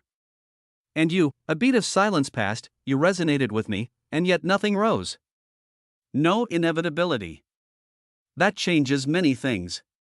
That changes everything. Noah's inner vision shimmered. The living true source of the protagonist shakes its head with incredulity, as such an entanglement and progression is not something even it imagined. The living true source of paradox stares at the living true source of origin. His true sources looked at each other, his weavings buzzed. Noah said nothing aloud. But his thoughts churned with silent depth. He was paradoxical, yes, but he was also a living origin, the living protagonist, the living infinity. The living singed, and more, he could also become a living quantum, and many more, a living existence layered in contradiction and unity, wielding resonance without birthing chaos, something that should not be, but was. He looked at Moiraine, her bearing was calm, measured as always. Regal beyond emotion. She had not raised her voice. She had not broken her poise. But within her words, within her measured cadence, he could feel the hesitation and disbelief. She did not know what he was, and she would not truly know, not yet, not ever, not until he decided on his own terms what she and many others would come to know. For now, there was simply navigating this shocking progression. Chapter 38:27, What Are You? 2. A silence, deep and vast, hung in the air like a pause between breaths. And then, Arizarak returned, his form black gold, towering, monolithic, emerged from the depths of folded space with terrifying finality. Pressure surged with his arrival, reality groaning in reverence. Everything is ready, he stated, each word dropping like hammers of existence. Moiraine turned toward him, her golden white robe flowing like liquid paradox. Her gaze, ancient and piercing, returned to Noah. We may be at the precipice of something potentially grand, she said, solemnly. I will verify it one last time. And for the chains, consider that debt owed. Just once more.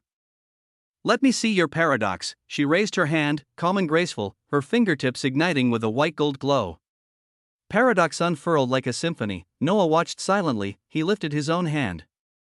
It too was painted with the hues of paradox, the living true source swirling like a patient serpent. As their palms drew close, the air between them warped, black and gold met. Authority mixed. Not repelled.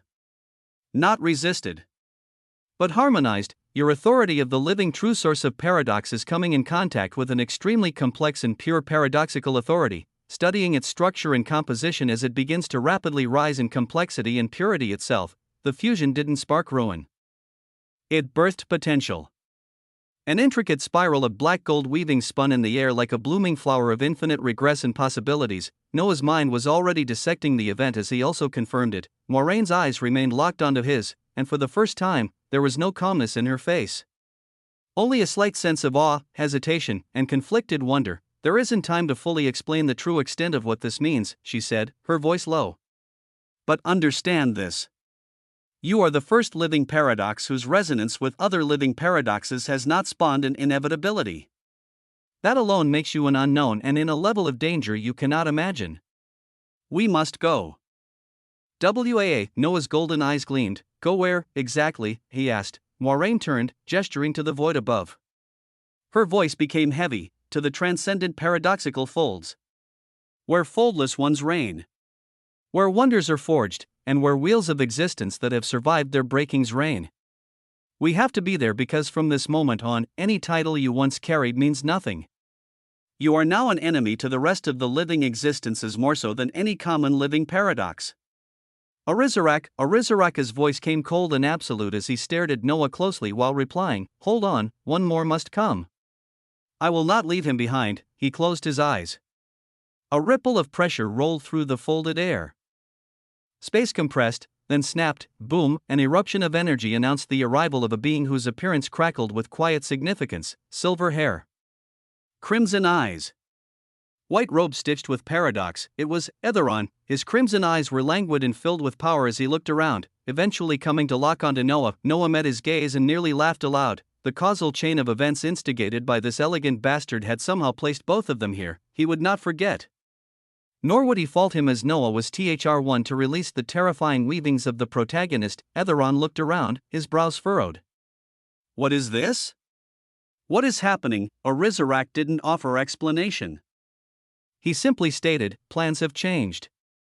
We have to go now. The urgency in his tone conveyed necessity. Moiraine floated closer to Noah, her steps made of paradox, her body radiating pure complexity. She surveyed the surroundings with narrowed eyes, like one awaiting a storm. Noah took everything in and tilted his head. How exactly does one enter the so-called transcendent paradoxical folds? Moiraine tapped a single finger to the air. Her tone was calm. Through a transcendent fold path. Hold still. Then, existence split open, a beam of black gold light erupted from the void above, immense and absolute. It slammed down around them like a column forged from the spine of existence. Within it, lattices burned, tens of millions of existential dimensional lattices forged from runes that bore names older than time spun with maddening order. The beam cocooned them in a heavy paradoxical authority. Noah felt his very existence being unraveled and reconstructed, and yet at the same time not. Moiraine was close. Her hand pressed gently onto his shoulder, her eyes never once leaving the horizons beyond. She remained alert, prepared for anything, and Noah continued to observe everything, every lattice, every folding equation of the fold path, every prompt that flickered across his perception. He reflected on all that was currently happening. He saw how his refusal to amalgamate any single true source early on, his choice to delay this evolution until he had a living wheel of existence, how the emergence of the living true sources, how every step led here. Noah smiled calmly. Tyranny, quintessence, paradox, origin. He had not yet begun to fully wield them, and still, he had brought the foldless ones to him, entities that even primarchs of the chronosect treated with fear. Now, Moiraine hovered at his side, unknowingly aiding the rise of an entity beyond their framework. As of this moment, he would see it through. He would climb this mountain to its impossible peak. The foldless ones had ruled long before his time. Now, he would see how they did it, and where. With a blinding flash of light, the four of them disappeared as their figures were pulled by the blinding brilliance of the transcendent fold path, being taken to a place where, when a wheel of existence succeeded in a transformation, would emerge into the paradoxical prison of these null-vein gravewake folds became unfathomably silent. But silence never truly remained so. From the depths of the Black Sea, just 100 miles in, there was an obsidian coffin that had been still like all others, until now. A horrid screech echoed out, as it was none other than the screech of an inevitability. Inevitabilities, they were unique things that violated the very standing and regulations of existence as many times. Things considered impossible could viably happen through them, like the impossibility of hiding from two foldless ones, or impossibility of escaping a paradoxical prison once and returning into it again. At this moment, the obsidian coffin at the bottom of the sea opened to reveal a mass of colored tentacles that a single entity stepped out of as he breathed haggardly. This entity pulsed with waves of finality as he gasped for breath. I thought I was dead for sure before those fucking monsters of existence, but what did I just see? Just what did you show me, my dear Osmont? Thoron, the Null Monarch, smiled as he had just heard many things that he could do use to open up many paths.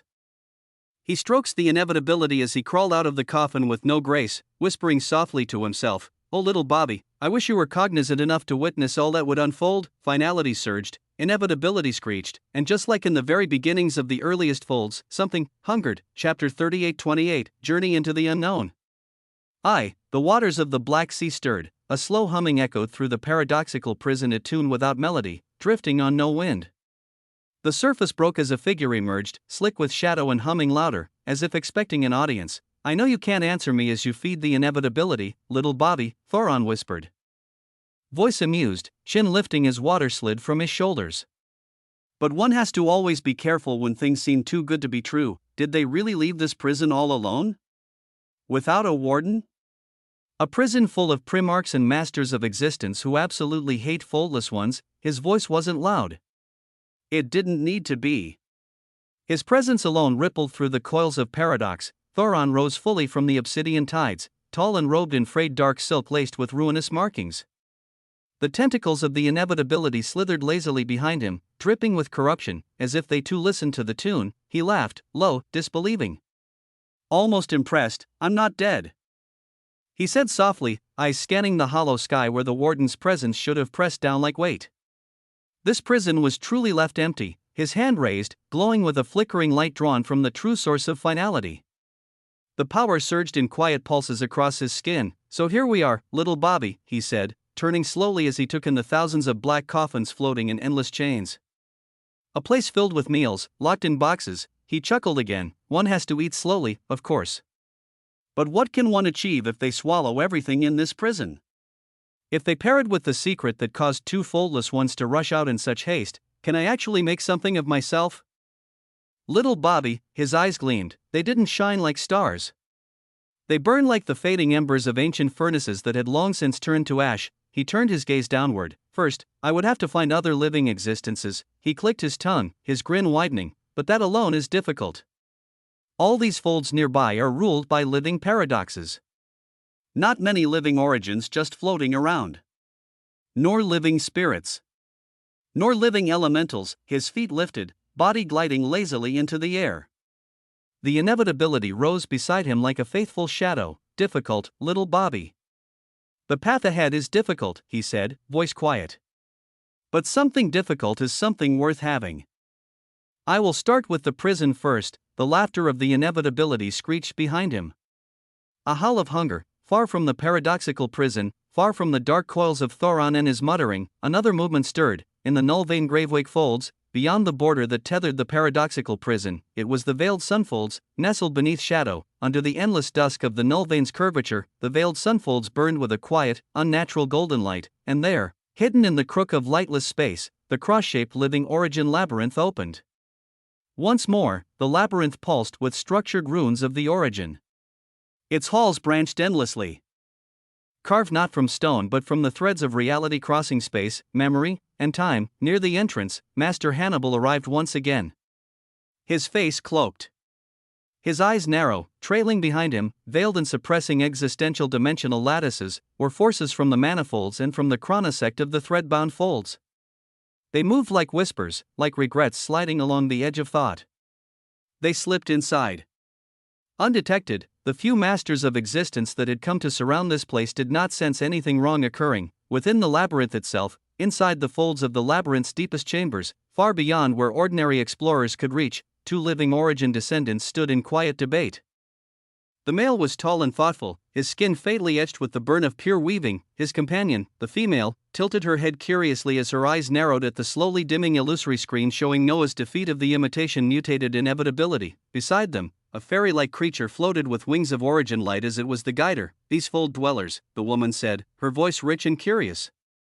"They come from regions watched over by living paradoxes." "Yes," the male sighed. "Yes," he said, affirming it again. She gestured toward the fading image, and yet, before even starting the path of origin properly, they defeated an inevitability. He remained quiet. She smiled then. "Something bright and hungry. I want to know more." The man shook his head. "Dealing with living paradoxes is never an easy affair," he said. "And lately, the core origin descendants from the origin folds have warned that something is shifting. The paradoxes are growing restless. Something's changed." She waved a hand, dismissing warnings or warnings. "Will you really ignore this? A fold dweller, not even a master of existence, barely initiated, defeating an inevitability? Don't you want to investigate?" He did not answer at first. She leaned forward, coaxing. He closed his eyes. "I will extend my weavings through the region they entered," he said finally. "I will see what paradoxical presence watches over their folds. Then I will decide." She clapped her hands. "Do it, do it." He brought his hand out. The fairy-like creature drifted downward, its glow intensifying.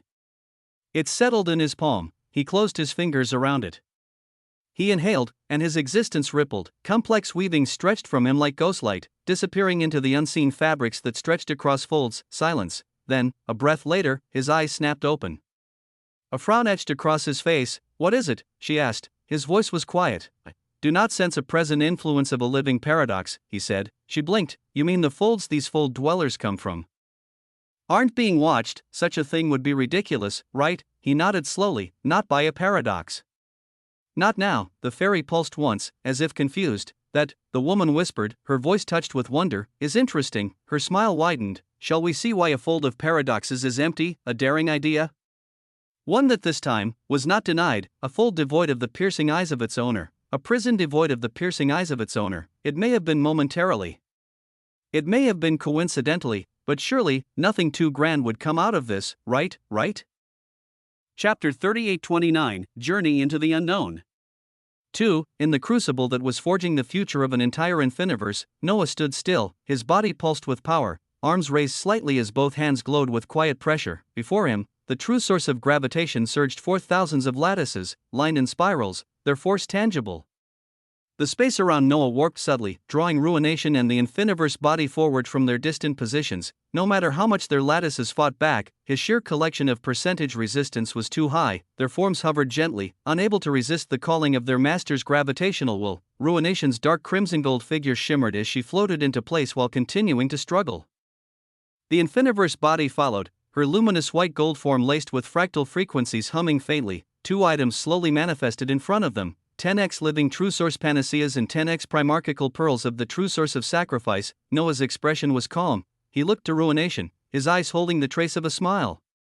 "Can you multiply these for me?" he asked, the tone light, but the weight unmistakable. He had asked something similar not too long ago. Ruination's gaze tightened. She remembered the last time she said Noah's. Her answer came without delay. "Master, let me try first." Her hands, painted in crimson and gold, reached forward. The 10 panaceas and 10 primarchical pearls floated into her grasp as her expression became stern.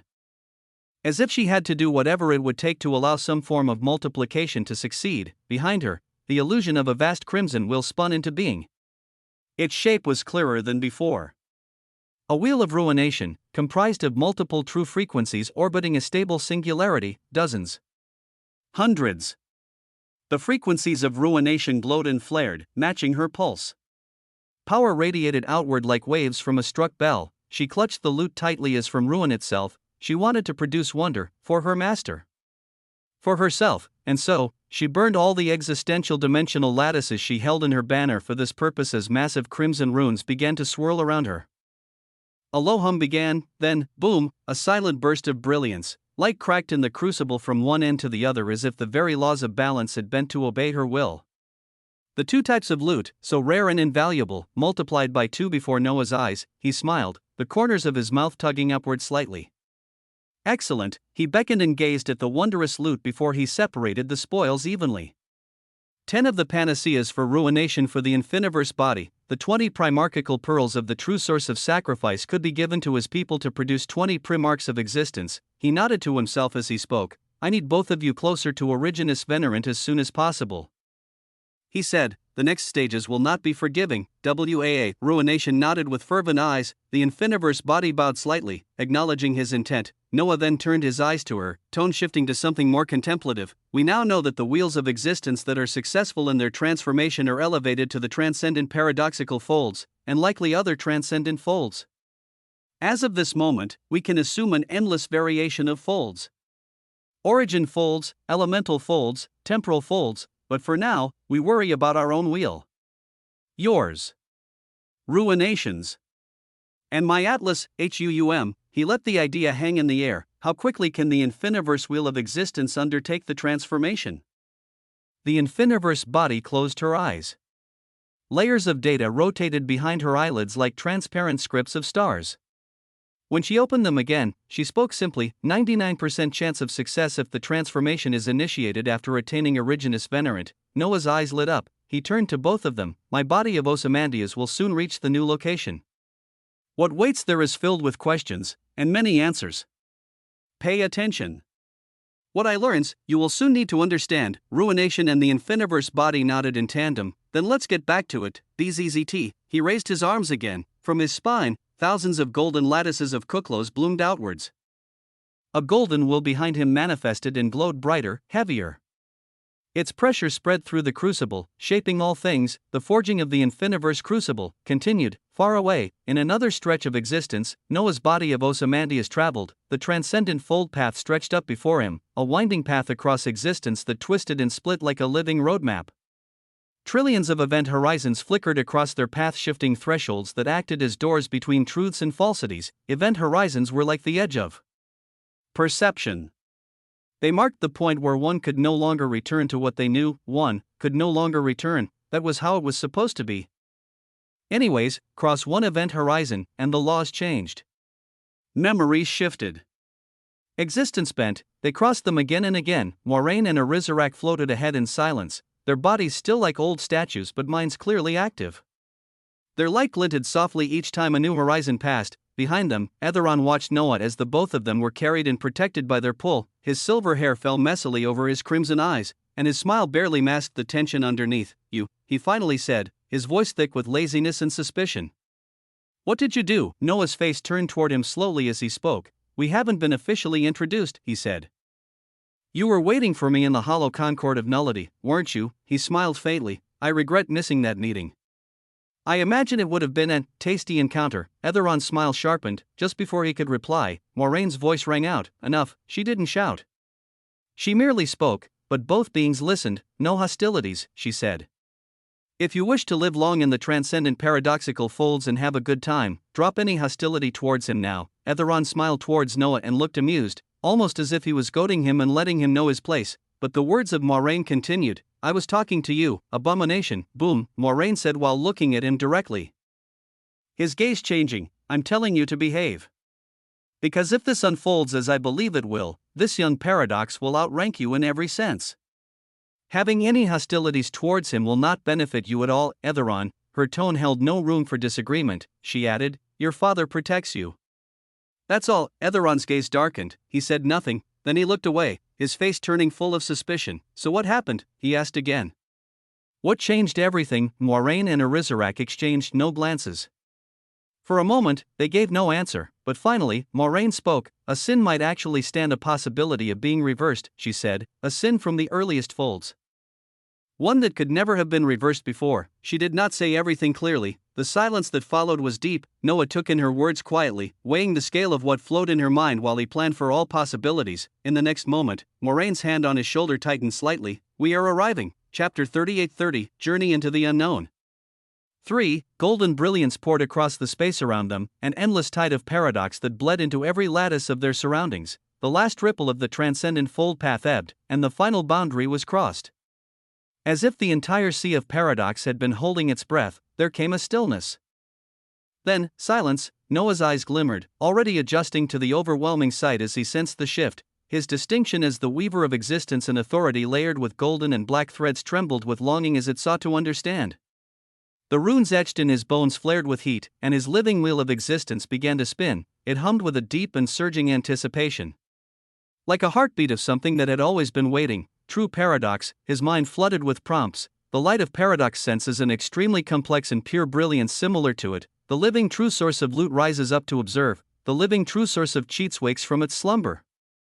The living true source of the protagonist watches with anticipation. The weaver of existence is making an assessment of the current environment. The environment finally resolved into clarity. He was standing atop something wide and solid. For a moment, it seemed like a pillar, but he knew better. He knew the feeling of the structure beneath him. It was a spoke of a living wheel of existence. It stretched far into the distance, vanishing into golden haze. His gaze couldn't reach its end. The weight beneath him sang with paradox, the air laden with layered densities that made each breath feel like it was pulled from an ocean of paradoxical wonder. All around, the sea of paradox gleamed. Not metaphorically. They were literally within a golden ocean of folds, with existence twisted into brilliance. And then, his gaze rose higher. They were not alone. 12 beings stood in silence, encircling the spoke as it seemed demarcated in their encirclement. They were tall and possibly tall. Some appeared as towering humanoids stretching hundreds of meters high, yet when Noah blinked, they were as vast as galaxies. Light years wide. Sometimes, just wheels of fire and shadow given form, foldless ones, each one radiated a majesty so deep it could only be described as quiet horror. Their forms looked forged from the broken bones of ancient wheels of existence, skin like folded starlight. Their eyes whirlpools of spinning gold or pitch black. Out of the many races of beings Noah had seen, foldless ones were so far winning in terms of how otherworldly and ethereal they looked, as if they were far above anything and anyone else. Some bore one wing of obsidian, some had two golden wings folded behind them, and others had no wings at all, just the burning crest of paradox behind their heads. But every one of them held a spoke in their hands as if they were holding a spear. Spokes with the authority of frequencies of existence, they looked like warriors or soldiers standing guard over the gate of something deeper. Their robes were pale white. Simple in color, yet Noah could feel they were woven from threads pulled out of paradox itself. And the moment that he, Moraine, Arizarak, and Etheron appeared, the 12 titanic foldless ones turned. And without wasting a breath, as one, they knelt, boom, the tips of their spears crashed down upon the larger spoke they stood upon, the ring of impact echoing like a chime across the golden ocean. We welcome you back home, great golden paradox, Moraine Valoria. Their voices rang in unison, vast and resonant. Not loud, but present. Like a wind that could carry mountains, Moraine didn't smile. She merely waved a hand, dismissive, her expression smooth as if this was the norm for her. Where is the honored living golden paradox? One of the kneeling foldless ones rose slightly. Sir is currently entertaining a group from the living silver paradoxes in the prime parathrone folds. It would be difficult to reach him now. Moraine gave a small nod. Take us to the gold folds for now. The 12 guardians all gave a slight nod to Arizarak as well. Then, one by one, their eyes landed on Noah and Etheron. Noah stood his ground. His body creaked under the sheer pressure that fell upon him. His living will groaned beneath the golden light as the gaze of 12 foldless ones settled briefly. Each glance felt like a wheel was being pressed into his spine, but it did not last long. The foldless ones brought their spears together, all 12 tips converging at the heart of the spoke. There, a radiant circle began to glow. Then it parted with a burst of paradox. A circular gateway formed. Through it, Noah could see a sky that was not a sky. It was also space. It was too large, too heavy with majesty. Clouds as wide as continents drifted in golden arcs. Golden suns, galaxies, cosmos, existential domains, omniverse, all burned, rotating around even larger constructs' wheels. Living wheels of existence, each glowing and rotating in intricate dances. The entire skyspace thrummed with paradox. As if each motion of the golden stellar bodies and clouds and omniverse were a contradiction. Beauty that defied logic. One of the foldless ones turned up to Moraine and spoke as they began to float up towards the opening.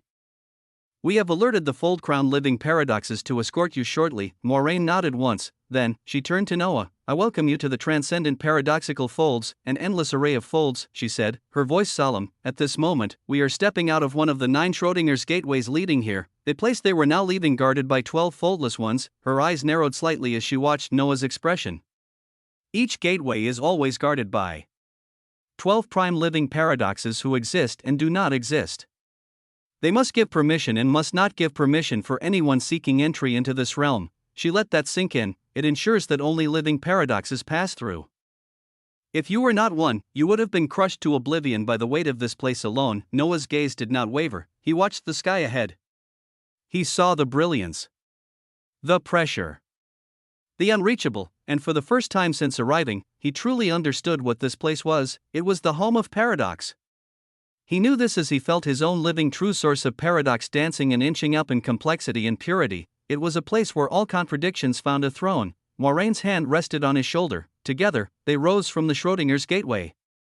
Behind them, Etheron followed, silent but brimming with tension. Arizarak stood as a silent shadow, his presence heavy.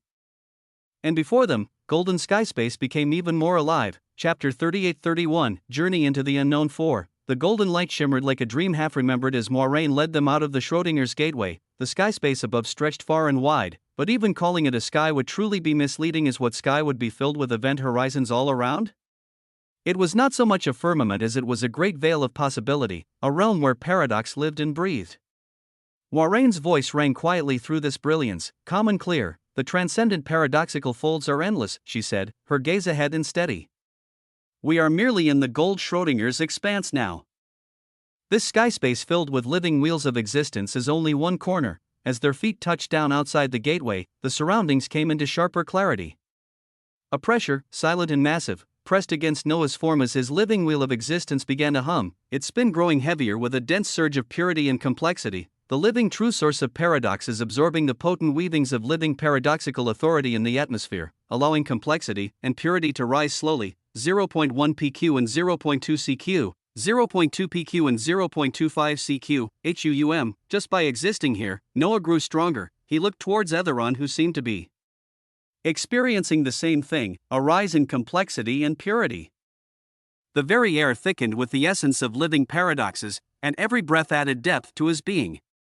He marveled at this place that defied reason. Where to walk and simply be here was to ascend. Far ahead, amidst the glimmering folds of paradoxical gold, Noah saw massive wheels of existence suspended like colossal gears turning in silence. They bore the hues of twilight and dawn, wrapped in auroras of golden light that shifted as if breathing. Ergospheres of paradox rotated around them in their nearby regions, Noah gazing at the constant twisting of light and paradox as he continued his absorption even more. Then, without warning, the space before them twisted soon after. A wheel-shaped vessel the size of a football field bloomed into being. It floated ahead, humming softly, and Noah noted at least 20 grand golden thrones floating at its center, chains extended from the very center and outwardly to anchor a vast, winged golden slime, a creature pulsing with paradox and smiling with enthusiasm towards them as it was an Originus Venerant creature, acting as a mount, to pull a vessel. Seated atop the Originus Venerant slime, a foldless one waited. One with brilliant white hair and obsidian hues around her. The moment she saw Moiraine, her radiant eyes lit with familiarity as she bowed deeply. "Lady Moiraine, it is great to see you again after all this time. Please, give me the honor of taking you to the Goldfolds." Moiraine actually smiled. "It is great to see you too, caretaker Nina. Let's make this journey a quick one.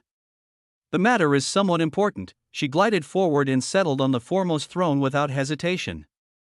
Noah, eyes gleaming, stepped up and sat beside her, unflinching even amid this gathering of power. He could feel golden paradox spiraling beneath him, the vessel singing softly. Caretaker Nina nodded toward Arizarak and offered Etheron and Noah brief glances before turning her focus to the slime beneath her. With the reins in hand, she gave a tug, and they were off. The motion was near instantaneous. Noah barely had time to register it before the world around him became streaks of golden light. The speed outpaced anything he had experienced, faster than thought, faster than history. After all, it was a fucking Originus Venerant creature acting as the mount for them. As they traveled, Noah's mind settled. He began piecing together impressions and patterns. The structure of living paradoxes was not as chaotic as he had once assumed. There was discipline here, an order hidden beneath the paradox. And in the midst of it all, Moiraine stood as something unique as she held a certain identity. She must have felt his gaze, for she turned her head slightly, golden hair flowing in waves behind her as she continued like an encyclopedia, within the vast transcendent paradoxical folds. She began, her tone light with memory. There are many other folds. We are heading to the gold folds of the gold Schrodinger's expanse, under the reign of the golden paradoxes. Many living paradoxes have risen since the earliest folds. After the living paradox was wounded and locked away by the others, its defeat did not spell its end, she continued, her voice unwavering. Everything was already spread across the folds. Its signature painted all of existence. Lifeforms filled with the musings of paradox began to rise everywhere. The golden paradoxes are among the few lineages that trace directly back to those earliest days. The air pulsed with the truth of her words. Noah digested the weight of them in silence, his thoughts sharpening. The rulers of this place had an extremely long past in history. He glanced out of the golden streaks that blurred past them. And what do we hope to achieve in these goldfolds where the golden paradoxes reside? A simple question. Direct, Moiraine turned fully now, her golden eyes calm. I need to secure you there. You must reach Originus Venerant as quickly as possible. You are far too vulnerable right now. Any minor entanglement could erase you if someone found out about you, as they do not even need to be in the same folds as you to attack you. A living elemental could eradicate the flame of your existence with but a thought. A living spirit could control and manipulate your existence without you even knowing it. A living origin, those shitheads could grasp your very beginning and purpose to twist it how they wish. The current you is far too weak for the possibilities ahead. She paused. Once your safety is secured somewhat, I will at the same time be contacting the Goldfolds Monarch, the Honored Living Golden Paradox, WAA, the Honored Living Golden Paradox? Noah asked. She nodded. The one who holds the purest lineage among all golden paradoxes. The ancestral paradox before me. We must affirm your presence here through him before any other lineage becomes aware. Before any other living existences become aware. You are on a ticking clock, Osmont, she said no more. The vessel slowed gradually. Light and event horizons resolved into shape around them. The streaks became curves, the curves twisted into arches, and those arches shaped themselves into form. Moiraine looked ahead and said, Welcome to the Goldfolds. Goldfolds. The Goldfolds were like a paradoxical dream layered over another dream. they stretched across the horizon like a mystical empire. Dozens of multicolored living wheels of existence hovered in the periphery, their surfaces spinning like vast engines churning in rhythm. Their size was not actualized as the wheels seemed purposefully made small, altered by design. Each wheel trailed multicolored auroras that gathered into vast rivers of light. These rivers flowed toward a central citadel, a towering structure that seemed forged from the frequencies of wheels themselves. It rose like a throne carved for giants, built from radiant structures that pulsed in time with the weavings of paradox. The ground beneath them was not solid but rather formed from layers of interwoven frequencies that had collapsed into something unfathomably real. Spikes of crystalline paradox jutted up here and there. Some rotated slowly. Others moved with intent. The entire expanse shimmered with power. The power of living paradoxes flowed like air here. Thick. Endless. Alive, he closed his eyes and allowed the density of this new place to wash over him. His living wheel spun a little faster as complexity rose. Purity hummed. He had crossed into a place where the impossible reigned. And he stood to benefit tremendously depending on how he played things. Chapter 38-32, End is beginning. Far from the transcendent paradoxical folds, the null vein gravewake folds rippled, they bent with the soft solemnity of a presence arriving where none had expected it. A presence that should not have been here, a sliver of pearlescent brilliance unfolded, parting the heavy darkness of a certain region of the null vein gravewake folds. A new light stepped through, and these folds knew the touch of a living origin. A male origin descendant hovered silently. His figure bore no unnecessary grandeur, only a calm assurance that belonged to those born of origin itself. His eyes gleamed with intent as his presence anchored within the bleak firmament. The very folds trembling, he was floating just outside the veiled sunfolds. Beside him, the face of the female origin descendant shone from a small singularity of light as she was only here with an observing authority. Her voice echoed softly, yet clearly.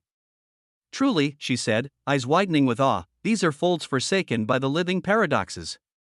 Are there so few of them now that they must resort to this? The male did not answer her at once. His thoughts were stretched across the fabric of the fold. He extended his aura, slow and deliberate, threading it into the undercurrents of the veiled sunfolds and then beyond, a soft radiance spreading like ripples in quiet water. It was the first time the signature of a living origin etched itself into the cold collapse and dark weavings of these folds, and his authority spread far and wide. Soon, a whisper of something met his light, his eyes flickered. Oh, the female origin descendant in the singularity leaned forward, her light body floating toward him as her tone turned eager. What did you find, Althean Althean? The male origin descendant finally spoke. His voice was steady and deep, a melodic blend of thought and power.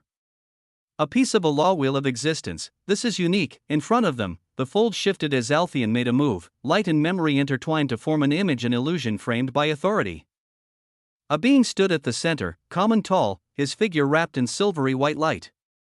It was an image showing someone who stemmed from a now dead wheel of existence, the peacemaker, Alexander Asmodeus. The sight of him drew silence from both of the origin descendants as they observed the enneagram on his chest. The light from it was one they recognized. The alliance between living laws and origins was old, rooted in shared belief and shared purpose. Since they saw something of their nature in these folds, Althean nodded. It is a 9-pointed law wheel. Intact and active. I will direct it to the living laws and save it from these forsaken folds should the living paradoxes return. WAA, he raised a single hand. His fingers curved slowly, carefully. Then they plucked downward. The peacemaker, still visible in the illusion, turned his head in alarm. Before he could act or speak, a hand of radiant white gold appeared, a hand larger than even an omniverse as it was shaped from origin authority. It closed around him before he could do anything as he plucked away. Althean nodded while continuing to manipulate his authority. The illusion shattered. Althean's aura expanded again as it continued to spread out across the folds. Far away, near the echo of a broken crucible, another musing was stirring. A single black tendril of light shimmered into being. It slithered out of a dark pocket of folds, carrying with it a whisper of finality and a smile lined with madness. The tendril twisted until it sprouted a face, Thoron. His expression was a mask of amusement. Eyes darted across the folds, and his breath came out in a slow hum. He could sense something from this small part of himself left behind here. An unfamiliar weight in the air. One not born of paradox. He frowned as he sensed such a thing. Thoron muttered, his voice weaving through the shadows. You feel that, don't you, little Bobby? Someone new. Someone not of paradox, but very much alive. I was thinking of what chaos could unfold if I could track down other living existences. And now one just appears, the tendril lengthened. More tendrils bloomed. Each one carried whispers, echoes, fragments of weavings that were now filled with skepticism and suspicion. Why would the aura of another living existence be so bright here? A fold normally under the gaze of a paradox, and yet, something slips through, his body began to take form. From the tendrils, bones sprouted and fused. A darkly radiant torso twisted into view, then legs, arms, a head. A full body molded by finality stood tall in the shadows, its posture easy, the power beneath it coiled. He did not believe in coincidences, he needed something, and now it was here. It was like a silent hand was steering things as this gave him pause. Thoron breathed in deeply. Well, regardless of the why, I was looking for other living existences, and now here they are. So be it. He got himself ready, he affirmed with the inevitability he had bound to himself, and then, like a child speaking sacred blasphemy with glee, he opened his mouth. Living paradoxes. Living elementals. Living laws. Living origins. Living emotives. Living, he said them slowly. Each name was a note in a song of desecration. Not for its profanity, but for its precision. In the folds, saying the wrong thing always drew attention from those overseeing them. A maw-bearer had stood in front of Melodras in a certain wheel of existence and said words she shouldn't have said. And a force appeared and cut her in half with a warning. So when Thoron began saying similar words with wild abandon, the folds themselves reacted as what he was saying spread out to entangle and draw in, like a fisherman setting bait. Thoron's smile grew wider. Keys. The key. The loom. The absolute living loom, words that should never be spoken. Words that lived and did not live.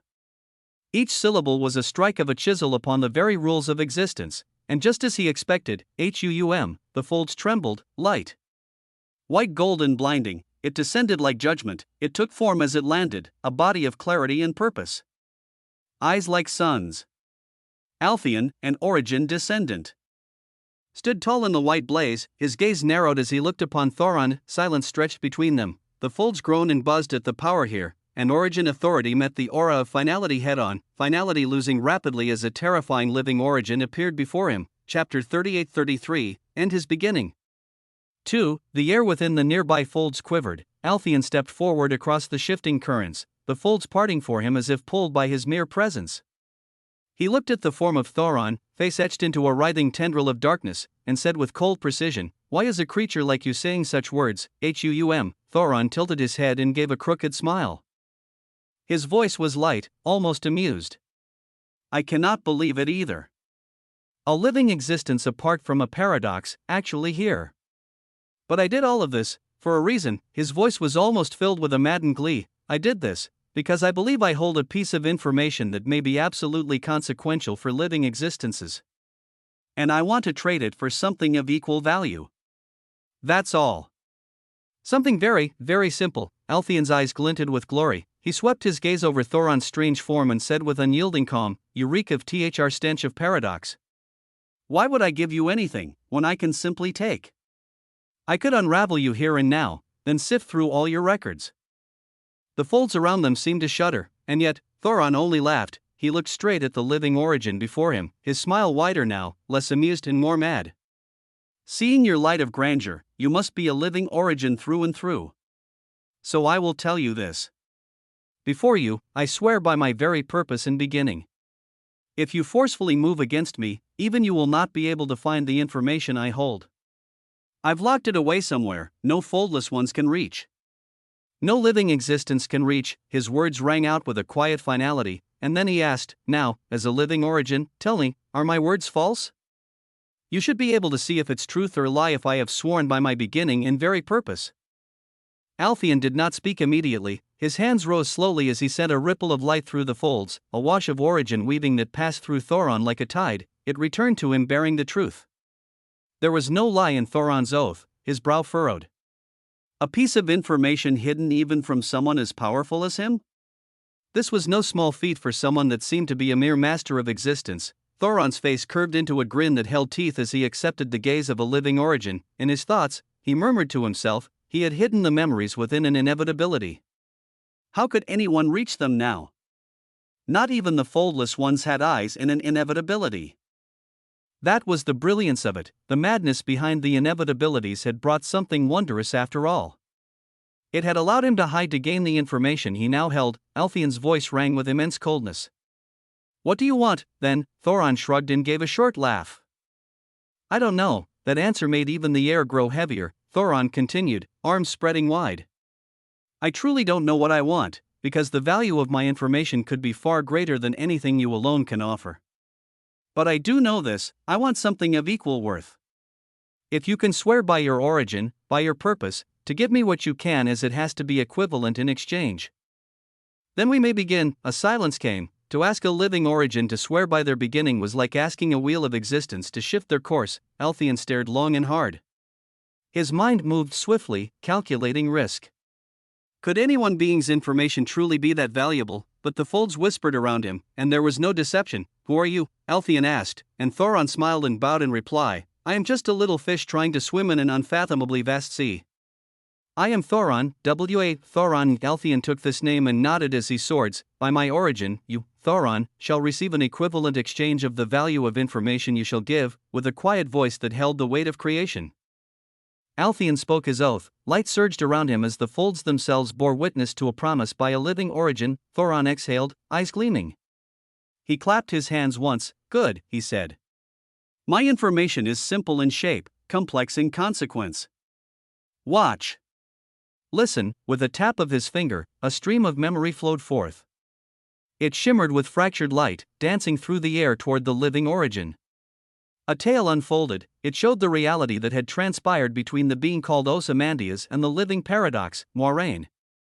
Every word, every movement, every resonance inside the paradoxical prison. Thoron smiled faintly as he searched deeper, through Bob's memories. He pulled the tangled details of Noah Osmont, of when Bob met him, from hell terra firma to other frequencies and beyond. Bob had met Noah Osmont. He also happened to meet the body of Ozymandias when his other body was locked in hell terra firma. Since Thoron considered the unique entanglement they held, I will leave out a few things, my friend.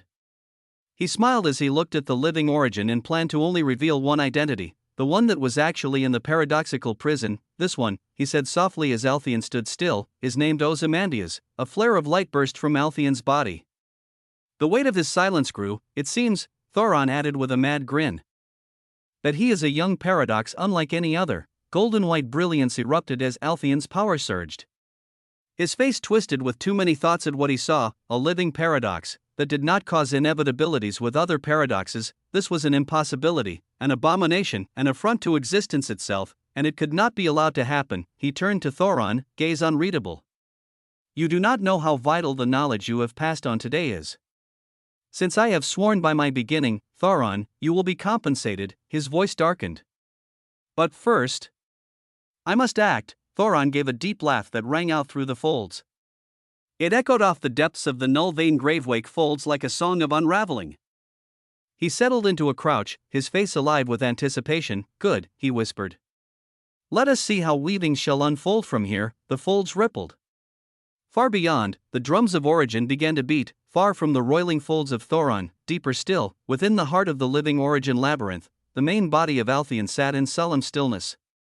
The brilliance of the origin weaving swirled around him like rivers of white gold fire, and his eyes, usually composed, were now grim. What he just found out was heavy, something with terrifying implications. He turned his gaze toward the female origin descendant beside him. Shannara, a living paradox has risen who does not produce inevitabilities, he said, the weight in his voice cutting through the sacred hum of the labyrinth. When he comes into contact with other paradoxes, nothing happens. Boom. Shannara, whose face bore a crown of soft white flame, flinched. Her expression grew dark as she stepped closer. What? Who? She asked quietly. Such a thing should not even be possible. All paradoxes bear inevitabilities. This has never changed since the earliest folds. If such a being truly exists, they cannot be allowed to live. Althion's face remained grave. It is a creature called Ozymandias, he said. And from what I've seen, it may not even be an originus venerant yet, as this gives us an opportunity. Shannara's brows furrowed as her aura pulsed violently with the resonance of an agitated star. Alpheon stood slowly, his form shining with golden white luminance. He is currently in the company of two living paradoxes, he said, his voice low. That protection alone would make a frontal assault impossible. But if he has yet to close off his existence through Originus Venerant, then I may still be able to strike his very purpose and beginning. He looked directly into her gaze. I want your help.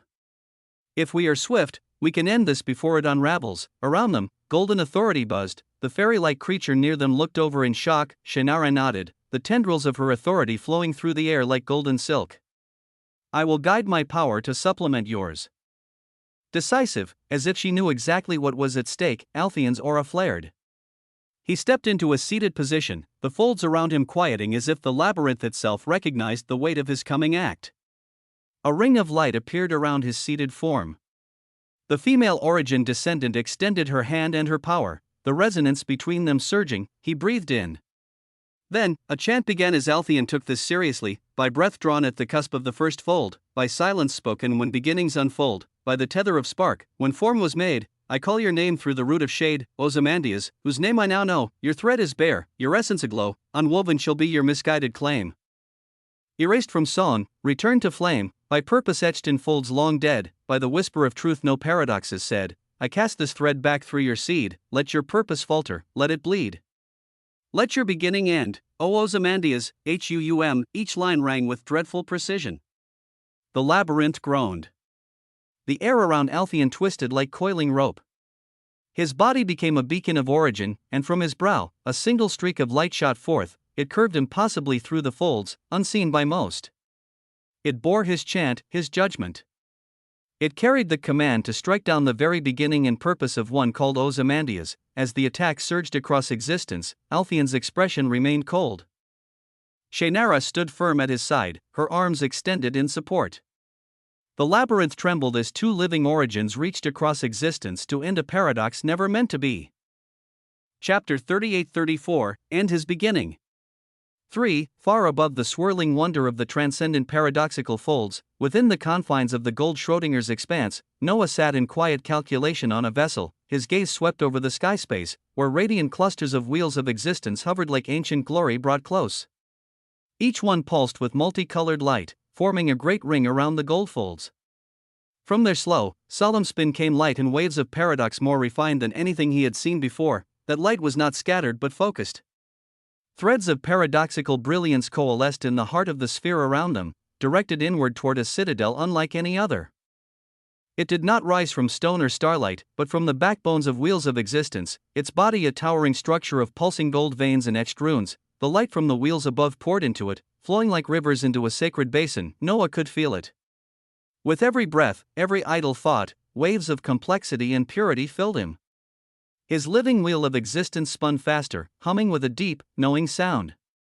His weavings burned brighter, pulling in the paradox that surrounded him. Moraine turned from her seat, her golden eyes landing on him with a glimmer of power. This, what you see before you, we call the paradoxical Dyson sphere of existence. Her voice was calm. Her words clear. Living paradoxes created Dyson spheres of few that arranged transcendent wheels of existence into orbit. Their constant weavings fuel our paradoxical civilization, giving us what is needed to ascend beyond even the edge of what should be as a nigh endless supply of paradoxical authority is produced. She paused, letting her gaze sweep across the light-filled citadel ahead. The brightest result of such a construct is the Dyson singularity. A core, bathed in concentrated paradox. It is not for all.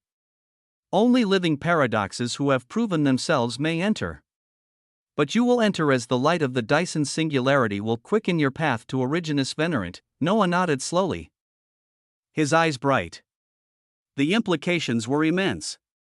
The vessel they rode began to descend deeper, threading through shafts of paradoxical light, the Dyson sphere revealing more of its grandeur. But just as they neared, something shifted, a flicker. It was faint at first. A thread of sensation deep in Noah's mind. He recognized the feeling, but not the content. His weavings of absolute fictional transcendence were stirring, entangled with fables that were not his own. They came delayed, too complex to process in real time. Threads of sentences arrived, of the paradoxical prison. Of Thoron, one after another, and then, a thread of memory. Thoron only laughed. He looked straight at the living origin before him.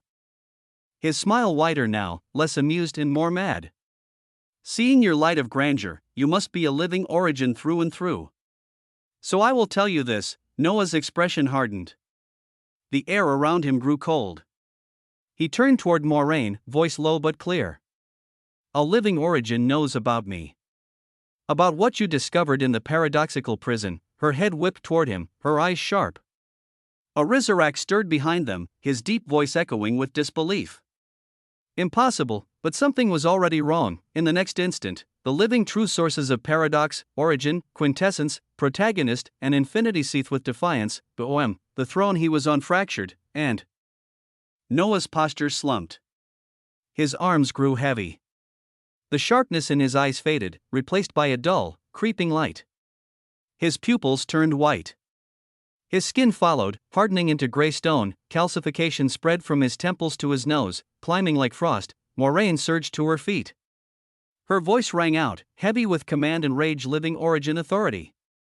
He is already under attack. Her expression was heavy. He was still an unbound living paradox. He only had 100 chances to die. With an attack from a genuine living origin, he could be ended 1,000 times in a second. As she knew things were extremely perilous, boom, she moved without hesitation. Wings of golden paradox burst behind her, wide as the horizon. She crossed the space between them in an instant, her wings folding forward to shield him. Her white gold hand pressed against Noah's chest, cutting through his robes, piercing into his heart. She did not flinch. Power surged, waves of paradoxical brilliance flowed from her, golden floods against the encroaching gray to keep it at bay, and she did all of this. There was no eruption of inevitabilities. Behind her, the golden slime Nina rode tensed. The foldless one herself blinked in disbelief. No sparks of inevitability. None. The paradox from Moraine touched his body, and nothing shattered. No sign of collapse. Just light and resistance. Moraine roared toward the helm. Take us to the paradoxical Dyson singularity. Get accelerated clearance from the honored living golden paradox. Now. Caretaker Nina blinked, then nodded. The vessel leapt forward, gold trailing in its wake. Around it, foldless ones around the gold folds appeared from the folds of light, drawn by the commotion. They were akin to massive celestial titans coming to question what was happening. Arizarak was already behind Noah as waves of obsidian paradoxical brilliance flooded from his hands and into Noah. Yetheron stood at the back of the vessel, his expression tight. He did not speak. Within the flood of light, Moraine's voice whispered into Noah's mind, Osmont, can you hear me? Her voice pushed against the silence. Osmont, you are under attack by a living origin. That means your very purpose and beginning is under assault. I am flooding paradox into your existence, shielding your weavings, but it has already latched onto you. She pressed deeper, wings bright. You must fight. You must not lose your purpose. Do not forget your beginning. Once you attain Originus Venerant, such attacks will not touch you from mere entanglements. Hold on. Just hold on. Her power surged, but the calcification did not stop. It slowed, but still crept higher. His eyes, once brilliant, now blank white. His voice, silent, his head was already gray and turned into stone. Moraine was stern as she bellowed out again. Osmont. Do not lose your purpose. Outside, chaos churned. Foldless ones began to observe the moving vessel, eyes locked on the strange interaction unfolding before them, two living paradoxes intertwined with a third one. And yet, no inevitability. No collapse. Within the vessel, Ozymandias floated still. His form flickered with faint light. His mind held firm, taking in the brunt of the living origin strike. He received 99% of the attack of the living origin since it was directed towards Ozymandias, but he was not just Ozymandias. A thread of the attack remained, only a thread, barely 0.1%, barely, but this traversed across weavings of existence. It traveled across folds, and reached Noah Osmont in the Infiniverse. Noah Osmont in the living origin labyrinth, a small thread, coming from a being unfathomably stronger than the current him. Chapter 38-35, and his beginning. 4. Golden waves pulsed within the crucible of the Infiniverse. Noah hovered still at its heart, arms outstretched, his golden robe billowing with the rhythm of the blue waves of infinity circling him. Yet soon after, he moved no more. His figure, so often alight with purpose, had gone quiet. Eyes that once gleamed with cunning calculation were dulled. Stone crept across his irises, consuming light as from his eyes a process of calcification began. Stop! The infiniverse body's voice rang like a bell tolling through endless space. Every battle, every lattice within the crucible came to an immediate halt. Barbados turned over in shock alongside many others, her eyes burning with dread. Little fish, she bellowed. Others gathered close, drifting with worry, their voices urgent. Yet none dared approach as the infiniverse body began to shine. The brilliance of white gold lattices swelled around her, the very weavings of the infiniverse bending. She moved forward, slow and silent, until she stood alone before him. His form still floated, unmoving. His robes were etched in the golden sigils of true sources, the air around him laced with blue strands of infinite motion. The infiniverse body hovered inches away. Behind her, an illusory will bloomed, vast and endless, its center bound to her very essence. An instant later, light from every frequency of existence flowed into her like rivers into the sea. She reached forward, her palms gently resting upon Noah's stone-cold head. "Master," she whispered, her voice softer than starlight. "I am here." A golden hum answered her touch. Elsewhere, within the vast caverns of the living Origin labyrinth, the soft glow of Origin etched every wall. Noah and Sigrid had just bid farewell to Master Shin. They turned, ready to move deeper into this wonder as the distribution of many resistance archetype points was critical. But moments later, Noah froze. Sigrid noticed quickly how he stood rooted and unmoving. The light faded from his gaze. "Noah," she called, stepping in front of him. His eyes, once alight with depth and calm, were fading. The white glow inside them began to spill outward, calcifying the edges of his vision. Sigrid's heart pounded as she saw into his eyes. "Living Origin authority," she murmured. Her breath heavy. "Why would someone be attacking your Origin, Huum?" She moved close, her hands taking his cheeks. She brought her forehead to meet his. Her long strands of star-woven hair brushed his face like gentle waves. Her Origin pulsed and began to gush out madly. The tattoos across her arms and neck began to glow. "Please," she whispered, her voice trembling. "Please don't leave me. I don't remember anything else. Not who I was. Not what I am. So please, don't leave me." As she spoke, the single bright rune on her forehead glowed like a small sun. That same rune, shining in a mirrored reflection, etched itself onto Noah's brow. "Don't leave me," she whispered again, and far away, in a quiet place untouched by the grandeur of Paradox, Origin, or the weight of Fold Dwellers, another Noah sat at a simple table, a plate of food, half finished, a soft smile from across the table. His mother, Amelia Osmond, had just been laughing, a rare light in her eyes. And then, silence. She turned. Her voice still caught in laughter, only to see his gaze fall away. His spoon slipped. His shoulders slumped. Stone crept over his eyes. She was on her feet in a moment, her arms catching him before he could fall. She lowered him to her lap, cradling his head as she looked at him up and down, her existence buzzing. "Noah," she called out, and there was no answer, only a sense of emptiness. Tears did not yet come, only the terrible silence. She cupped his cheeks, her voice heavy as her eyes shone with decisiveness. "My refuge," she said, louder than before. "Come back to me, Huum," and a pulse of white brilliance burst from her body, washing over him, and so, across all the folds. Across all the infinities of existence, everywhere his bodies rested, they were held by hands trembling or strong. Held by loyalty, by sorrow, by love, held as he turned to stone. Held as his purpose and beginning came under siege, held, while the fate of all that he was teetered on the edge of unraveling, and as this attack from Origin authority cascaded into all corners of Noah's vast existence, tremors rang through every fragment of his identity, from Ozymandias to the quietest fragment nestled in a far-off fold. Every body he held in reality found itself bound, struggling, calcifying. Cradled by his mother, companions, and foldless ones alike, none could halt the dreadful crawl of the attack. And yet, within the folds of his own soul, in the deepest halls of the self, something stirred. Inside his living wheel of existence, a domain beyond time, wrapped in endless spokes that shimmered with multicolored lights, a council gathered. The spokes of the wheel were platforms of being, each one adorned with a seated figure. Each was Noah, but each was more. They wore robes of different hues, each color whispering of the true source that animated them. Their faces were the same, but their eyes were vastly different. And in the center of the wheel, where light should have danced endlessly, the calcification had begun. It crept in slow, deliberate turns, gray veins curling through the core, choking the radiance of purpose and of beginning. A chill in the heart of existence. A voice broke the silence. "Your external influence is useless if it puts us in such perilous predicaments. a figure in a flowing robe of deep violet sat on one of the nearest spokes. His arms rested across the sides of his ornate chair as his glare burned through the center. Tyranny. The living true source of tyranny made his presence known with disdain sharpened like a blade. He did not look away from the golden-robed figure across the wheel. The path of the protagonist is a perilous and a glorious one. Overcoming something like this will only lead to greater glory. The protagonist, dressed in woven threads of gold, spoke out, his voice grand. He did not flinch under tyranny's stare. From another spoke came a scoff. A dark-haired Noah in loose silvery garb reclined lazily. Glory will be nice if we aren't dead. Now, as much as we can chit-chat in the span of an instant, what solution is there for standing against an attack from an entity arguably much more powerful than us? It cheats. His true source whispered trickery and survival. His words were blunt, lacking poetry, and far more concerned with solutions than sentiment. A hush settled. The spokes of the wheel pulsed.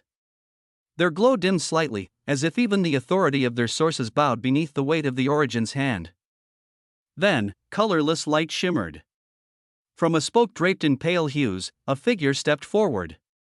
The robe he wore bore no color, and yet shimmered with the hint of all quintessence. The living true source that bound them all. He stepped to the very edge of the gray spreading across the heart of the wheel.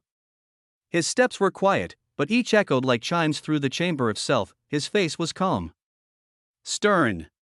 His hands clasped behind his back. As his eyes watched the calcification, the others looked to him. He did not yet speak. But when he did, the wheel itself leaned to listen. Chapter 38-36, End is beginning. Within the wheel of Noah's existence, the voice of the living true source of quintessence rose. Deep, calm, and filled with unshakable gravity, our state is critical, quintessence declared, stepping closer to the spinning core of the living wheel, which now bore creeping lines of gray calcification. We face an attack not in flesh, nor in light. It is a weaving of existence that does not require one's presence, only the echo of a name and the print of a record. He raised his hand as if to illustrate, and a thin ripple danced across the gray edges of the wheel's core, a strike from an entity whose complexity and purity exceed our own by hundreds, perhaps thousands of times. A strike whose method bypasses defense, because it attacks through what we have done and who we are known to be. The seated figures watched, each clothed in their own hue. Tyranny, still and regal in purple.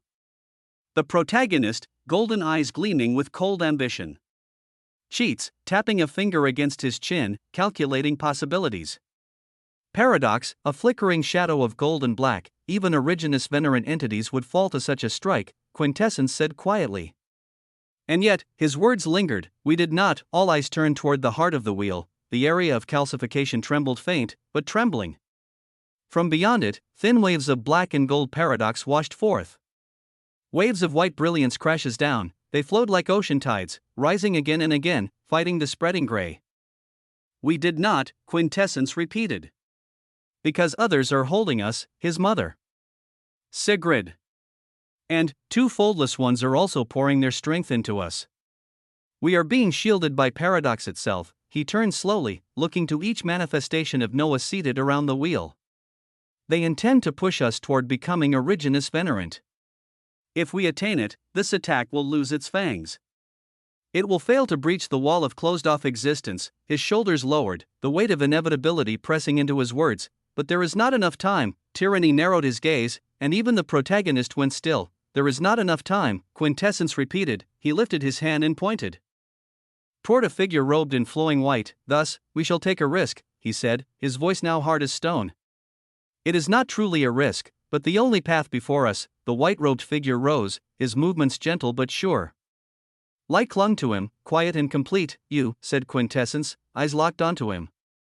You are the living true source of origin.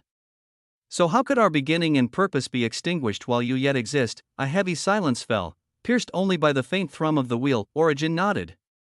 The reason we have not crumbled to ashes because I am here. One living origin cannot so easily erase another. Not when that origin is housed within us, Quintessence gestured. Come, Origin stepped from his spoke, the threads of white drawing behind him. He floated forward until his bare feet touched the calcified edge of the core. We require more, Quintessence said. His gaze shifted. Paradox. Come, the shadows stirred. From within the folds of the golden black spoke, the living true source of paradox rose. Light bent strangely around his figure as he moved, his body obscured in part, revealed in others. He said nothing, but his presence echoed with 1,000 conflicting truths. Paradox took his place beside origin, then quintessence spoke again, his voice ringing across the spokes like a bell across water. Wrath, flames ignited from a distant spoke. The true source of wrath stood, crackling with red and black fire. Chronos, time shivered, and the true source of Chronos emerged, draped in robes that shifted through ages, singed. Veritarch. Quantum. Relativity. Summoning. Infinity, each name brought forth a figure. The core of Noah's will filled with light, with conflict, with silence, with promise. After origin and paradox, true sources relating to emotive, temporal, elemental, law, quantum, dimensional, spiritual, and conceptual were all called out. 10 figures stood around the multicolored light of the living wheel, each draped in their robes of truth. Origin stood cloaked in a white so radiant it reflected nothing. Paradox pulsed black gold, his robes seeming to fold into themselves. Chronos shimmered with a time-laced shimmer, while singed bore scars of elemental fury across his crimson coat. Veritarch glowed with an austere lawfulness, and quantum flickered between forms. Relativity swayed with rhythm that could not be measured. Infinity stood utterly still, wrapped in a robe that looked like the night sky. Summoning and wrath, however, flickered. Dim, as if waiting to be, quintessence watched them all, his eyes held the weight of reason. His voice cut through the wheel like a firm bell. All but 2 of you, he said, tone deep with the burden of choice, have attained the state of living true source. Only wrath and summoning remain. His gaze moved to the 2 flickering forms. A living origin attacks us now. But what of the next one? What if the attack comes from a living spirit or elemental? We cannot let ourselves be left vulnerable again. A quiet hum filled the wheel. Quintessence's voice carried power now. We need to gain the living authorities of all 10 archetypal truths. If we can unify them, if even just for a moment, or forever, then we may forge something that not even the foldless ones can touch. The will trembled in agreement. Sheets looked up, his eyes gleaming with sharpness. You want simultaneous amalgamation of wrath and summoning through the living autognosis engine? Quintessence nodded, Sheets nodded, and continued while stretching his hands. Been accumulating and holding quite a bit of authority in reserve. Might as well spend it. A ripple of resolve spread across the spokes. Then, at the very center of the living wheel, the illusions danced into view. Noah's mother, Amelia Osmont, cradled one body with tears silent and glowing. The infiniverse body held another like a statue in a storm, and her brilliance kept the stone at bay. Sigrid touched foreheads with the third, tattoos lighting her devotion. Moiraine surged through the skies of the gold folds carrying the fourth, her wings bleeding paradox. Quintessence locked eyes with the image of Amelia. Her light, it was different. Stronger than what helped Moiraine, the infiniverse, or what Sigrid provided. It halted the decay at a stronger rate than all 3 others combined as with her there. How could his beginning be eradicated? A living origin had tried to end his beginning. His purpose. But his beginning was too grand. His purpose had yet to bloom. He could not fall, amalgamate. Quintessence roared, light flashed, the living source of Cheats threw back his head, both hands raised. With the turn of the wheel, so shall wrath be living. With the turn of the wheel, so shall summoning be made living. The wheel began to turn, wrath responded first, a red storm igniting its form. Flames of judgment burst outward, not mindless anger, but searing will. Its body roared with justice unbound, force turned righteous, summoning followed, glowing in arcane blue, ribbons of summoning circles wrapping around its limbs. From within, echoes of infinite being stirred. The fury of wrath bound to the invocation of summoning forged something new. Both were baptized by the wheel, both became living. The wheel pulsed, 10 lights flared now across the spokes. 10 living true sources. Authority forged in each branch of existence, origin. Paradox. Wrath. Chronos. Singed. Veritarch. Quantum. Relativity. Summoning. Infinity, a living origin. A living paradox. A living emotion. A living temporal. A living elemental. A living law. A living quantum. A living dimensional. A living spirit. A living concept, separate no longer. Not fractured. Not lesser, in the vast, unknown folds of existence, there had always been living existences. Powers that stood apart. Independent. Sovereign, but now, on this day, Noah held all 10, and when the final light of summoning became living, wonder bloomed. Chapter 38-37, Living. There were always living existences since the earliest folds. After the living paradox sought to put everything under its light, it had spread the creatures everything across the folds. From this everything came many things, many living existences bloomed over the years that followed as always. There were 10 living existences, 10 types of foldless ones, but in history, there was a type of living existence that never had anything arise from it, since it was ended in a battle against the living paradox and all others. There was, at this moment, in Noah's living wheel of existence, the colorless robed figure of Noah that was quintessence stood at the very center of the wheel being turned to stone as he looked around at the 10 living true sources surrounding him. Origin. Paradox. Wrath. Chronos. Singed. Veritarch. Quantum. Relativity. Summoning. Infinity. The moment wrath and summoning became living as all 10 living authorities bloomed within him, everything had frozen. Everything, only quintessence stood at the very center of it all, only quintessence gazed at everything and everyone as he waited to see what would result from this action they took, and in that silence, the colored lights of the 10 living true sources began to stir, the hue of deep red from wrath, the shimmering white gold of origin, the golden and black glimmer of paradox, the shifting multiple colors of quantum, the golden shimmer of singed, and the verdant white of veritarch, each of them drifted from where they stood. Gentle streams of light unraveled from their robes as the energies moved to the center of the wheel, they wrapped around quintessence, circling him gently like rivers weaving into one another. There was no conflict. No rejection.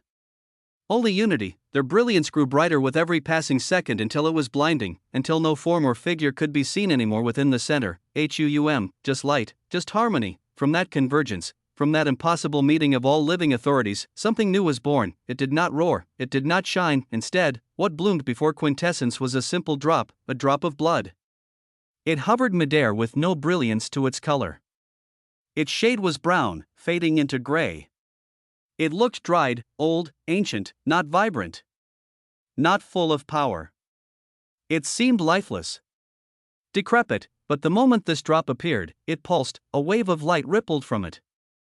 Boom! A silent quake moved through the living wheel of existence as the drop floated to the very center, and there, it anchored, it settled, it existed. From that drop, from that ancient fleck of blood, a muted crimson-gray light spread, and slowly, the calcification that had been spreading through the wheel began to recede, the stone flaked away, the dullness faded, the spokes of the wheel, once stiff and brittle, now pulsed with warmth again.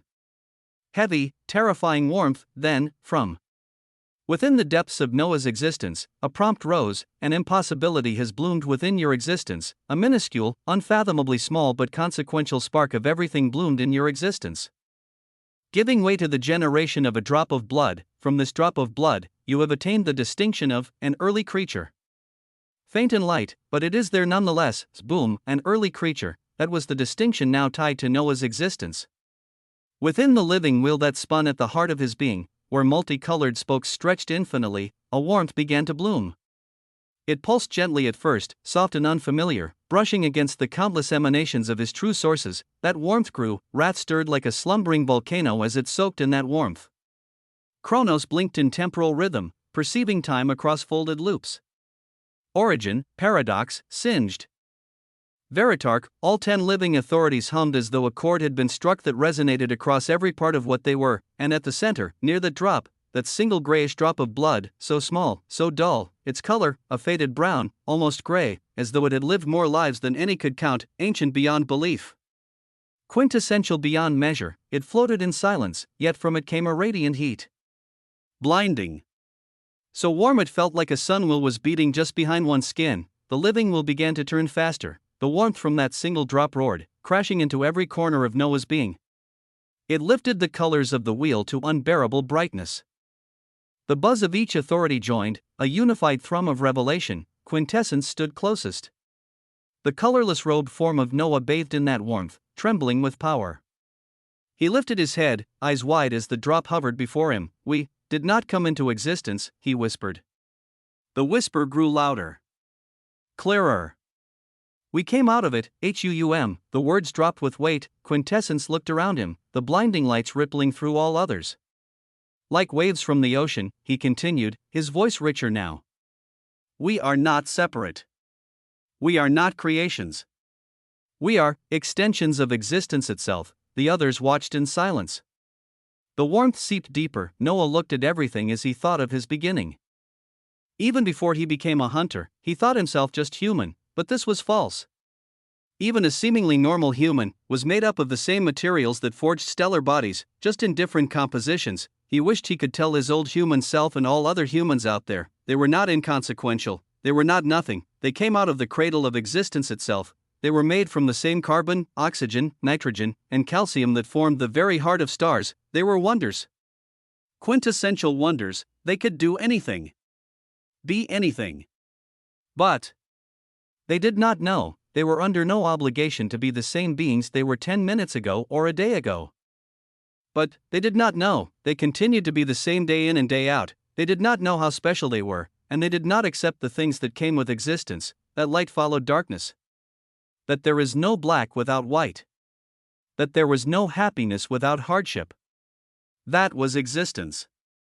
That was everything. As a budding early creature, living existential authorities are drawn to you irresistibly. As a budding early creature, your existence has entered a closed loop, unable to be easily affected by outside input, weavings unable to be quantified are currently unfolding. The prompts bloomed like flowers of insight, and then, the calcification fully vanished. Not broken. Not shattered, gone, receding like a tide drawn away by an unseen moon. The gray stone that had begun to consume Noah's living will disappeared entirely. The light, the warmth, the ancient blood each played its part. Chapter 38:38, Living. 2. Not too far from Noah's inner workings of the wheel, in a simple field on a peaceful farm tucked within the infiniverse wheel of existence, Noah's body, one of many, lay cradled. A golden white robe of infinite threads shimmered faintly around him. His mother, Amelia Osmond, sat with his head in her lap. White light poured from her hands, wrapping around his face, his brow, his chest, his head, once graying and hardening. Now glowed with living warmth. His eyes opened, they were bright. Calm. Familiar. Amelia let out a breath she had been holding far too long. Her shoulders fell in relief, her fingers brushing through his hair as she murmured, "Just who was daring enough to try and take my refuge away from me?" Her voice was soft, but the tone beneath it was not. Noah looked up at her with a slow smile. Just some beings that do not know what they do not know. Amelia's white brilliance flickered, a quiet anger dancing in her gaze as she straightened her spine. Her voice remained calm as she added, "Bring me their bodies to use as fertilizer when you are done with them, okay?" A storm hid behind her words. Noah blinked, then gave the smallest nod, "Okay," and in the fields of peace, the warmth remained, in the living origin labyrinth. Within a realm brimming with ancient power, one of Noah's bodies lay cradled by Sigrid. Her forehead rested gently against his, a touch that had once felt simple but now brimmed with something indescribably immense. The calcification over his head began to crack, then melt away entirely, dissipating like frost in the presence of morning sun. Warmth radiated from his form, an ethereal heat that soaked into the air and caused the entire space to shimmer. Sigrid's eyes flew open. Her breath pulsed as she felt her own energy being drawn into him. Threads of her essence willingly weaving themselves into his. A bright white gold light bloomed between their foreheads, filling the wide chamber with an overpowering radiance. Her body trembled. Every runic tattoo that adorned her, etched symmetrically over her arms, back, and torso, pulsed as though startled awake. Their light flickered, their forms shifting. Her forehead separated from his abruptly, and she drew back just enough to meet his eyes. "You're okay?" she whispered, her voice fragile with awe and confusion. Noah opened his eyes slowly, and they gleamed with a runic tattoo upon his forehead, a sigil complex and powerful beyond measure. He smiled, his hand reaching up to gently pat her head. "I'm all right," he said softly. "Though it feels like I may have taken something from you." Sigrid shook her head at first, as if to dismiss the notion. But she stilled suddenly, caught in a trance. Her eyes, now clouded with a dazed heat, searched his face. "Why, do you smell so good?" she murmured, her hand touched his chest as though seeking something vital within. A pull unlike anything she had known took hold of her, her energies drawn to him by instinct, by design. Her tattoos began to vibrate again. Symbols hidden across her skin surged to the surface, glowing. "I feel." she whispered, her voice trembling. Restrictions are breaking. Some of my memories, they're returning. In another region of the same labyrinth, Althea and Shannara floated with focused solemnity, white gold brilliance arcing like lightning between them. Together, they honed their combined authority in one singular direction, paradoxical resistance. As high as he seems to be protected by living paradoxes even now, Althea said grimly. But within moments, we'll sever his beginning. His words were bright, his bearing heavy, but then, the impossible happened. Boom, a blinding, dreadful aura of rejection exploded from the folds. It was vast. It was ancient. It was wrong. It struck Althea like a tidal wave, shoving him back. He grunted, his composure momentarily lost. Shannara was forced away, her authority severed, her breath caught. What happened? She cried in shock as she looked around. Did he reach Originus Venerant? Althea didn't answer at first. He held his hand out, examining it as it felt sore, and he saw a scar forming on the palm of his hand. A marking, a scar, an impossible thing. And yet there at WSS, his expression turned grave. No, he said finally. That wasn't closure. It was something else entirely. His gaze hardened. We must send word to the prime living origins. To the honored one. A living paradox that does not produce inevitabilities has entered the transcendent paradoxical folds, he exhaled. All living existences need to know. Across the musings of the folds, back in the Infiniverse crucible, the Infiniverse body still held Noah's body against her, her embrace glowing with transcendent power. Around them, a colossal multicolored wheel spun ever faster, its spokes humming with authority, and then, a pulse, warmth, his head, once graying stone, lit with radiant clarity. His eyes opened, and the moment they did, the crucible stilled. All things paused to witness. He exhaled softly, and with that exhale came an ancient heat, one that passed through the Infiniverse body's skin, her bones, her very lattice of being. Her form trembled. Her brilliance intensified, the wheel behind her began to solidify. Its edges gaining weight, its structure turning real. It pulsed with her. She looked down at him, voice breathless. Master. Noah met her gaze, and what she saw in his eyes made her existence halt. They were the eyes of something new, and yet they were also something older than the folds, older than the wheels, older than time. They were the eyes of a budding creature, Noah's archaic eyes, those ancient pools of brilliance that seemed to gaze from a time older than memory, settled upon the figure before him. The Infiniverse body, radiant and unwavering, stood close. With a hand lifted calmly, he pressed 2 fingers against her brow, a ridiculously simple action, and yet. Boom, a burst of heat like the breath of a paradoxical sun tore through the crucible. It was not flame as known by foldless ones or fold dwellers, this was a catalyst and enzyme for the musings of existence itself. The heat twisted around her lattices, not burning but coaxing. Not consuming but nourishing. The Infiniverse body's form trembled, a torrent of brilliance surged from her as dozens of existential dimensional lattices bloomed one after another, spinning and pulsing around her body like luminous petals around a celestial core. Ruination, nearby, gave a cry like metal shattering and reforming. The heat reached her too, binding itself to her frequencies of ruin.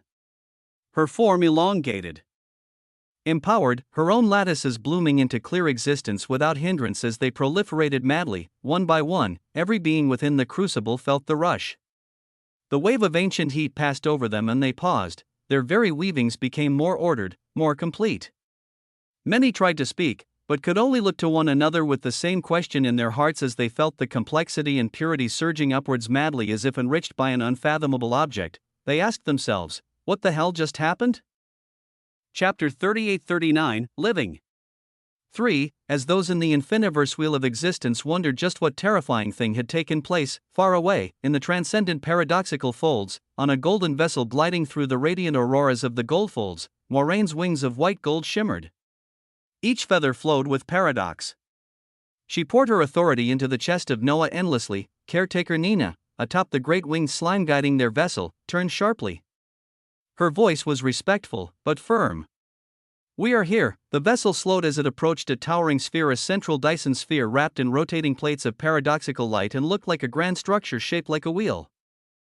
Around them, massive structures rose and fell like celestial mountains, waterfalls of golden paradoxical authority falling off of them. the entire area pulsed with arcs of paradox drawn from the distant miniaturized wheels of existence. A dozen massive foldless ones, each bearing 6 glowing wings of paradox, encircled just this structure of the central Dyson sphere like sentries. At this point in time, boom! A searing heat not native to the goldfolds exploded from Noah's body, cradled by moraine. It crashed into the paradox, flooding from moraine and pierced through it. The statue-like crust on his face cracked, flaked, and then fell away. His eyes opened. Paradox swelled in reaction. It churned and recoiled, folding around the new heat pouring from Noah as if trying to understand it. Moraine pulled back slightly, her wings stretched defensively as her expression turned from stern to stunned. Behind Noah, a Rizirac narrowed his glowing gaze. His halos flared with crackling light, and outside the vessel, an awe-inspiring sight could be seen. Hundreds of foldless ones now hovered as they had followed this vessel the moment they saw one living paradox flooding paradoxical authority in another. And yet no inevitability bloomed. Their forms were immense, golden, white, and obsidian bodies each the size of entire realms. Their wings cast shadows longer than mountains. Their faces bore no expression, but their eyes, those immense, star-bright eyes, were focused only on one point, Noah. The vessel slowed entirely, silence reigned. Even the paradox that had once swirled eagerly around moraine now paused, hesitant, uncertain. Noah's breath was steady. Within him, power ancient and glorious continued to simmer as he controlled it. His eyes did not dart about in fear or confusion. He only looked forward, acknowledging. As hundreds of foldless ones stared at the vessel Noah was in, it was Moraine who finally broke the silence. Her voice was level as she looked only at him. "What happened?" she asked. Noah looked over at her calmly, his face unreadable. At that moment, he was doing all he could to rein in the intoxicating scent his body was releasing, the same scent that had pulled Sigrid into a daze. He also held back the urge to devour the dense paradox flooding the goldfolds. The instinct was there. The power, absolute.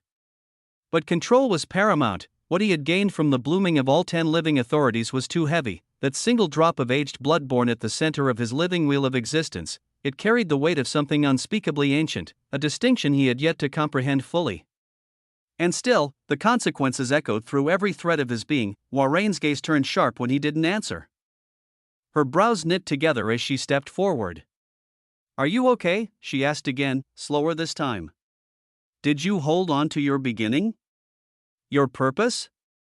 After an attack from living origins, her words surprised those nearby. Noah gave a faint smile. For acting without delay, for sheltering his existence in the heart of her paradox, he would not forget her.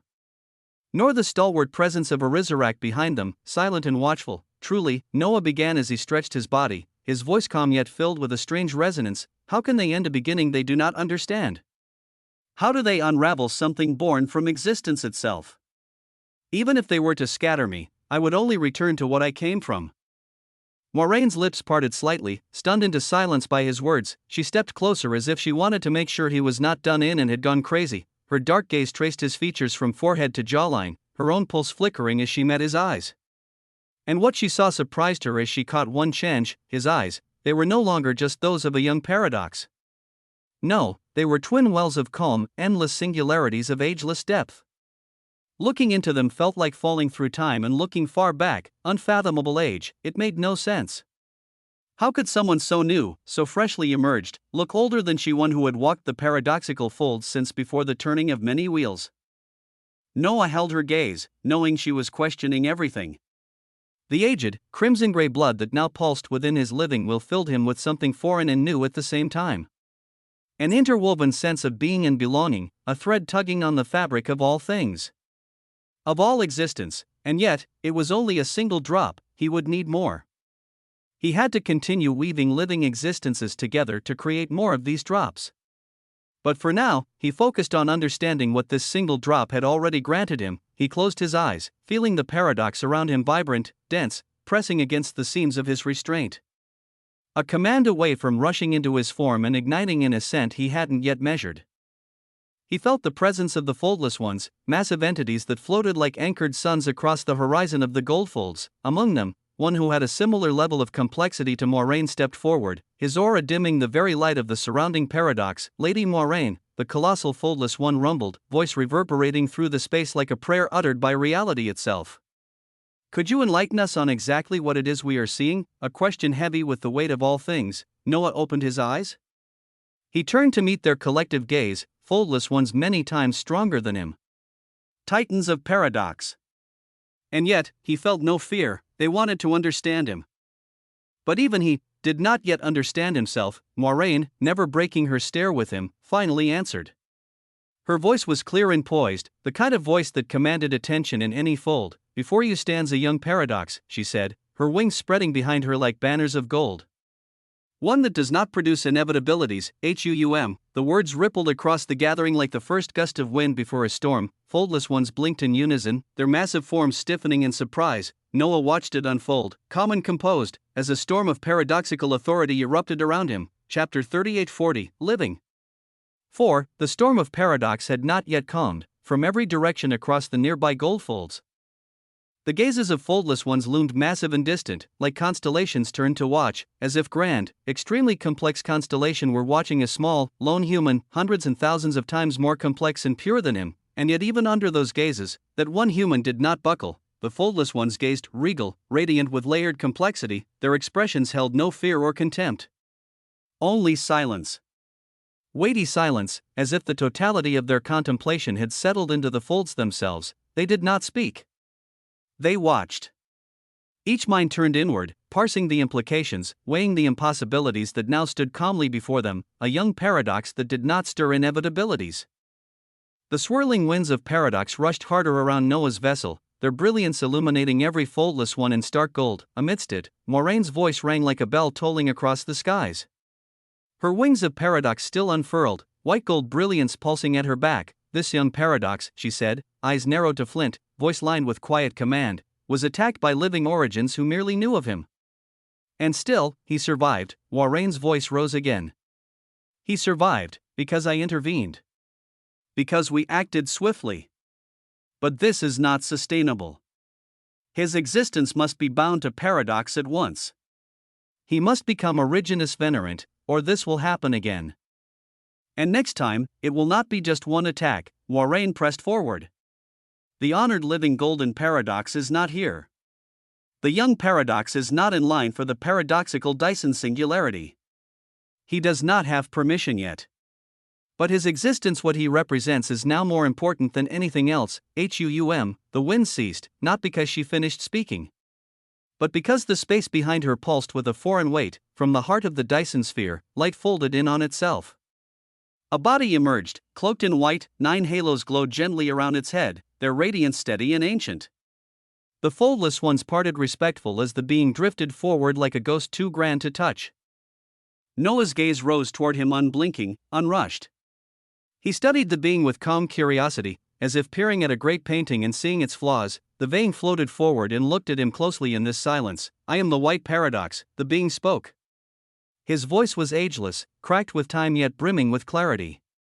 The Dyson singularity guardian of the goldfolds. We can skip procedures for all this today. Even Moiraine gave a nod, her lips tight. Her eyes, however, never left the white paradox's face. Noah tilted his head. The ancient eyes of the white paradox met his, and for a heartbeat, they smiled.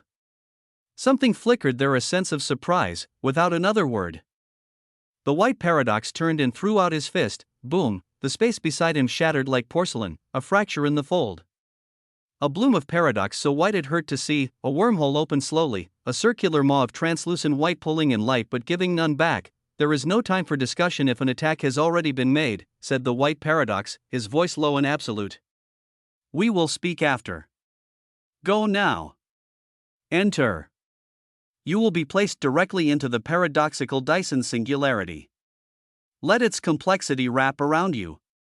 Let it see what you are, as you should attain the mere level of an Originus Venerant soon after, an accelerated pathway. Noah gazed at the white paradox as this was a way of doing things he preferred. He took one step forward, and he glanced at the white paradox, his voice calm and smooth as he pointed behind him. I'll need Lady Moiraine here. You don't mind if she tags along, do you? Should an attack or something inconvenient arise again? There was a pause, then the white paradox gave a smile that made Wills tremble. Of course. She will guard you. I will alert the honored living golden paradox. Little Moiraine, I leave this in your hands. Noah offered a brief nod of thanks. His expression did not waver as he continued. Moiraine turned her head slightly as he passed, then stepped beside him without hesitation as she took things seriously. Together, they moved toward the wormhole. Its edges pulsing like a heart. Behind them, a Rizarak stood tall, and far behind even him, Etheron watched, a young paradox forgotten. His mouth did not open. His thoughts did not stir. He watched as the storm moved forward, as one young paradox was carried toward the center of something far older than he ever imagined, and the foldless ones watched too, saying nothing, but understanding everything. Past the wormhole, the folds bent, layer by layer, the fabric of paradox twisted itself inward, narrowing into a radiant axis of convergence and event horizons. Noah and Moraine drifted in silence across those layered spirals, their bodies weightless, their auras still humming with the echoes of the foldless one's gazes left behind. In a short period of time, they had arrived at the paradoxical Dyson singularity. Here, the weavings of countless transcendent wheels of existence had been spun and folded, their essence harvested and woven into a singular intent, the purification of paradox. Everything in this space moved with terrifying order. It was not chaos, though it pulsed like it. It was convergence, every strand of paradoxical light, every golden arc of energy, all flowing toward the same place meant for foldless ones, and he, not yet Originus Venerant, now stepped into it. Noah could feel his existence buzz the moment they crossed into the inner sphere. That sensation, the one he had just recently quelled, rose again. A yearning. A command. Devour everything. Take in all that can be taken. Bind it to your purpose, but he was still himself, so he reined it in. His brilliant eyes narrowed, sweeping over the radiant chamber that unfolded around them. Incandescent golden plasma floated in drifting seas, suspended like oil on the surface of a star. Waves of paradox shimmered in motionless arcs around what he knew to be existential event horizons, points where all flow of existence ceased. Places where even light would find no return. Event horizons formed the inner veil of the Dyson singularity, wrapping it in impossibility, and beyond that veil, pulsing slowly in rings of impossible symmetry, spun the singularity itself. It was not a core. It was a ring. A milky white ring of infinity and brilliance wrapped around paradox, infinite. What he did a few years ago as a weak human, foldless ones tried to paradoxically do with these Dyson spheres. Behind them, the entrance closed, clang, reality sealed with an irreversible folding of paradox that left them truly alone. Even the foldless ones, watching from their positions in the goldfolds, could no longer see them. And it was there, within this temple of convergence, that Moraine's voice finally broke the silence. "Are you really okay?" she asked, her tone tight, controlled. Her eyes were sharp, keen. "I can attribute much to your uniqueness. But surviving that level of entangled origin authority? Reversing it without Originus Venerant status?" Her eyes narrowed. How? He met her gaze evenly, his expression calm but unreadable. What he felt inside was difficult to speak plainly. He was aware now of the weight of that ancient droplet. The singular spark of everything. It did not make him all-powerful, but it made him fundamentally different. Living existential authorities now became heavily drawn to him, and more, his existence had entered a loop, closed, self-contained, unaffected by external tampering. That was why the living origin strike had failed, but even that, he suspected knew, was only the surface. Noah's eyes closed slowly. He stood there, feeling the gravitic pull of the singularity beyond the event horizon, and his voice flowed out in a low, deep rumble that commanded attention. "I am going to test what it means," he said, each word carved with the confidence of certainty. "What I became," Moraine's brows knit, her mouth parting with alarm. "What do you mean test HUUM? The space shifted, the golden paradox all around them flared with heat, roiling as if something deep beneath it had stirred. Noah released it slowly, just 10% of the scent of his existence. Of the aura of an early creature, only a fraction of what had been ignited in him, and the Dyson singularity began to burn. Waves of paradox twisted like tendrils in a maelstrom. A low, thrumming resonance passed through the floor beneath them as Moraine's wings flared out wide, her expression suddenly stern. "What did you just do?" Her voice boomed like a command. Noah's response came smooth and calm, a serpent coiled in patience. "I let it breathe." He opened his eyes slowly, his irises now glinting with the weight of age. They were not overly bright, but they carried that gray dull light of that drop of blood. And, he asked her, calmly, "How do you feel?" Moraine's body was buzzing. Her breath had shortened. She looked down at her hands and then to her chest where a foreign buzzing had begun to thrum. Her voice, when it came, was cautious and low. "My weavings," she said. They're trembling." Her eyes widened. They see you as some kind of panacea of paradox itself. A catalyst. If I devoured even a fraction of your existence, She stopped herself. Noah tilted his head. You'd ascend beyond recognition. Her silence was confirmation, and still, he smiled gently. His presence remained light, carefree almost. But something behind it, behind that stillness, now held an unfathomable gravity. You asked how I survived. His voice rang again. I didn't. I did, much more than that, He turned away from her, gazing out toward the ring of infinity that spun slowly past the horizon of no return. I became, his weavings buzzed, and all around him, the paradox burned brighter as he continued. Chapter 3841, Living. Noah turned his gaze calmly to Moraine. Get ready for more. Next, he let 20% of the scent of his existence as an early creature seep into the Dyson singularity, The very plasma of paradox around them trembled, golden tendrils writhing in silent hunger. Moraine straightened, white gold paradox flaring out around her like a protective shield as her gaze sharpened. The regal stillness she always carried was there, but her voice had shifted. This is heavier. Almost irresistible. Noah studied her reaction, eyes narrowing slightly. Even your control is faltering. She didn't answer. He continued, with a flick of his fingers, he released 50%. Boom, Moraine instantly shifted back, her wings flaring wide. Her breaths came sharp and deep. The glow of her body dimmed and reignited as she grit her teeth, her eyes burning with a heavy paradoxical light. Stop. Whatever you're doing, stop. My complexity, it's being pulled and altered in its flow. If you go any further, I may not be able to stop myself. Noah extended a single hand, palm open, his tone quiet and certain. Come. You can control yourself. 80%. The storm of singularities ignited instantly, the concentrated paradox folding into seething living threads. The event horizons pulsed violently as existence itself seemed to flare in warning. Moraine breathed in short gasps, trembling. She hovered in the swirling tide, golden wings twitching with effort as she fought herself. Her body moved forward slowly, inexorably drawn. Every part of my living paradoxical authority want to be near you, she whispered. My complexity and purity, they're taking on an affluent rising just being this close to your weavings. Noah kept his hand steady. What you're smelling, is it so irresistible? Do you still have control over your existence? She said nothing. Her lips parted, her chest rose and fell, her gaze burned bright and fervent. She breathed in and out as if she were trying to meditate. She, a foldless one, seemingly about to lose control just from a mere aura. She hovered inches from him, her entire presence struggling to stay still. Noah beckoned her forward. If you attack or act on impulse, I'll vanish. The young paradox that does not produce inevitabilities will be gone because of you. Her body buzzed. Her wings dropped lower as if surrendering, her breathing more ragged as she had to control herself. Come, she floated even closer. The glow of her body pulsed with a radiant density, and Noah watched closely. He reached inward. From his living wheel of existence, from the aged and quiet drop of blood. He pulled its bright dullness, and he let it paint over his blood, slowly. Effectively, he pierced the skin on his fingertip and let something come out, a dark crimson droplet tinged with brown and gray. It pulsed with warmth so intense, the folds of paradox around them bowed, as if it were a blinding paradoxical sun from the earliest age. Boom, Moraine trembled, her eyes snapping to the droplet. Hunger. Longing. Awe.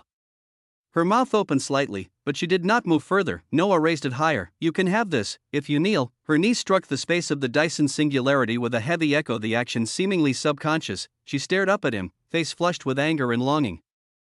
Her white gold hair danced as her glorious visage looked extremely enticing, as if she were something that could not be touched or desecrated. You fucker, she growled. How are you doing this? Noah didn't smile. He simply dangled the droplet in front of her, his eyes calm, even as she followed its motion like a flame to a moth. Her breath pulsed again when he brought the finger close to her lips. Wait, her body was straining with effort, hands gripping the edges of the plasma beneath them until her knuckles gleamed white. He let the drop of blood rest gently against her lower lip. Take it. Slowly, she seized his wrist, her grip powerful but trembling, with reverence. She opened her lips, her tongue curled, and the drop entered. Boom, an eruption. Her body surged, waves of paradox flaring out in concentric rings. The plasma of the Dyson singularity folded away from her in every direction as golden and white brilliance burst out of her. It was as if dozens of singularities had bloomed from her existence at once. She screamed in a rapture of immensity and grandiosity, her white gold brilliance flared, her complexity and purity surged, rewriting themselves moment by moment as she truly became more powerful, more complex, and Noah simply watched, his fingers still in her mouth, his expression quiet and distant as the first test was complete. He looked on, calm and regal as ever. His eyes shimmered faintly with cold certainty. He noted the state of Moiraine, her breath uneven, her hands clutching his. All of it just from the effect of 80% of his aura as an early creature, a foldless one, driven to her knees, and uniquely, even though she was hundreds if not thousands of times more complex than him, he was actually able to affect her complexity and purity. At this point, Noah released the lock he'd placed upon himself. The constraints within his being came undone like threads snapped by heat. He felt the beat of his heart, heavy, heavier than it had ever been before during all transformations. The single drop of blood in his living wheel of existence resonated with his heartbeat. Immediately after, the surrounding paradoxical authorities surged into him like rushing floodwaters breaking through a shattered dam. The purest and most complex weavings of paradox swarmed toward him, not drifting, not flowing, rushing, collapsing into his existence like a star falling into a singularity. It felt as if countless event horizons burst open all around him, his body becoming the center of gravitational will. Then came the surge, a boundless surge that filled him so rapidly that in less than a nanosecond, he felt his purity and complexity surge and stop right after. Living paradoxical authority has instantly filled all weavings of your existence. Your purity quotient and complexity quotient have reached 999. 999, in a single moment. In a breath, he stood already at the threshold. Already at the edge, endless waves of living paradox funneled into his being. He felt hundreds of existential dimensional lattices forming within him each passing second, not only paradox, but from it, other lattices too, quantum, temporal, conceptual, all coalescing through the anchor that his body had become. His true absolute existential resistances climbed sharply, his status as an anchor climbed, and then, the next prompts followed as more things became quantified. Under your grandeur of an early creature, it has been affirmed that the flow of existential authorities and living existential authorities of others can be accelerated up to 1,000%. Under your grandeur of an early creature, you can now bind living existences to yourself. Due to your current complexity and purity, this capability is limited to the weakest and most basal level, with only 3 slots of binding available. His vision glowed with layers of understanding as these prompts flickered across his mind. Below him, Moraine's form still knelt. Her body shivered with wild pulses of paradoxical authority. Her voice, breathless but defiant, rose with piercing clarity. Don't do that again. Not in front of any other living paradox. I managed to keep my control, but others will not. Despite her strength, she licked the last of the blood from his finger before it closed. Her body trembled. Her tone was grave. You don't yet understand what your existence represents to be doing such a dangerous thing. Noah tilted his head. The solemnity of her words didn't shake him as she began to rise. With a relaxed calmness, his hand moved to stroke her cheek, lifting her chin as her eyes swirling with complexity met his. He did such a thing, to a foldless one. I didn't say you could get up yet. The waves of paradox around her vibrated furiously. Moraine's terrifying aura pulsed, but she remained on her knees. Her eyes swirled with frustration and awe. Noah asked, quiet and sharp, tell me. What exactly does my existence represent? Enlighten me. Her gaze held his. Fierce. Brilliant, she was so much more powerful, and yet she could not bring herself to go against his words. Not producing inevitabilities is terrifying enough, she began slowly. But since the earliest folds, we living paradoxes, have failed to near the place where the first living paradox left their weavings. Other living existences have traversed close, even walked the periphery with keys. But not us. Every step we take births inevitabilities. Every effort, met with resistance. This has caused wars and conflicts for countless cycles. She inhaled, steadying herself against the truth she uttered. We've made no progress. Not a step closer to the loom. Her eyes shone. But you will change all of that. The Dyson singularity spun silently beyond them, a white ring of endless paradox, while one foldless one knelt radiating with power as a young paradox looked down upon her. Light blazed in her eyes, her voice weighted with glorious destiny. And in his hand, the power to alter all of it. Chapter 3842, Living. 6. The searing lights of the Dyson singularity pulsed in hushed rhythm, as if even they paused to listen. Noah's eyes held the same regal calm, their archaic glow casting ripples through the sea of paradoxical plasma around them. He raised Moraine's chin gently, his fingertips brushing the faint golden light that shimmered along her jaw. His voice was even, but it carried the weight of quintessence buried beneath calm skies. What do you mean when you say the living paradox left their weavings in the loom? His voice was measured, deliberate. Expand on this. As he pulled her gently to her feet, the full height of her radiance returned. Her wings, gilded in white gold paradox, unfurled with restrained power. The trembling luster that still clung to her body began to settle, though her weavings continued to hum with heightened complexity. She looked at him fully, her voice smooth as velvet. It all ties to the story of the earliest folds. The creature. The paradox. The everything. But at the end of it all. Her words lingered with the heaviness of histories long buried. The weavings of the living paradox came to cover the loom. It was not an event taken lightly. And it was not without consequence. Her voice grew softer. Accessing the loom became difficult for all types of living existences, but for us, the living paradoxes, it became nearly impossible. No, not nearly. It has been impossible. Inevitabilities rise whenever we try. It is our inheritance. A punishment. A warning. She turned, her gaze falling on the swirling paradox beyond the Dyson event horizon. We have not stopped trying. And so, the inevitabilities have not stopped growing. Every attempt only brings more of them. Now, it is immeasurable. And over time, even the periphery of the loom has become unreachable. There has been no solution. She looked back to him, her eyes shimmering with golden white defiance. Or, there was not. Noah's smile was small, but it curled gloriously. His body continued to absorb the incomprehensibly pure weavings of paradox, the air around him sizzling with silent force.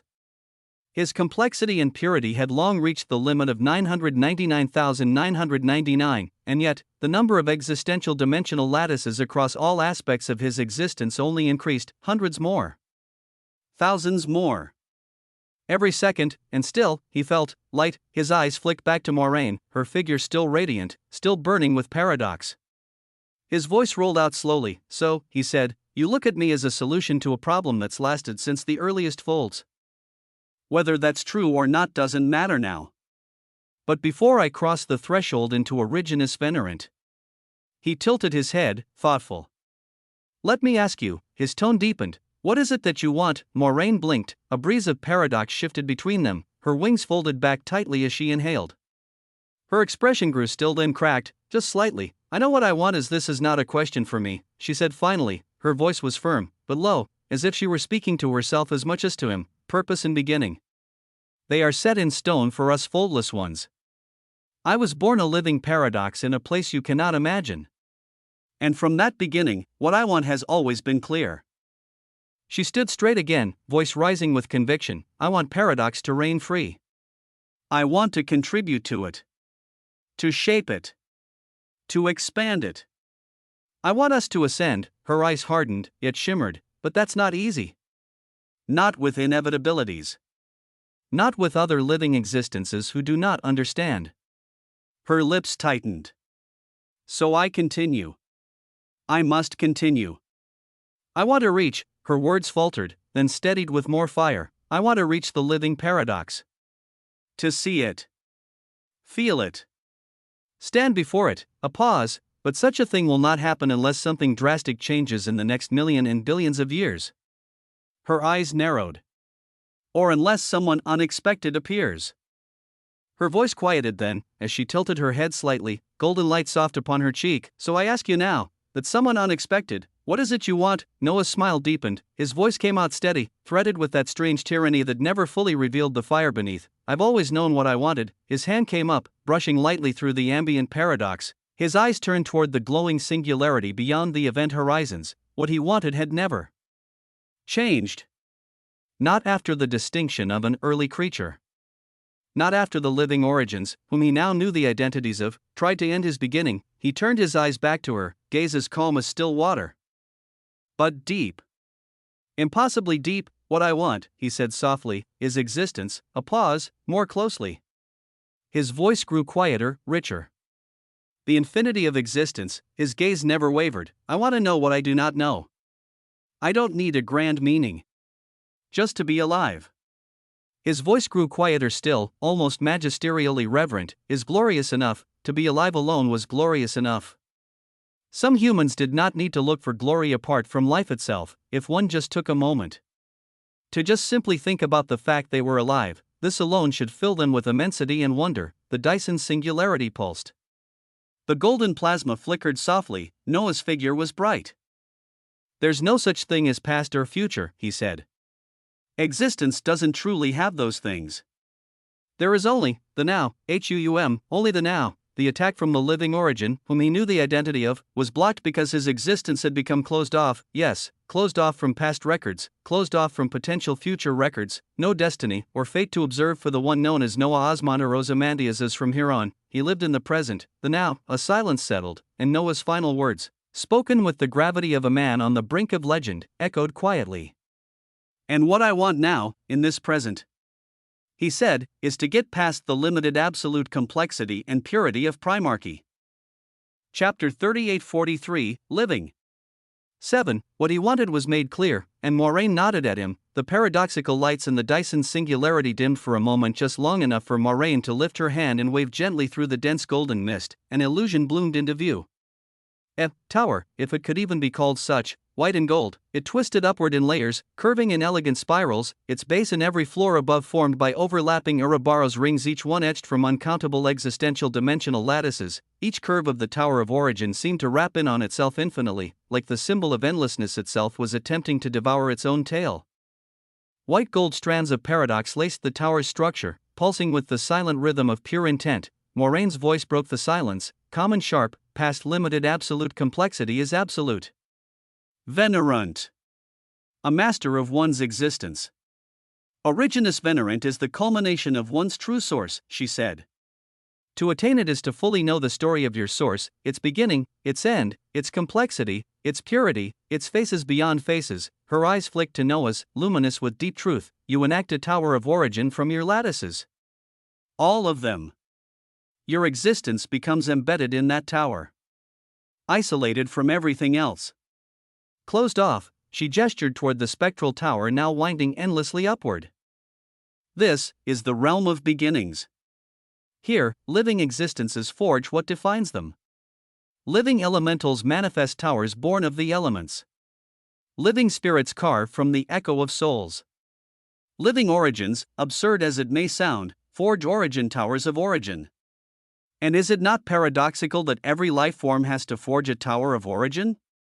That each life form, even living paradoxes, have to form such a thing at birth or later on. Her voice was almost musing to itself at the oddity of existence. She shook her head, the illusion shimmered once more, then slowly faded into particles of white. You are a paradox. With what surrounds you, forming your tower will be easy. Noah didn't smile. He didn't scoff. He simply tilted his head and shook it slowly. Easy, inside, his thoughts moved like sharpened glass. For him, it would never be that simple, because it would not be a single tower of origin he needed to forge, it would be more than 150, for each true source. For each branch of his endless self, he wouldn't need just 1,000 times more authority.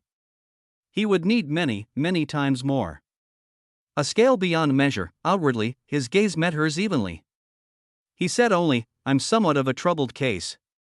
I'll likely need 1,000 times the energy compared to others when forming a tower. Her brows arched slightly. Noah raised his hand, palm open, measured. Steady, the same gesture she'd used in the paradoxical prison. Bring your hand close, he said. There was no uncertainty in his voice. Only the kind of steel that didn't bend as it seemed, more of a command. Moraine's eyes flickered once before she moved.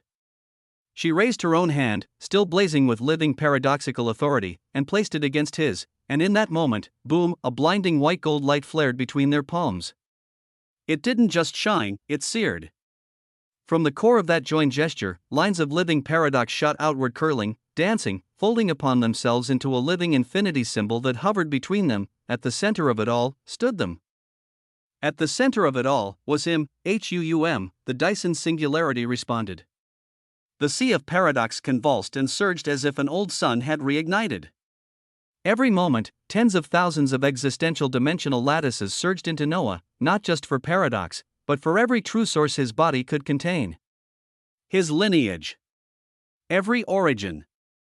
Every source, his body didn't reject it, it demanded more. Noah's gaze burned. His voice dropped low, his words like declarations, yes. This much authority, he said, even early Origenus venerants couldn't contain such authority.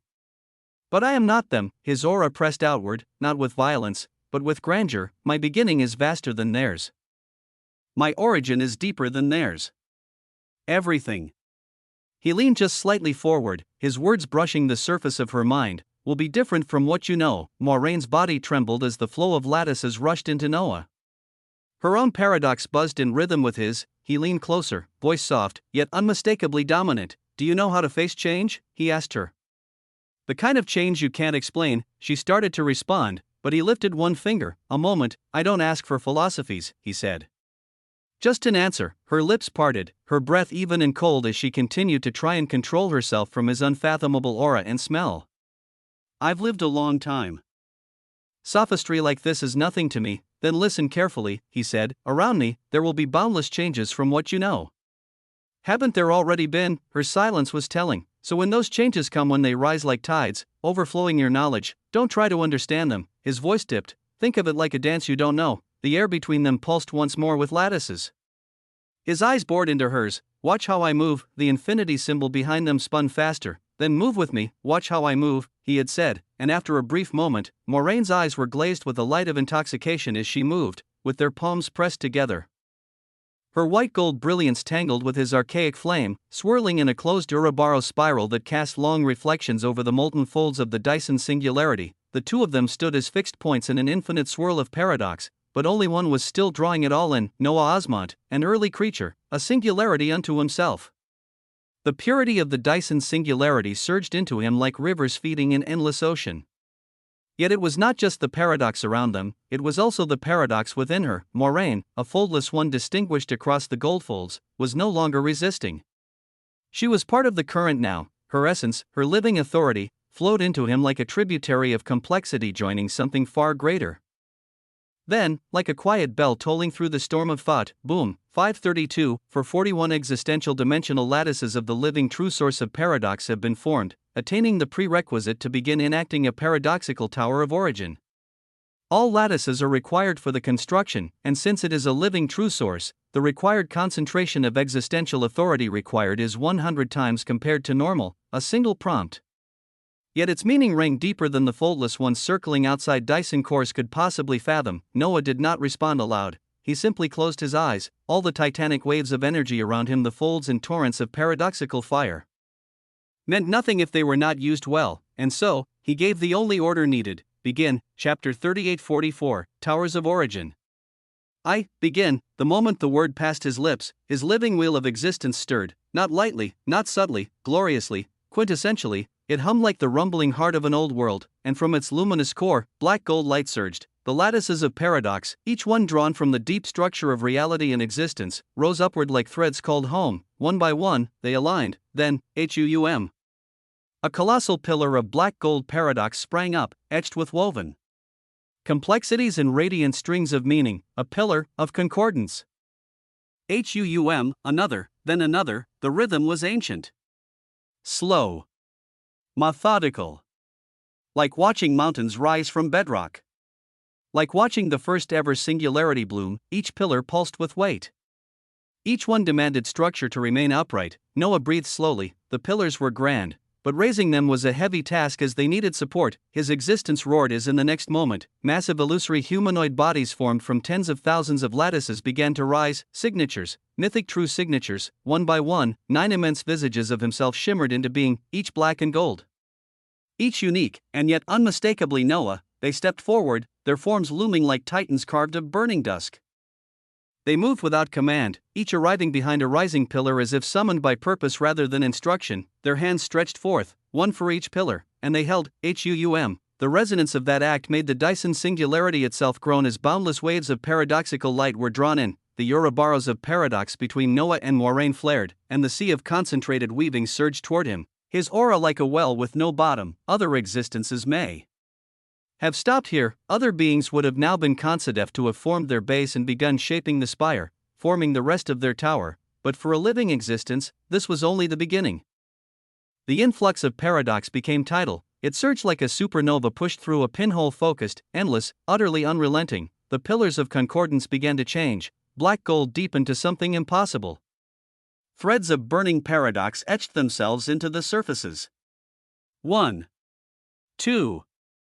Then thousands of lattices began inscribing themselves upon each pillar like veins of impossible language, whispering meaning to the air around them. The mythic signatures that held them trembled with transformation, each one began to glow with patterns.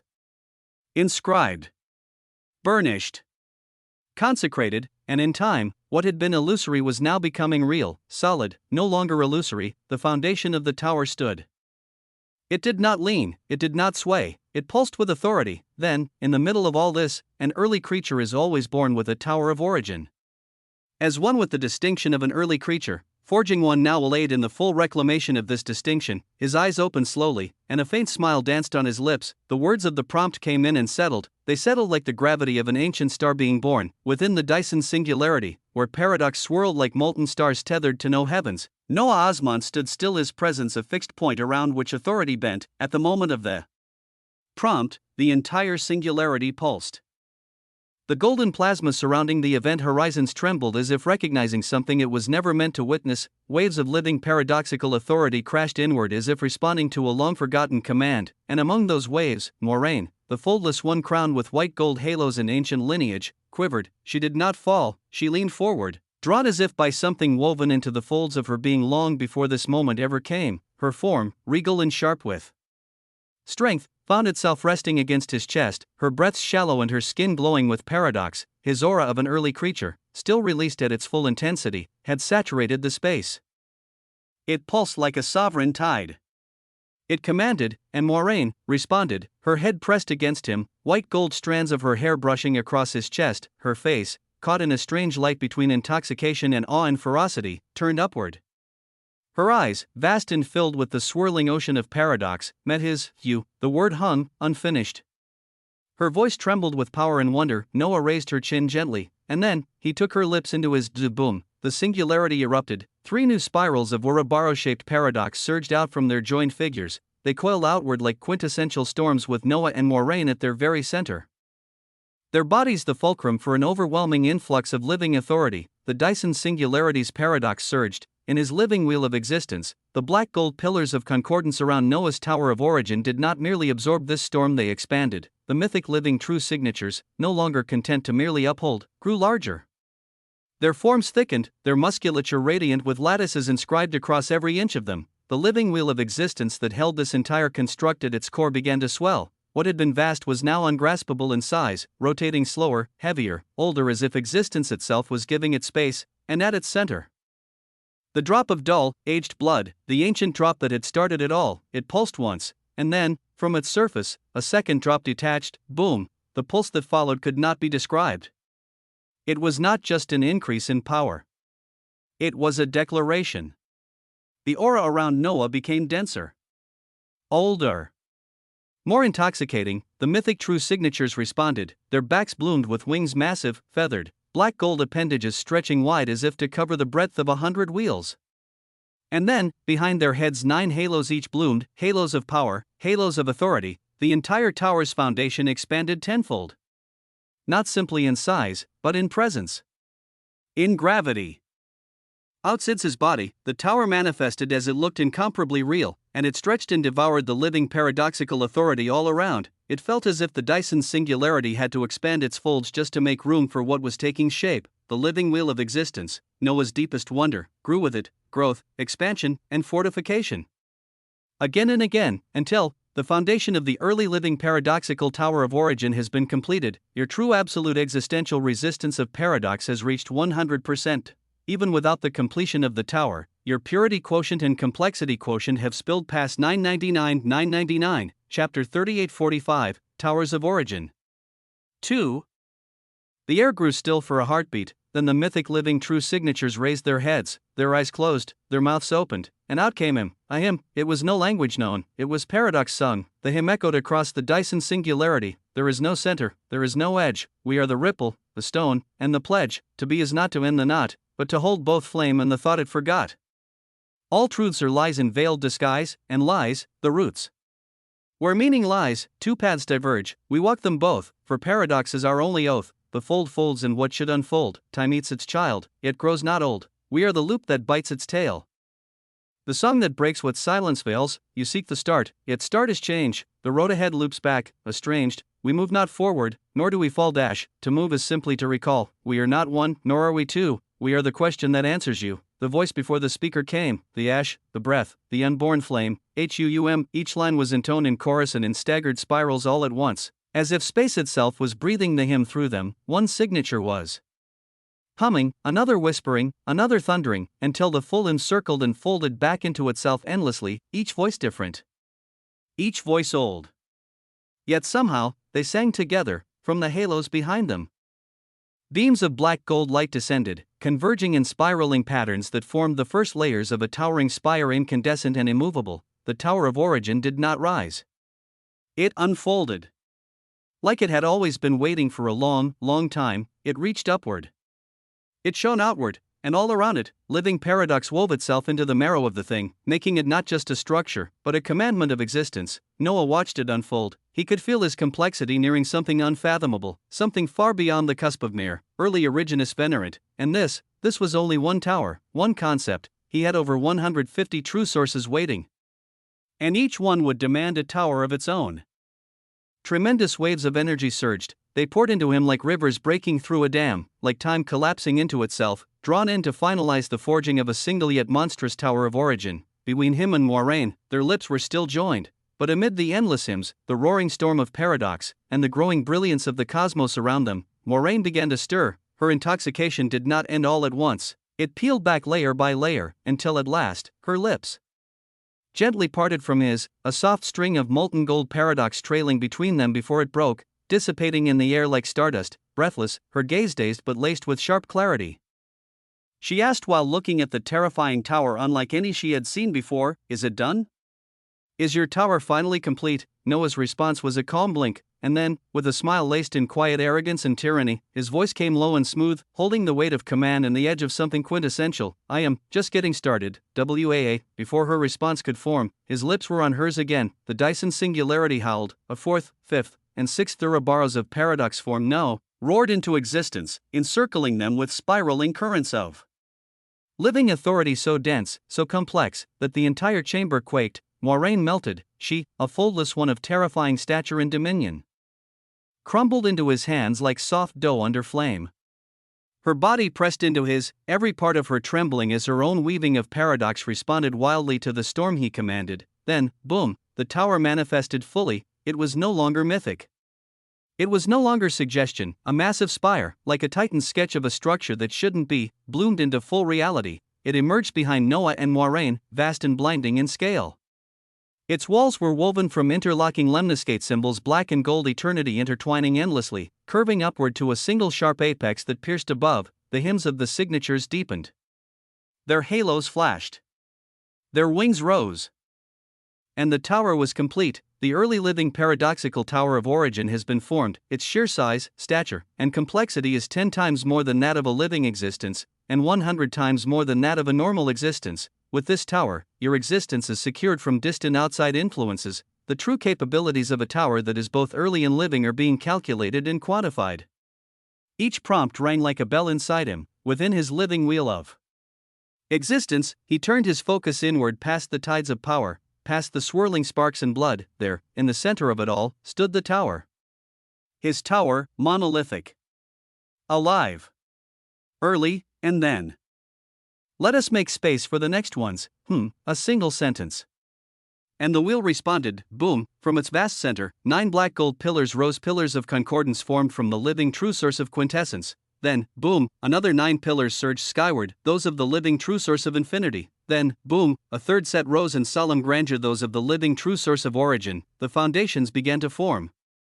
The wheel of existence shook with growth, its radius multiplying. its complexity and purity surging far beyond what had just been accomplished. With each foundation formed, something ancient pulsed, another drop of blood, then another. A third. A fourth.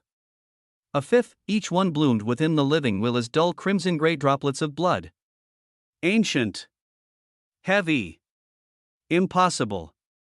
The weight of existence, condensed into a history older than time. Noah's aura grew deeper, denser, so vast that even the Dyson singularity groaned with the effort of containing it, and then, a flicker in Moiraine, still linked to him, her lips parted from his, her breath catching. From the depths of her own weaving, something broke loose, a wall, it shattered, a radiant hum erupted from her skin, her weavings bursting with golden white paradoxical light as a breakthrough, small in size but infinite in implication, swept through her existence. Her eyes widened, she was ascending, even just slightly, by being near him, and he hadn't even truly begun. Chapter 38-46, Towers of Origin. 3. Noah sensed everything with perfect clarity. The Dyson singularity pulsed around him like a living drumbeat, each thrum feeding his expanding existence. His awareness stretched across the growing towers within his living wheel of existence, each one a blooming monument of intricate complexity, each drop of crimson gray blood within him pulsing with ancient might. The third. The fourth. The fifth, drops of blood that should not have been, yet there they were old as the beginning, blooming from him like echoes of something that had always been waiting to be remembered. The towers rose steadily, an orchestra of silence and power and glorious quintessence, wherever 9 pillars of concordance stood, their mythic living true signatures manifested in perfect synchronicity, halos of black gold circling behind them, wings unfurled like celestial manuscripts of creation. They stood like anchors at the edge of reality. Their mouths opened, and from them poured hymns ancient, existential understanding of these true sources shaped into song. The hymns built the towers brick by brick and symbol by symbol, with lemniscates of paradox and purpose intertwining into form, and when Noah's gaze turned to the Tower of Quintessence, the hymn it sang rumbled deeper than anything else currently. He listened, his head unconsciously moving to the beat of quintessence. We are the breath that never chose, the center point that never knows, not fire, nor wind, nor name nor sound, yet through all things, we are found, the bone behind the moving frame, the silent law beneath the flame, no banner born, no cry, no creed, yet in your need, we are the seed, the pure distillate of many a form, the calm that stands beneath the storm, in light, in dark, in grief, in grace, we are. The pulse behind your pace, to seek us is to fall within, where purpose ends, and truths begin, not what is loud, not what is vast, we are quintessence. The thing that lasts, HUUM, the tones were unhurried. Deep. Quintessential.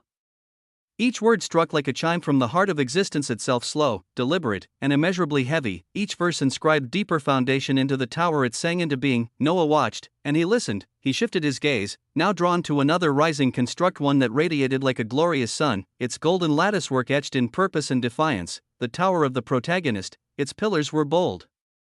Its mythic signatures stood like fallen stars reigniting, blazing gold halos pulsing with silent fury. It had done a lot of heavy lifting recently since Noah released it freely. Its external influence was utterly ridiculous, as from Bob to Thoron. From Thoron to living origins to their attack on him, and now, his survival pushing him to open up the path of an early creature. This was the true source that had dragged Noah forward again and again, pushing him to remain at the center even when he desired anything but. He closed his eyes and let their hymn reach him as the massive mythic living true signatures of the protagonist sang gloriously. We walk the tale that all must tread. The tale where heroes rise from dread, the wound, the sword, the crown, the flame. Each tale is ours, each mask the same. Our story bends, but does not break, though time may cheat, and faith may shake. We lose.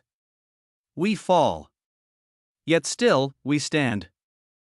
The script forever in our hand, each moment casts us in the role, each breath demands another toll. We are the path the world forgets, the pain behind its bold regrets. We are the will that must ignite, the nameless fire in endless night. The tale is long, the road is wide, but we, alone, shall turn the tide. The mythic signatures of the protagonist sang with fervor and burden. Their tone was clear, noble, and worn out, each line a testimony from a being who had carried destinies unfathomably heavy. It was a hymn sung from behind bloodied lips and broken bones, and yet, they still sang. Noah tilted his head faintly, the black gold glimmer of his gaze half-lidded in thought as the hymn of the protagonist murmured on.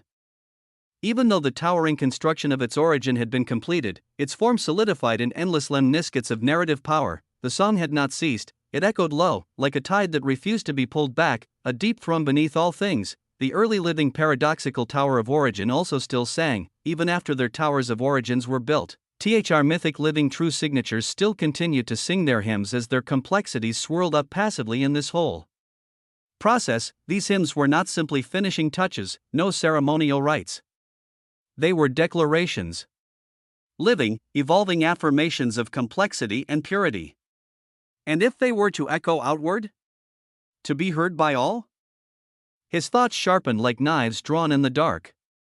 What would happen if he simply let the folds hear the sound of his towers singing, his eyes ignited with a burning, focused light at such thoughts? Then, at that moment, he felt her, the warmth of the lips pressed to his own. The visage of Moiraine, a foldless one. A living paradox whose power exceeded his own by orders of magnitude, thousands of times more complex, more ancient, more pure. And yet, she was the one wrapped against his chest.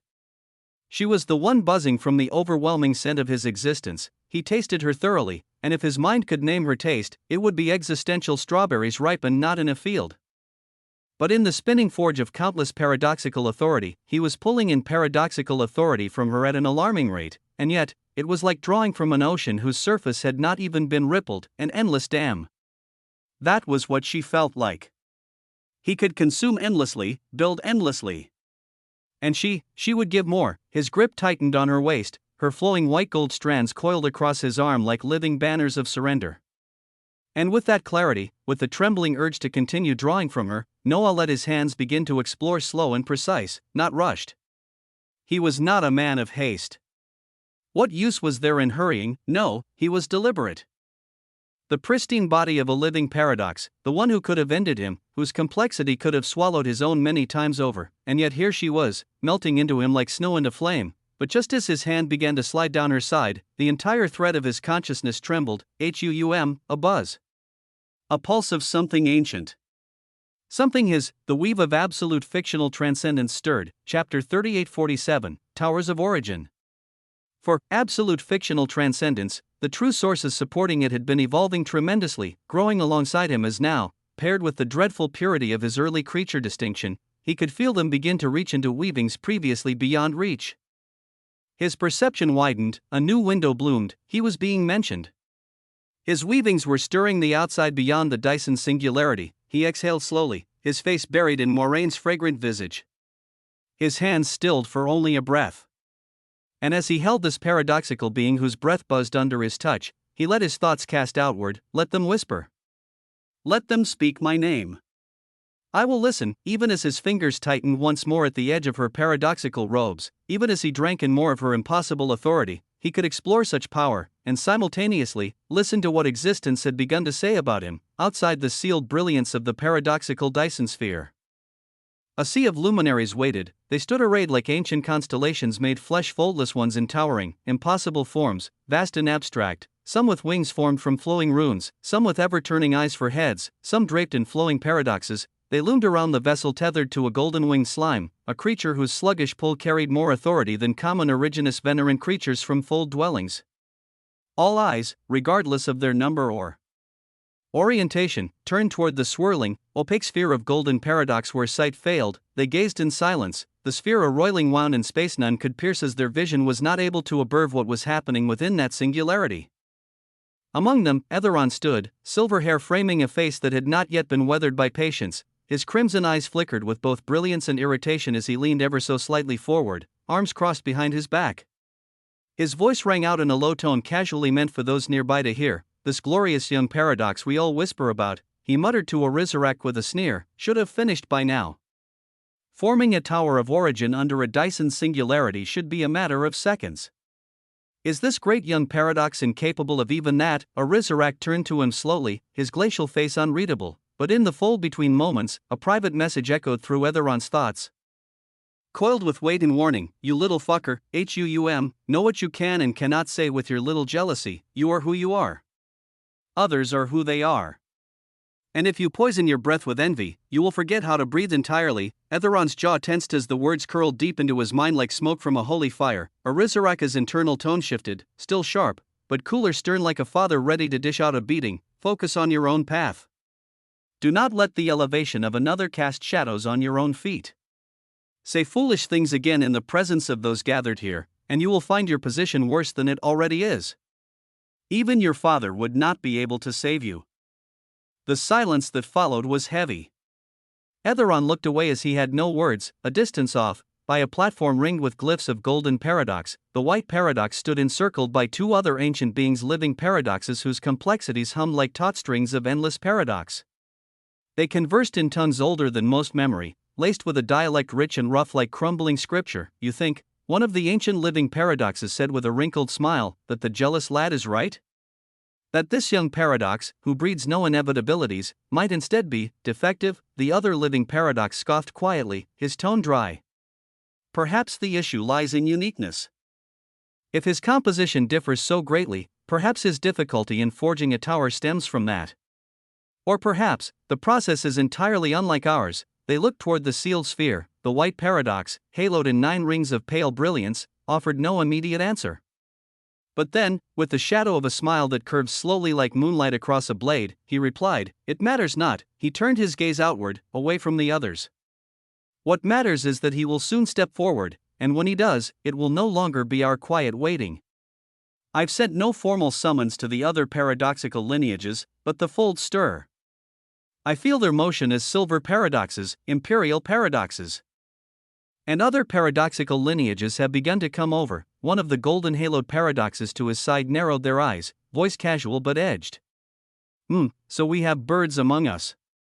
Singing songs where they shouldn't." Their gaze scanned the gathered foldless ones, calm and terrible. The white paradox chuckled, a sound like shattering mirrors.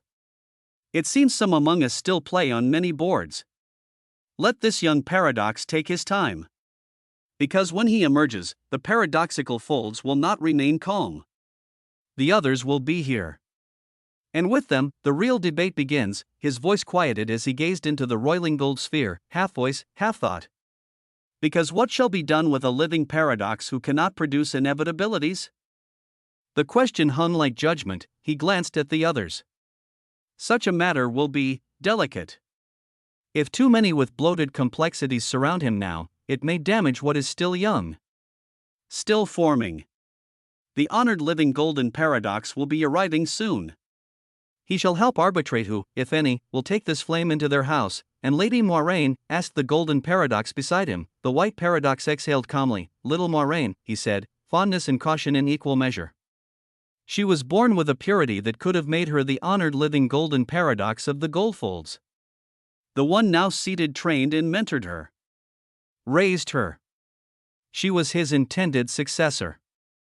And she abandoned all that to go work in a prison." The other said softly, "Maybe that was where she needed to be. After all, she and Arizarak were the ones to return with this oddity." The white paradox said. "Because she saw something coming in the folds, perhaps. Because she is capable." And still, none could see into the golden sphere where Moiraine and the young paradox were in, yet they waited, and they watched, and they whispered, because within it, something new was being born. Chapter 38-48. Early eye. Noah's eyes opened, eyes that were now wide and gloriously ancient, and within them, a tide of visions bloomed like an ever-unfolding lotus of paradox. Lines of golden light flickered in his gaze as flashes from outside the sealed Dyson singularity passed through his absolute fictional transcendence, not mere veiled words, not mere meanings, but the full weight of fable with very little left behind. Etheron, with his sharp tongue and hollow eyes; Arizarak, with his scolding thoughtcast that stung like a whip; the white paradox older than many of the wheels scattered across the folds, speaking of birds that sang too freely in lineages poised to fight for him. Noah absorbed it all like a breath. Like inevitability. Well, inevitability was a poor choice of words since they posed the biggest problem currently, and he thought of the living paradox they mentioned, still pressing against his chest like a malleable wheel of existence and pouring light and heat into him. For him, as around them, 9 massive towers were jutting out, 9 early living towers of origin, 9 solid, resplendent spires born from his weavings alone. Each buzzing with hymns and raised high by mythic signatures who sang in languages older than verbs, whose harmonies hummed with raw authority. Each tower had taken root in the core of his living wheel of existence.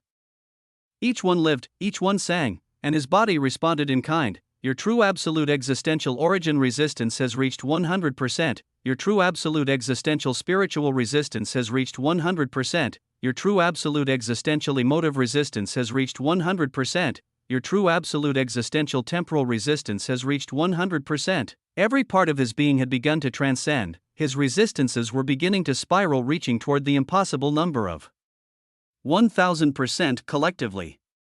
And in such a state, he wondered, as his fingers gently stroked through Moraine's hair, when he was done, will the likes of Hannibal still look down on him with their thin smiles or cold gazes? Or will they kneel alongside the rest? He did not smile at the thought, he merely knew. Another swirl of paradoxical plasma surged around him, lemniscate loops of blinding white gold forming fractal rings in the air. He welcomed them without moving. Welcomed them into his towers. Into his mythic signatures. Into himself, everything continued, smoothly, and with that surety, Noah shifted his gaze outward, calm, unhurried, and glorious, toward another domain, in the living origin labyrinth. The air here thrummed with a gentler rhythm, the chaotic buzz of the Dyson singularity replaced with layered pulses of living origin authority. Here, Noah's other self sat still, whole, present. A containment field of his aura was drawn tightly in. Focused on one person alone, Sigrid, her fair skin glowed softly, as if she had been carved from the earliest mists of the folds. The symmetrical runic tattoos that traced her body now pulsed with white gold light. Her eyes shimmered, half-lidded with confusion. Her lips moved faintly, breath catching with effort. And her brow, it furrowed, as if she were trying, quite desperately, to remember something that had been buried beneath lifetimes of silence. Noah watched and said nothing. He gazed upward, to a high arcing dome of light that shimmered with golden white tension far above the domain they were contained in. He knew it. That was where the living origin who dared attack him had his authority thrown back to. Rejected. Severed.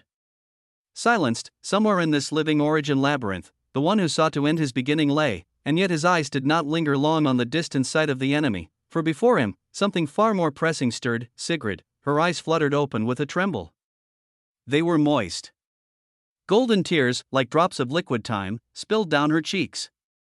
They caught the glint of origin authority and shimmered as they fell. Noah's expression shifted. For a moment, his tyrannical stillness softened just slightly as he reached forward, brushing a tear away from her face with 2 fingers. His other hand cupped her cheek, steadying her as her lips parted. She laughed. A quiet, self-mocking sound that echoed with sorrow deeper than language. My memory is scattered, she whispered.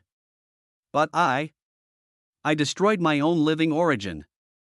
I destroyed my beginning. Her voice cracked, and her body trembled as she pressed a hand against her heart. I did it myself. I don't remember why. Only pain. Endless, unfathomable pain. I don't remember anything else but that. And yet, she looked up at him through tear-glazed eyes, the gold in her gaze flickering like dying stars. Why do I still feel it? Even when I remember nothing else. Noah's eyes darkened. Not with pity, but with purpose. She had destroyed her own beginning, her own living origin. That meant this woman, this seemingly fractured and dazed being standing before him, had once been a living origin, a being of authority that existed on the very edge of what could be comprehended, and she had cast it all away. Covered her existence with runes that sealed and suppressed, runes that led back to weavings of the living origins, for pain, for something she had once believed, even if she no longer remembered. Noah stepped forward slowly, placing a hand on her shoulder, steady and calm. I will help you, he said. His voice was firm. No gentleness. No over-sympathy. Just conviction. I'll take on that pain with you as I want to try something right now. She nodded. Slowly. Trustingly. Even in her broken state, she thought his voice, with that authority and weight, was familiar. As if he were also a living origin just like her. Paired with his current scent, everything about him felt familiar. Like home, and he lifted his hand and placed his fingers gently on her forehead. A sound like the thrum of ancient drums pulsed through the air as the aura of an early creature surged outward from him. Golden white flames of origin ignited around them. Sigrid gasped, her body arching back as her weavings began to unravel and open. She didn't resist. She let him in as she breathed out, and Noah entered, and he saw her, not merely her surface, but the depths. And what he saw within caused his eyes to pulse with tyranny. A tower of origin, massive, dim, cracked in 1,000 places, but still there, a towering construct of such scale and complexity that it dwarfed even his current early living towers. It was nearly 1,000 times larger, and unlike any other tower he had seen, it had branches. Tower upon tower extending outward, each one scarred, hollowed, dimmed. At the base of the central spire, he saw the 9 statues, white-robed, head bowed, mythic living true signatures, all in her image, all dead. Each one had once held up the tower. And each had fallen, but now, his aura of an early creature flooded through the foundation. black gold threads of ancient wonder wrapped around the cracked base like roots reclaiming lost soil. The dead signatures stirred. Their fingers twitched. Their closed stone eyes opened, slowly, one by one, a glow returned to their foreheads, their halos reignited, a complexity that had been locked away began to breathe again, and in the space between them, an early creature had throngs of living existences following for the sake of truly living. You have bound your first living existence, you have bound a living origin to your flame, exceeding the bounds of established weavings of existence and gaining 1% true absolute existential origin resistance. Total true absolute existential origin resistance, 101%. Noah stood tall within the sea of brilliance as he had bound a living origin, existential intermission number 1, Tower of Origin, type, existential structure, purpose, required for ascension into the realm of Originus Venerant, builder, any being with sufficient complexity and purity at 999,999 SU, structure. One singular tower composed of forged existential dimensional lattices from a single true source, 6 pillars of concordance, and supported by mythic true signatures. Function, serves as an anchor that contains a being's existence within a sealed metaphysical locus, preventing external influence and granting Originus Venerant status. Notes, the Tower of Origin is the standard method by which most high complexity beings ascend to Originus Venerant. It is a static construct, reflective of the being's growth and essence up to the point of construction. While powerful, it cannot evolve further unless materials, panaceas, complex items or lifeforms, or other towers of origin are fed into it. Living Tower of Origin, type, living existential structure, purpose, required for living existences to attain living Originus Venerant, builder, living existences only, e.g., living paradox, living elemental, living origin, structure. 100x larger and denser than a standard tower, composed of living existential dimensional lattices, 9 pillars of concordance, and supported by mythic living true signatures. Function, grows organically with the living wheel of existence. Not static. Breathes, expands, and adapts as the living existence continues to evolve their living authority. Progress can be tremendously accelerated with materials, panaceas, complex items or lifeforms, or other living towers of origin or normal towers of origin. Core differences: authority density, must condense 100x more living existential authority. Reactive nature, the tower adapts to changes in the being's weavings. Existential security, fully seals one's existence from all outside interference, including conceptual, temporal, and paradoxical entanglement. Living link, if viable. Depending on the type of living existence, a tower is capable of influencing or harmonizing with other towers of origin nearby. Additional trait: all living existences are either born with a dormant living tower or destined to forge one. These towers contain unique foundational mythic signatures and lemniscate structures that no static tower of origin can replicate. Chapter 3849, Early 2, Far from the Living Origin Labyrinth, a domain vast beyond reason. Rotating infinitely like an idea no mind could fully house, the infiniverse wheel of existence, within, Noah had seen what his aura has sent, his presence as an early creature, could do to living existences. He had seen the foldless one, Moiraine, bend at the knee beneath the weight of his blood. He had seen Sigrid, once a living origin, light up again from a single touch. So when it came to those closest to him, to those forged beside his deepest weavings, he did not hold back, he unleashed everything. The aura of an early creature flowed not as a mere field or cloud, but as a principality. It swept like fire through the spiraling weavings of the infiniverse wheel of existence, embedding itself into the very logic of the wheel at its heart, especially in the infiniverse crucible. The density of his aura reached its peak, lemniscate glyphs of living authority spun in layers, weaving across one another in stacked dimensions of symbolism and meaning. And within the eye of this storm, cross-legged and unshaken, sat Noah. His palms rested against the foreheads of two beings directly before him. Ruination, the infiniverse body, their faces twitched with visible alarm as, for the first time, the full and unfiltered surge of an early creature's embrace began pouring into them like a flood breaking through celestial gates. Boom, from Noah's own wheel of existence, rising up through conceptual layers unseen by any but the most complex of entities, a tower was born and allowed to be displayed outside. An early living paradoxical tower of origin, its base erupted first, a great black angled lemniscate spiral that wound upward. From it bloomed mythic structures soaring mythic living true signatures shaped like incandescent titans, each one with halos and wings, their mouths opening as hymns poured out. All truths are lies in veiled disguise, and lies, the roots were meaning lies. Two paths diverge, we walk them both, for paradox is our only oath. the fold folds and what should unfold, time eats its child, it grows not old. We are the loop that bites its tail, the song that breaks what silence veils, their voices were low and thunderous. The air grew heavier, the hymns, made from language older than many things, formed rivulets of black gold liquid light. These rivulets poured downward, they fell into ruination and the infiniverse. Their bodies jerked as their eyes burned with light, more towers rose, the early living infinity tower came next. Its structure a flowing helix that bent upon itself in unending return, anchored by 9 mythic signatures singing a melody that bent time around the listener. Then the quintessence tower, already singing within Noah's wheel, bloomed again into shared space. Its hymn a slow, rhythmic song of universal origin and patient glory, and even more would come, and with each tower, the fabric of the infiniverse crucible began to tremble. Complexity bloomed. Purity multiplied. Existence rewrote itself. Noah's visage was at the eye of the storm as he commanded over a dozen towers of origin to bloom in the infiniverse crucible, and then, from a sliver of record of the distinction of an early creature. It was known for festivals of existence to bloom whenever early creatures gathered in a region. An unexpected prompt came as the dull drops of blood within his existence buzzed, as the hymns of multiple early living towers of origin bloom. The condition of convergence of multiple equivalent auras of early creatures has been satisfied, for the first time, a festival of existence under your guidance. The growth and evolution of complexity and purity of all nearby existence.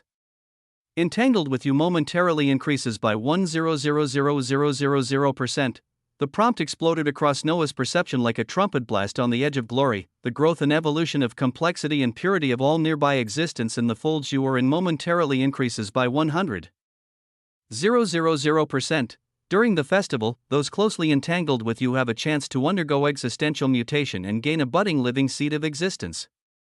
Once nurtured, a living seed may bloom and allow one to become a type of living existence similar to the ones you have currently bound to you. During the festival of existence, random early living panaceas of existence will bloom near those you are closely entangled with. The crucible burned with golden complexity. Above him, towers of origin sang in great synchrony. Below him, ruination convulsed with progressing resonance, her lattices multiplying. The infiniverse form shifted, her body almost becoming translucent as threads of laws.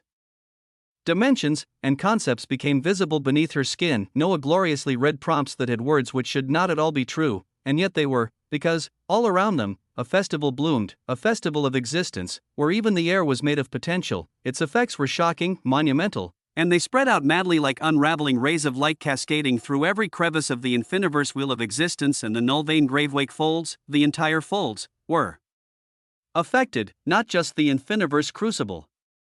Not just the region where Noah's hymns echoed forth from his early living towers of origin, but all of it, from the innermost weavings of the veiled sunfolds to the distant shimmering arches of the manifolds, from the twisted chronoscapes within the chronosect of threadbound folds to the silent caverns guarded by fold dwellers and the boundless courts of dead things in the folded concords. Across every hidden lattice of complexity and paradox of the folds, heads rose, eyes widened, wills pulsed. They had all felt it, an explosion of complexity.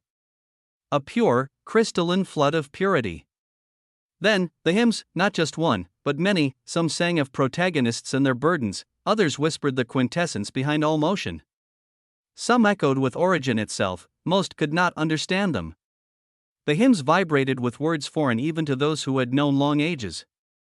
But even without understanding, even without comprehension, they felt them, and in that feeling, their own weavings of existence fell into trance, in awe, in hunger, in reverence. With solemn breaths and wide eyes, many among the folds stopped everything. Even those in the middle of battle or deep meditation paused, choosing instead to ride the wave of progression that had been gifted to them. It was a rare moment, a sacred moment, and across the folds, none ignored it. Chapter 3850, Early 3, across the null-vein gravewake folds, in the hollow concord of nullity, where the remnants of calamity clung like dust to faded weavings of existence, a depraved soul was moving.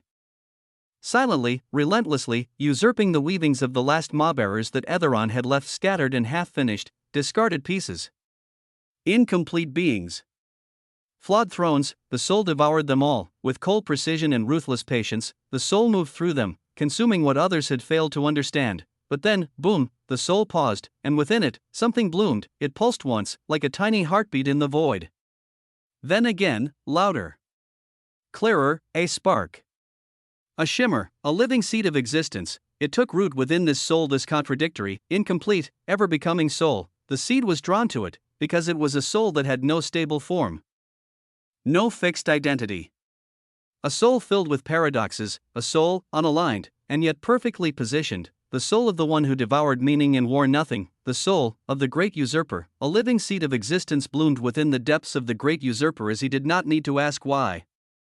Even before the seed could fully root, he knew from whence it came. From which entanglement? From which aura?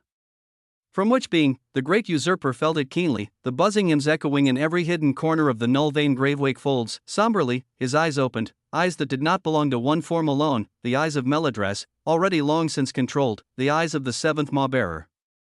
The sixth, the fifth, the fourth, the third, primarchical dead things each greater than the last, hollowed from within, now empty shells cradling the weave of a soul too twisted for boundaries, and now, all were called as one voice moved them. Combination, he said it lightly, almost kindly, and yet the dead things trembled, their weavings of existence, already subsumed, flowed toward each other like great rivers of ash drawn toward a sun, collapsing and melding, authority bent.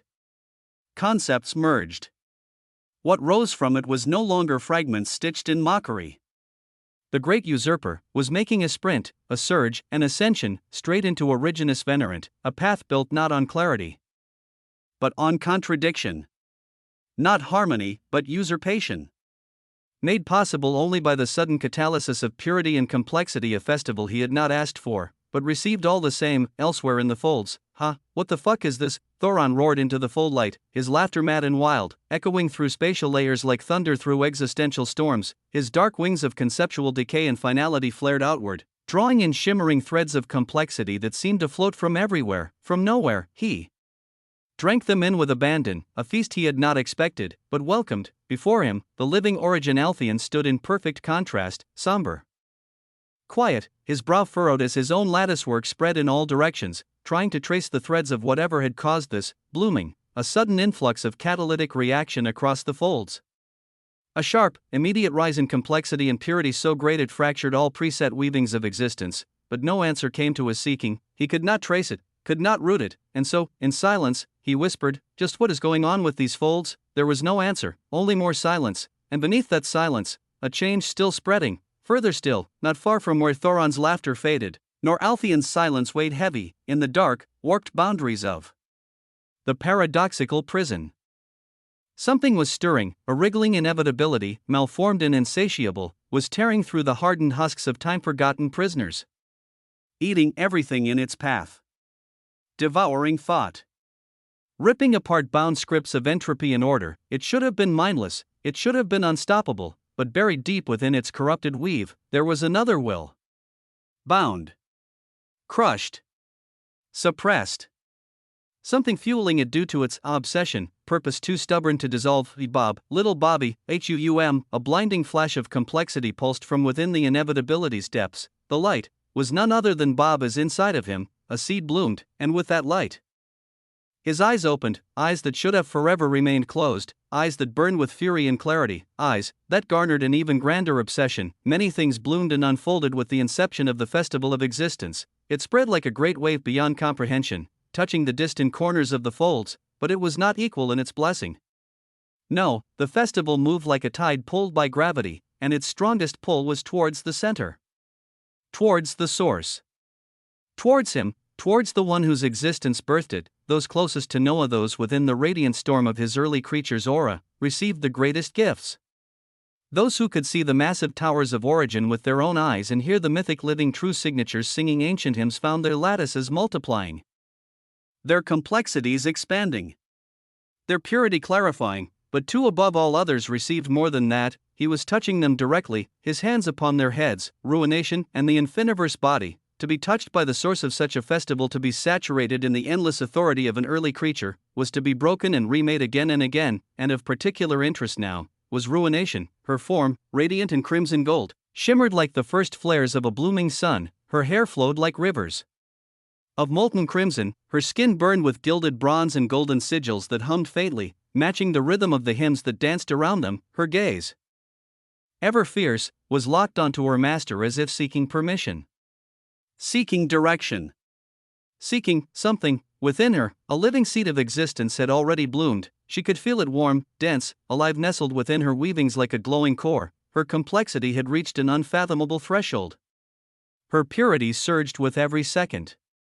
And yet her heart, it ached. She stared at Noah's calm, unreadable face, his palm still resting lightly upon her head as he gave her everything. As he gave everyone everything. And she told herself, with bitter longing, this time, she would truly be of use to him. He deserved more than what she could give. He deserved to be followed through overpowered flames and ash and into death itself. He deserved results. She closed her eyes. Her thoughts sharpened into a blade. Her voice, when it came, was a whisper. Soft, intimate, ruin. She chose her path. Her nature. Her title, the first breaking, had already come long ago, which was within a span of a few days, but still, now, she sought the second. A deep, shuddering silence passed through her being as the truth of her concept was accepted. She was ruination, and so, she ruined herself.